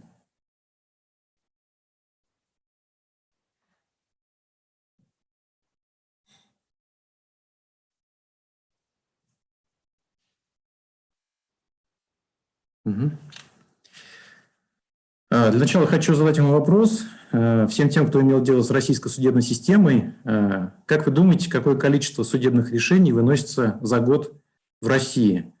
Обычно, когда задают этот вопрос, в аудитории называют количество от нескольких десятков до нескольких сотен тысяч. Ну, правильный ответ на самом деле звучит вот так. Арбитражные суды до 1 миллиона 800 тысяч и суды общей юрисдикции до 6 миллионов. Это на практике примерно последних 5-7 лет. Это в год. И это только содержательные решения, не считая определения, где различные технические вопросы о переносе заседания и так далее. Современные справочные правовые системы, такие как «Гарант», они включают сегодня десятки и сотни миллионов правовых документов, и в большей степени это как раз документы судебной практики. Разумеется, далеко не все из этого может быть вам интересно в вашем конкретном правовом вопросе, который вы разбираете. Но как же быстро отобрать только то, что вам нужно прямо сейчас? Справочные правовые системы включают достаточно эффективные инструменты для работы с судебной практикой. Например, можно составить подборку решений по конкретной правовой норме. Но как быть, если в интересующем вас документе таких норм десятки, и подборка выстраивается судебных решений на десятки страниц? Кроме того, всегда хочется еще до начала судебного дела спрогнозировать, какие у него перспективы, чем оно закончится. Сутяжник – это, хотя в России непрецедентная система права, анализ судебных решений, принятых по аналогичным делам в прошлом, позволяет с достаточно большой вероятностью это предугадать. Сутяжник – это онлайн-сервис, который по загруженному вами правовому документу мгновенно выстраивает подборку релевантной судебной практики и анализирует ее. Через пару минут мы с вами принцип его действия рассмотрим на конкретном примере. Где же здесь искусственный интеллект? Если сильно упростить, то искусственный интеллект – это прежде всего способность системы к самообучению. Сутяжник был представлен в 2017 году, и первый год своего существования он был выложен в бесплатный доступ. Благодаря тестированию десятками тысяч пользователей, это аудитория пользователей системы Гарант и посетителей сайта Гарант.ру, довольно популярного в российской сегменте интернета. Он нарастил свои компетенции, скорость и точность обработки запросов. И сейчас каждый последующий запрос позволяет ему работать все лучше и лучше, оттачивая сложный многофакторный алгоритм работы. Прежде чем запустить сутяжник, давайте разберемся, какие ваши документы он сможет обработать и в каком виде. Ну, на слайде представлено, что по сути это может быть любой юридический документ, но прежде всего, конечно, проект искового заявления, разумного объема документ.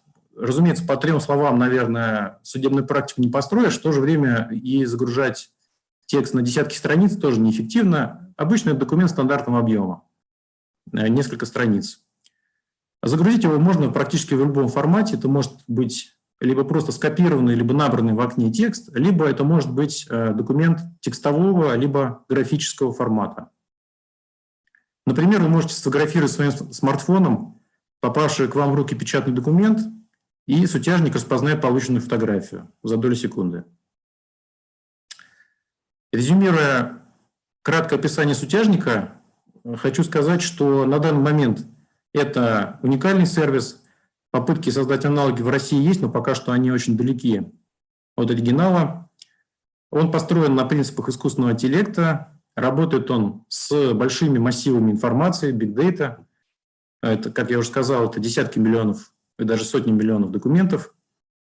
И он интегрирован со справочной правовой системой в единое пространство. Чуть позже я вам покажу, так как осуществляется переход из одной системы в другую, так называемый бесшовный. Он на данный момент уже успел получить признание экспертного сообщества, на разных площадках был представлен, на Сколково, на тематических семинарах по искусственному интеллекту и по Legal Tech сервисам. Давайте с вами теперь посмотрим, как работает сутяжник на примере из сферы арбитражного третейского урегулирования споров, а именно в том случае, когда одна из сторон решает опротестовать результаты решения третейского суда в государственном суде, арбитражном либо суде общей юрисдикции. Для этого мы с вами запустим, секундочку, систему сутяжник.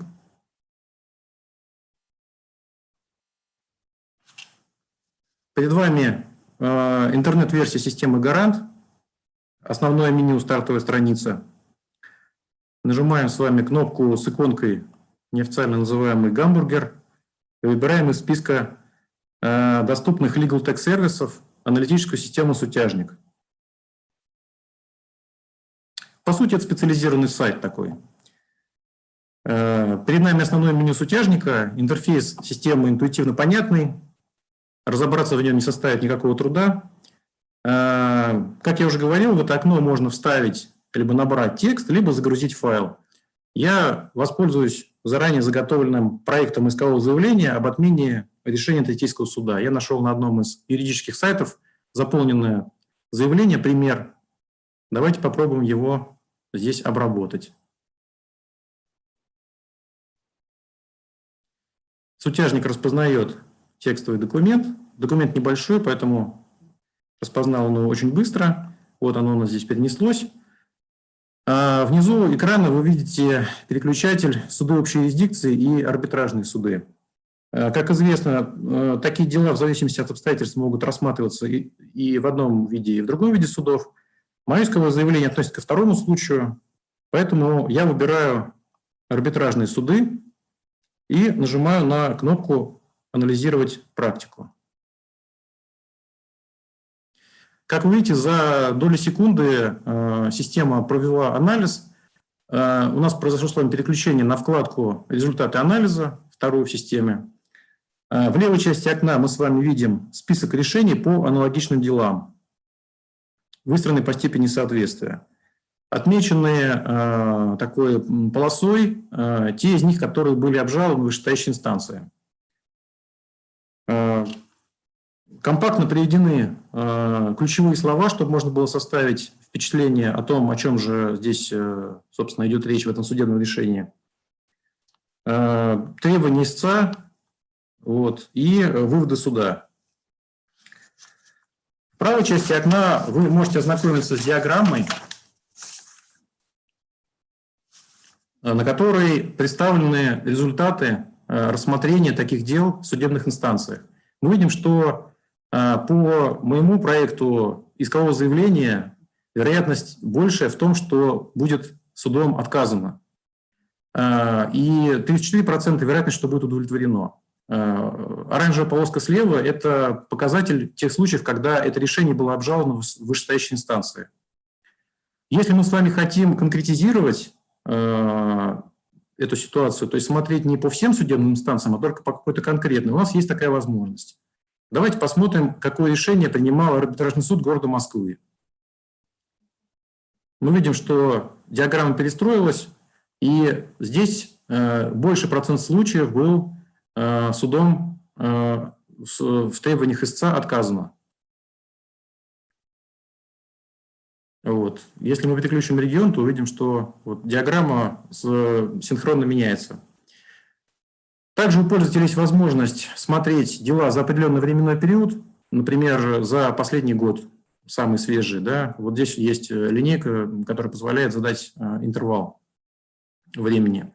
И также указать какие-то ключевые слова, которые он считает наиболее важными для осуществления поискового запроса. Здесь вот приведен такой каталог.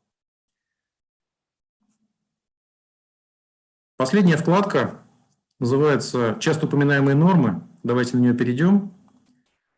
Она приведена для того, чтобы пользователь не тратил слишком много времени на поиск тех правовых актов, на которые судебные органы ссылаются чаще всего. В таких вопросах он может практически в один клик перейти к основным решениям высших судебных инстанций, к федеральному законодательству, процессуальным нормам и так далее. Открываются они, соответственно, в отдельном окне в системе «Гарант» с переходом на тот фрагмент, который как раз этой норме соответствует. Давайте вернемся в сутяжник. Также сами судебные решения на вкладке «Результаты анализа» мы их видели, как помните. С ними также можно ознакомиться с полной текстовой версией. Если мы нажмем, то откроется у нас архив судебных решений, где с этим решением можно полноценно поработать. Более того, вот этот список, который мы с вами получили, либо изначально, либо тот, который вы уже отфильтровали, его можно перенести в систему «Гарант» и сохранить его в виде папки, с ним как-то поработать. И если у вас в дальнейшем будет необходимость к нему вернуться, такая возможность у вас всегда будет. Таким образом, мы с вами за полминуты получили представление о перспективах конкретного судебного дела по правовому документу, благодаря той диаграмме, которую мы с вами только что видели. Напомню, что речь может идти не только об исковом заявлении, это может быть и претензия, и проект судебного решения, и другие правовые документы. Ну, по сути, как таковых ограничений на вид документа нет. Ну, это соответствует логике того судебного дела, которое у вас ожидается. Либо в качестве истца, либо в качестве ответчика. Оба варианта здесь представляют интерес. В целом, это описание системы «Сутяжник». Я надеюсь, что у вас у всех будет возможность представиться, решить свои профессиональные вопросы с ее помощью. Теперь возвращаю слово нашему модератору Артему. Спасибо за внимание. Sergey, спасибо большое. Thank you, Sergey. Really fascinating demonstration of the capabilities, and it's definitely showing in a very fascinating direction of travel of how these systems could develop even further. And that is actually a question that our next speaker is going to consider. Our next speaker is Anton, and he will speak about the question of can law be automated and whether we will still need judges and lawyers if law turns into code. Anton, over to you. Thank you. Thank you so much. Gotta share my screen in a second. And we'll kick off.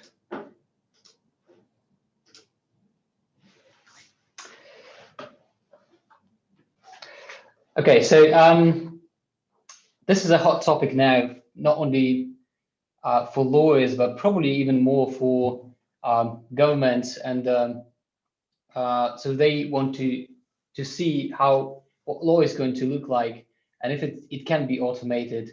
And we will try to kind of take a look at this and see if that is plausible, and if it is, would it influence our jobs in some way? So I started as a corporate M&A lawyer, worked as a general counsel as well, have technology and design background. Now I'm running legal tech and legal design firm called Simployer. What I wanted to start regarding the law in general would be the fantastic inefficiency that we see there. So we actually take the complexity of law and its inefficiency for granted, but if we try to approach it from the other side and look at it as a technology, would we be really happy with it? So it's sort of inefficient in absolutely every way. The same rules can be applied, but you'd have different outcomes. We lawyers are proud that we can work operate in this ambiguity, but that's not a feature, that's bug.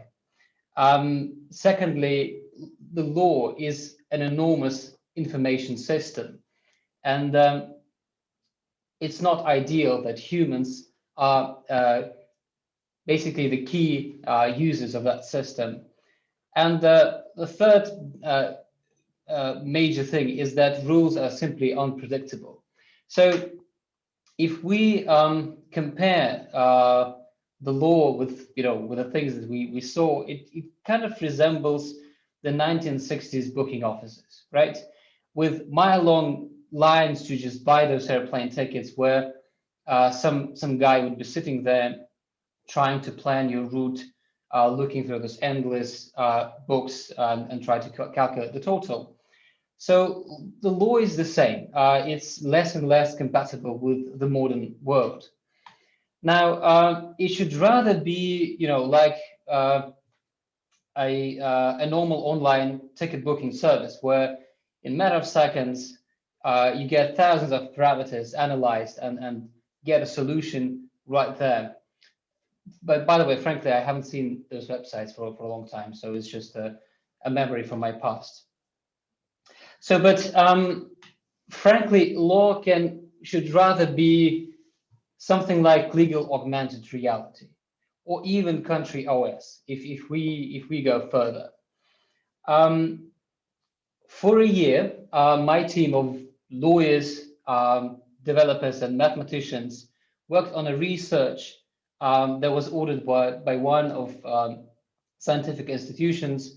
So we've got this question, how we can automate law and what we need for that.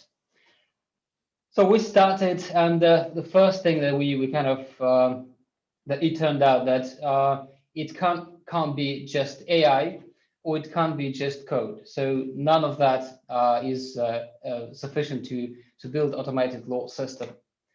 Now, we came up with a kind of a new framework consisting of 6 key elements. Now, the first will be the special programming language, in which eventually the laws would just become codes, basically algorithms that would be interpreted by machine. So legal programming is, just a number of commands. So you would need structured concepts somehow. For that, you would have to have ontologies and maybe at a later stage knowledge graphs. I would probably not go deeper into that, but concepts are things, like company, to own, property. So how do you attach those commands to those concepts? Now, the next thing, so we have programming, we have those concepts, but still this is an empty model. For that, we need automated law data. So, we were looking at the ways to structure it, to standardize it, because not only, machines would be trying to guess what the regulation is and how it's going to be working, but there's a whole lot of the Internet of Things that should be compatible with the laws. And by the way, in the near future, I would say machine-to-machine smart contracts, which are already on the way. So the fourth building block would be machine learning, and here I would just warn you, this is not AI. There's nothing intelligent in that. This is just statistics. So we don't really think that machines would be making decisions or trying to guess those decisions, because that literally makes no sense, as they would try just to copy the previous decisions, which is not always right. Instead, with machine learning, we'd be turning a lot of unstructured information in the world that we have into structured data that can be fed to the algorithms. Now, the fifth element would be new legal drafting. Now, today we have so-called human readable laws, which is not true. They're not readable by humans. It's impossible to do that. So we have, this wall of text, especially if you take text codes in almost any country, you'll see that mess.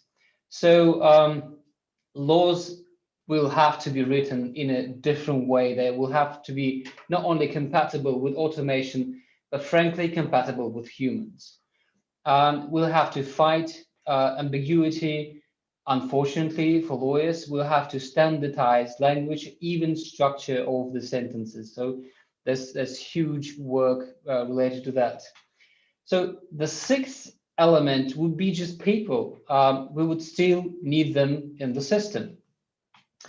And here's the thing. The system would not be able, whatever smart it is, would not be able to do everything. So there would be a few roles that people would maintain, at least for a long time, maybe forever. First is obviously system control. Somebody has to look at it to make sure that it works all right. So it would either be preemptive or post-control, depending on how important that is. But the main kind of key role in the system would be experts.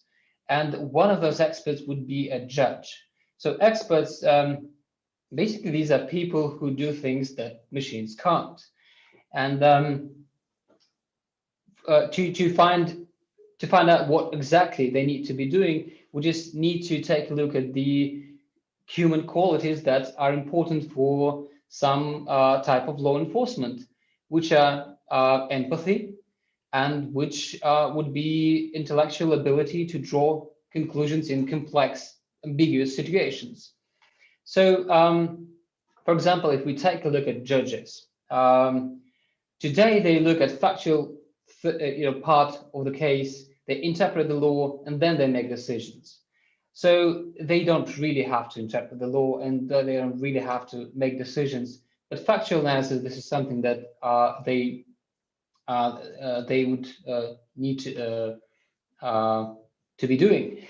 And there's a fantastic case study about 10 years ago about they tried to understand how likely people would get parole. It turned out that judges, after finishing their lunch, are so much more likely to grant parole. So this is the only parameter that was taken into account in the end of the day. So this is what the system would look like. It would end at some point. We'll get human experts doing their stuff, then back to the system. I would estimate not more than 10 to 20% of all the rules that can be automated, frankly. So there are a lot of subjective stuff there. We will not be able to automate that. But there are things like tax, security, and commercial law, and some other regulations that can be automated. And probably the final thing I would like to say before I finish that is what are we going to do as lawyers? Is there a place for us, or is everything's going to change? So clearly, yes, things are changing, especially contracting and compliance. So our jobs would probably look more like, system architects rather than just, readers and writers. Negotiations will become technology driven. But I think for the litigation lawyers, things are brighter. There would be a lot of complex litigation always there. So there'll be probably less of basic litigation, but otherwise, those who get a lot of money now will probably still keep making this money. These are the key things I wanted to tell you about. So later on, be happy to answer the questions.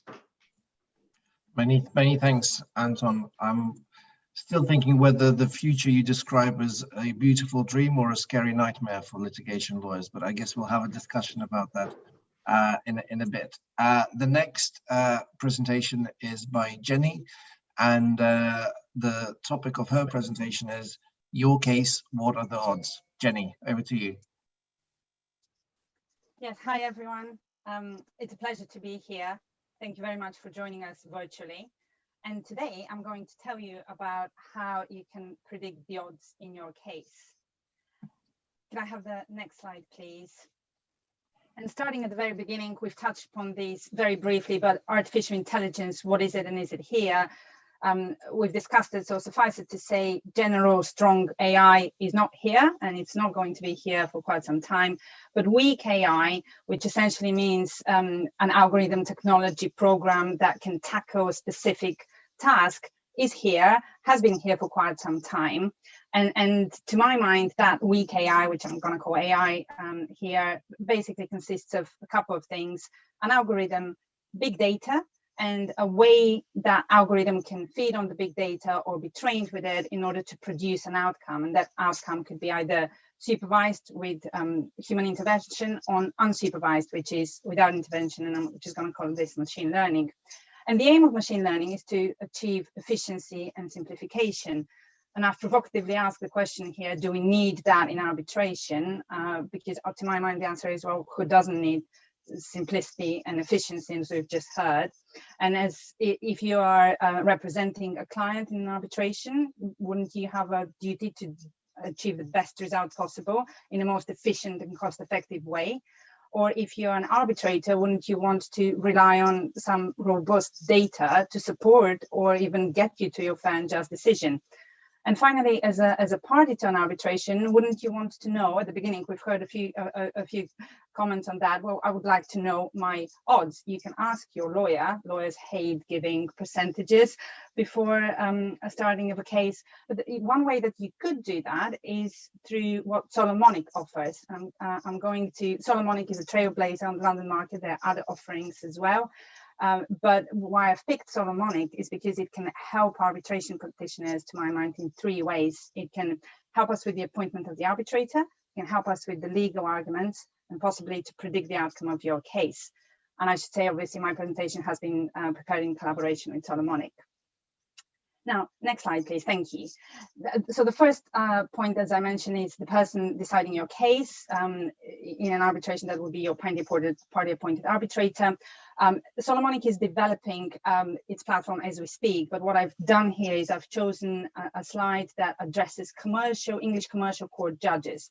And the reason I've done that is because most of the judges, as soon as they retire, become independent arbitrators. We've seen the latest with Mr. Justice Tier this summer. And here you can see an analysis of which judge from the commercial court, through his or her entire full decision history at the commercial court, has decided pro claimant, which is the blue graph that you can see, or has decided in favor of the defendant, which is in the black graph, the black side of the graph.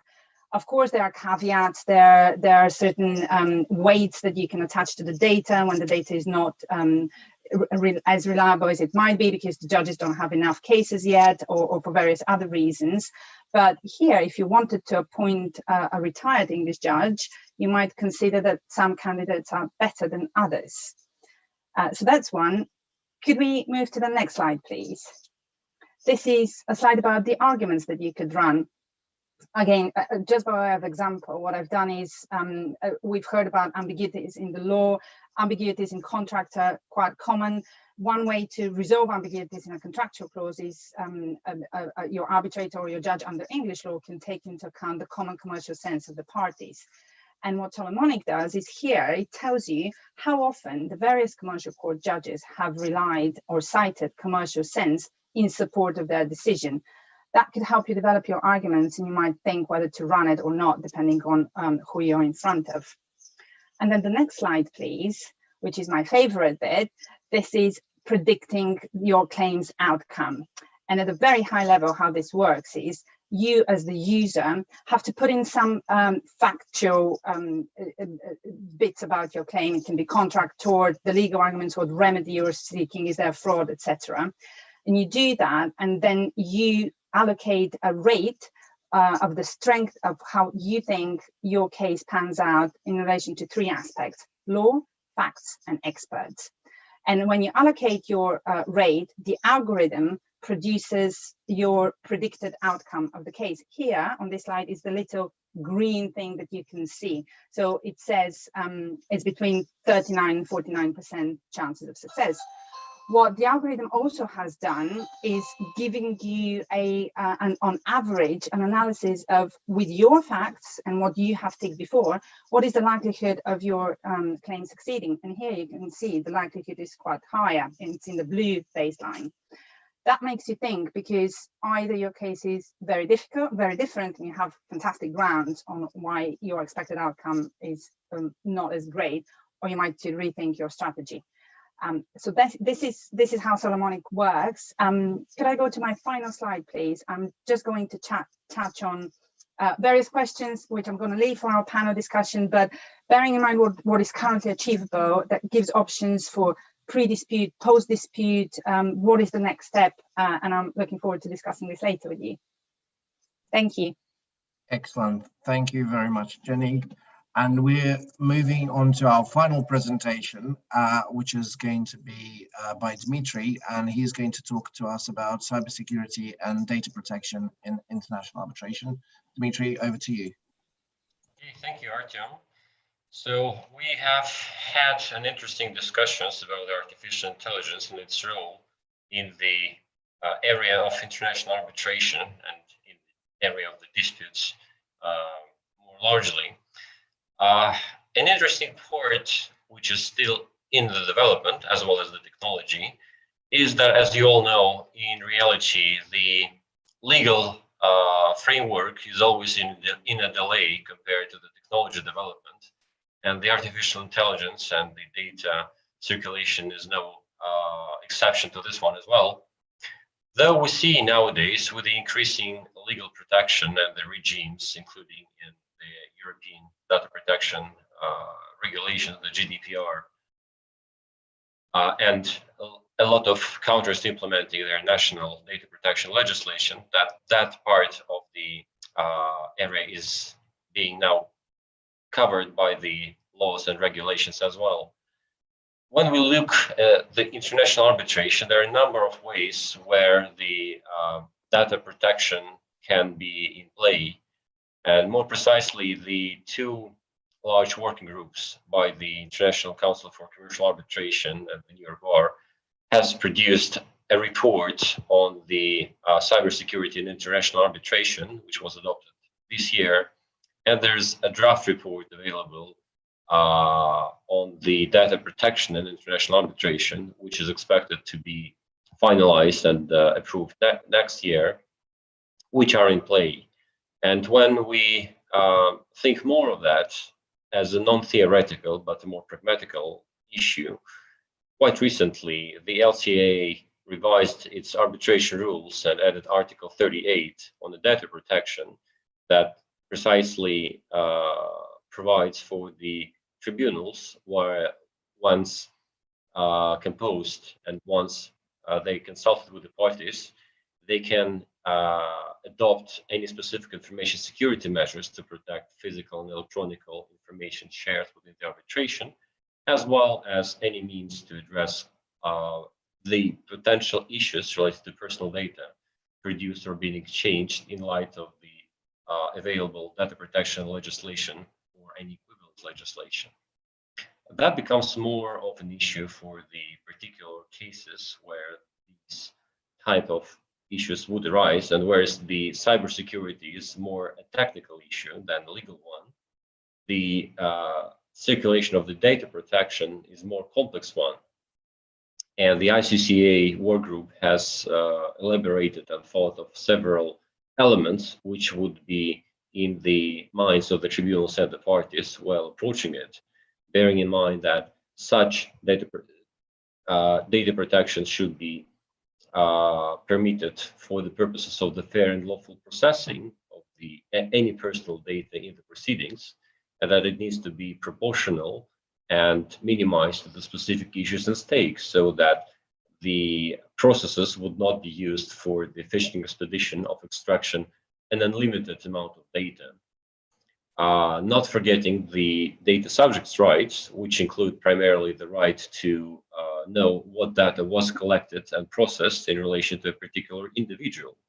Now, this may come into a conflict with the general confidentiality principle of the arbitration, and the ways to circumvent it are yet to come and to materialize in reality, as well as the accuracy of the data and the transparency for the data which will be compiled and produced, together with the appropriate rules called to enable the relevant security for the data which is being collected and used in the proceedings.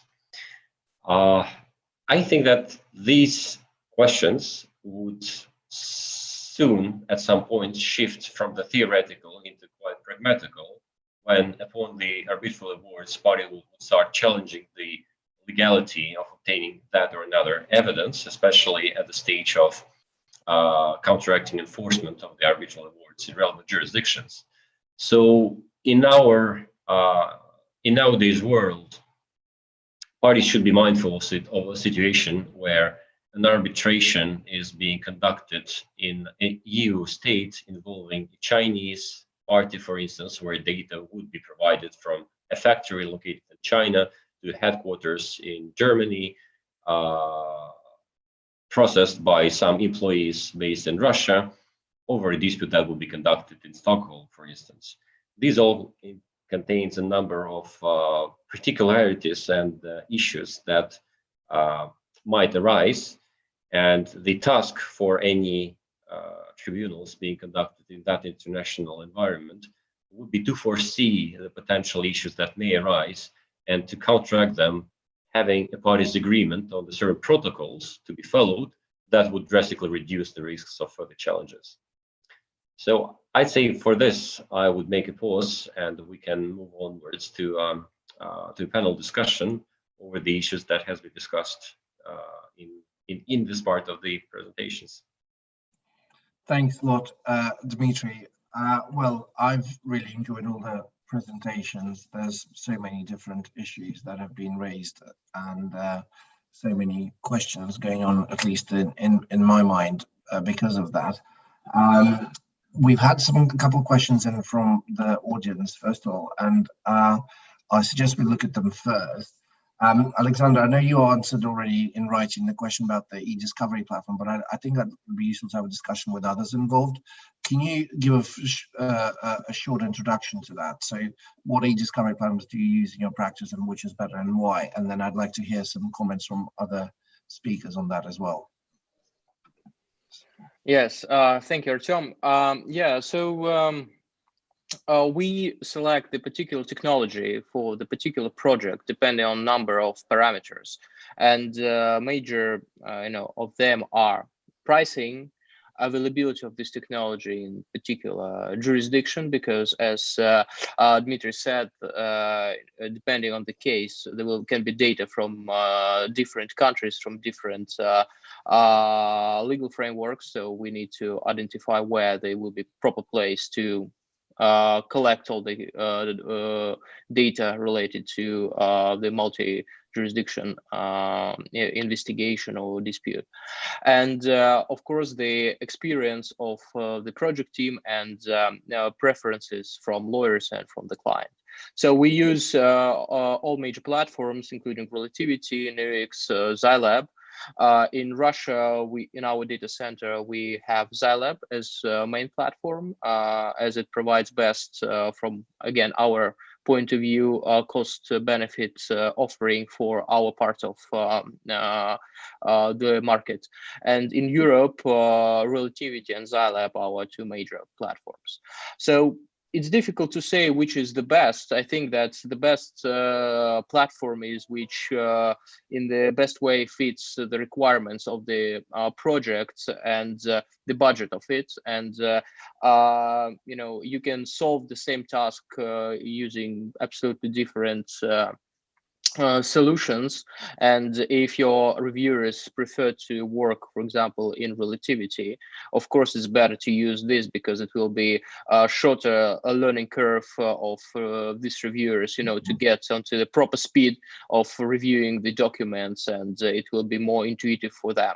If they are agnostic from technology perspective, so you can use any of the solutions, as most of them have the same capabilities. They have a bit different interface, but from functionality perspective, they are, I think, 90% the same, and this 10% differs, and you can select maybe based on particular features which are required for solving particular case or particular task within your case. Thank you. Thanks, Alexander.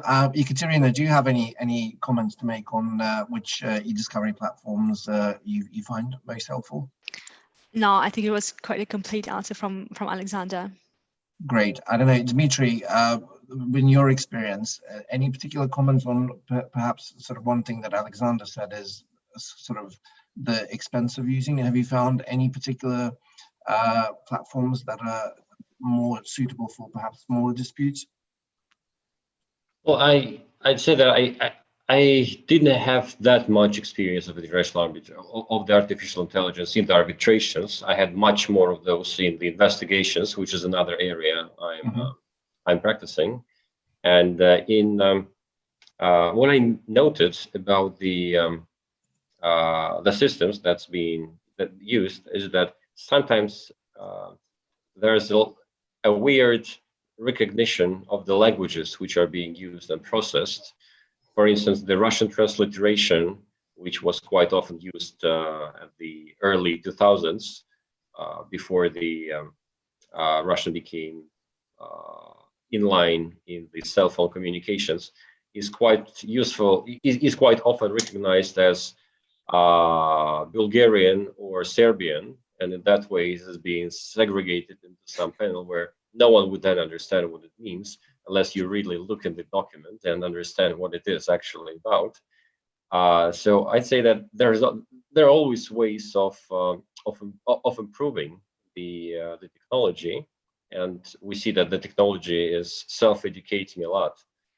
And I think the one of the issues that we may come up to deal with further would be to avoid a situation where the panel would be accused of relying too much on an artificial intelligence on making their own judgments, and that is, I think, is another area that would need to be covered or exploited going further.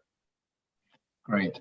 And we've had another question in, which is whether you need to disclose the use of artificial intelligence or machine learning in international arbitration. Jedi, what do you think about that one? I'll go to you first. Yeah, this is an interesting one. This is an interesting one because, of course, much depends on your arbitral rules, right? But by way of comparison, in the commercial court, we have a new pilot scheme, and the technology, what Alexander was explaining, the TAR, the technology assisted review, is actively encouraged, and you have to even explain why you wouldn't have used it in certain cases. So it's almost the reverse. Now in arbitration, we know, okay, we have much fewer documents. In theory, it's much quicker, it's much cheaper. We all know how that actually pans out in practice. But so far, I don't think that any of the arbitral rules require such disclosure. But I'm thinking with the few changes that have currently happened along the side of third-party funding, and I think the ICC rules are putting in a new rule saying you have to disclose third-party funders. At some point, probably you would have to consider whether to do that, and that is connected probably with liability, and where would the liability fall if the program misses a document, or if whose fault it is. Is it going to be the lawyers? Is it the programmer, the developer, the service offering, the platform? So quite a few things. So I think as and when that becomes common practice in arbitration, probably we will have to do that. Excellent. And another question in whether the use of artificial intelligence machine learning is regulated, and I'd probably add, or whether it should be. And I guess we can go to Ekaterina, to you first on that one. Thank you, Tom. But just before answering this question, I would like probably to add to the answer to the previous one. I think that will depend on the role of the artificial intelligence in your case, because indeed we see when we scrutinize all this doctrine that speak about the predictive justice and artificial intelligence, we see that there is a problem of disclosure, because if artificial intelligence takes too much place in your arbitration process and it takes basically a place of a party, I think you will definitely need to disclose it. And at the same time, if you as an arbitrator rely heavily on the findings of the predictive justice, you will definitely need to disclose it, and probably it would be up to the parties to contest the findings of these artificial intelligence solutions. But at the same time, if you use this predictive justice as support for your position, I don't think that you need to disclose it, because you do not disclose what legal databases you use on a regular basis. So I would say that will depend on the impact that artificial intelligence will have on your case. And in what concerns the regulation, so we see some tendency in some states to regulate it, but at the same time, it is quite ambitious to regulate the whole artificial intelligence. So I think the states try to regulate some bits of it. So for example, in France, it is forbidden to use the judges' names when you try to predict the future, the outcome of the cases. But in fact, I would like to refer to a very interesting read. It was in European Ethical Charter on the use of artificial intelligence in judicial systems and their environments. It is a paper produced in 2018 by European Commission for the Efficiency of Justice. It is a very nice read because it explains the state of art of all the technologies and also all the challenges that you can encounter there. It's not a binding set of rules, but at the same time, I think you can draw some inspiration from this document. Great, thanks, Ekaterina. A question to Anton, and perhaps others can comment as well. Based on what you're saying, what others have said, it seems that dispute resolution teams, for example, within law firms, or if it's within a business, will probably need to increase the number of technology specialists as opposed to just lawyers. And you seem to be both a lawyer and a technologist. Do you think that is sort of the future, is going to be more specialists who will combine both understanding of use of technology and law within disputes teams? I think so. Well, basically, we are already in some way technologists with Microsoft Word. So I think lawyers are excellent with getting along with new technologies, and inevitably you would have to understand what's there on the market, how that can help you be more efficient and win that. So yeah. Great. I don't know if anyone else wants to comment on that question. I would probably add just a little bit here that what we see, especially with large legal departments, that the legal profession is kind of changing in a bit. So I know personally quite a few people who are, let's say, legal machine learning engineers. So they would do specifically that type of work, and also legal algorithm architects. So we would see a lot of new semi-professions there, I would say. Thank you. Sergey, if I can ask you a question, if that's okay. the demonstration was really interesting of your product and some of the others we have seen today as well. Do you think there is a risk of over-reliance on technology by lawyers?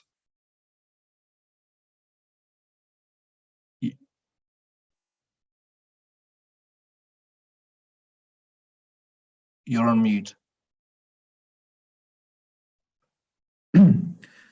Вторую часть вопроса повторите, пожалуйста. Не считаете ли вы, что слишком много мы будем полагаться на использование технологии? Возможно, такой риск и есть, но, как известно, прогресс не остановить. Вот. И со временем все стремятся к тому, чтобы использовать более прогрессивные инструменты. И если одна страна начнет использовать, то и остальные будут поставлены в такие условия, что выбора, к сожалению, у них не будет. Они будут вынуждены пользоваться тем, что сейчас на рынке есть. Спасибо большое. The answer that Sergey gave actually leads very nicely into another question we've received from the audience, which is, could the use of AI disrupt equity between the parties? If one party has more access to technology than the other one, therefore should the use of AI be regulated from that point of view? Ekaterina, you've already spoken on regulation, so you may have something to say, but I don't know, Jenny, do you want to start off on this one? Yes, I think there is it's a genuine concern probably, and then the next step is obviously when you do have AI, is it only for lawyers? I've really enjoyed Sergey's presentation, and I was thinking, well, if the system is available to really sophisticated parties, could they do that on their own and then say, well, there is no point in doing this case, for example, at all, as and when this is physically possible. It will be difficult to regulate, but maybe there is a situation where you would almost become the equivalent of a litigant in person if you don't have AI, and then it will be encouraged for the general good that all the parties to an arbitration should have the same resources, or at least there should be some sort of an equal footing. So possibly regulation, as and when this becomes widely available, I think would be necessary in the rules. Great. Ekaterina, anything to add? Yes, but I would like to say probably that any technology creates some kind of the disruption between the parties. That means that if we have one party that is represented by a sophisticated lawyer who has access to Clover, Investor State Law Guide, UseModin, all these databases that we are used to, and on the other hand, you have a party that tries to represent itself, I think the equality of arms is somehow compromised already in the current world, because not all parties have access to the same resources. But at the same time, I think in Russian we say that the when a person is drawing, the survival of this person is the problem of the person who is drawing.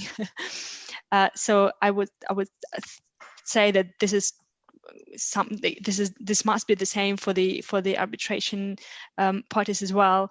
It is a pity that it is like this, and not everyone has access to the same resources. But this is life. Thank you. I think we haven't got much time left. Probably a final question from me to, I guess I'll start with the lawyers amongst the speakers. Anton sort of spoke about the future where there are no ambiguous laws because coding makes everything clear and unambiguous. Do you think this is a positive or negative development for dispute resolution lawyers? Jenny, back to you. Yes, in terms of whether we will have a job, and when we heard for some time, at least for the foreseeable future, we will have, so that's good news. I think it's a positive development. I think it's a positive development because it is going to take some time until this is real. We will change, and all of us, not only dispute resolution lawyers, we now live longer. Society is expected to develop and have various careers during your lifetime. So I think this is very exciting. I'm a huge supporter of the future and AI. So I think perhaps our role will change and we'll advise in a different way, but the more mundane tasks will fall away. I think it's good news for us. Great. And Ekaterina, what do you think? Totally agree, and I would say that lawyers have a lot of things to do in this new context of artificial intelligence and predictive justice. They can start doing the research in a more technical and in a more objective way, because predictive justice and artificial intelligence gives us an opportunity to be more objective in our research than we were previously. Great. Well, we have unfortunately come to the end of the time allocated for us, although I am very disappointed by this because I still have many questions that I would like to ask all of you. But it remains for me to thank all of the attendees. It remains to say thank you to all of you for your fascinating insights, presentations, and views and comments. Plenty to think about, and hopefully we will consider these topics going forward. I'm sure we will, and they'll become even more relevant. Thank you to the Russian Arbitration Association, to the organizers, and that concludes our session. Thank you very much, everyone. Thank you. Thank you very Bye. much. Have a good day. Bye-bye.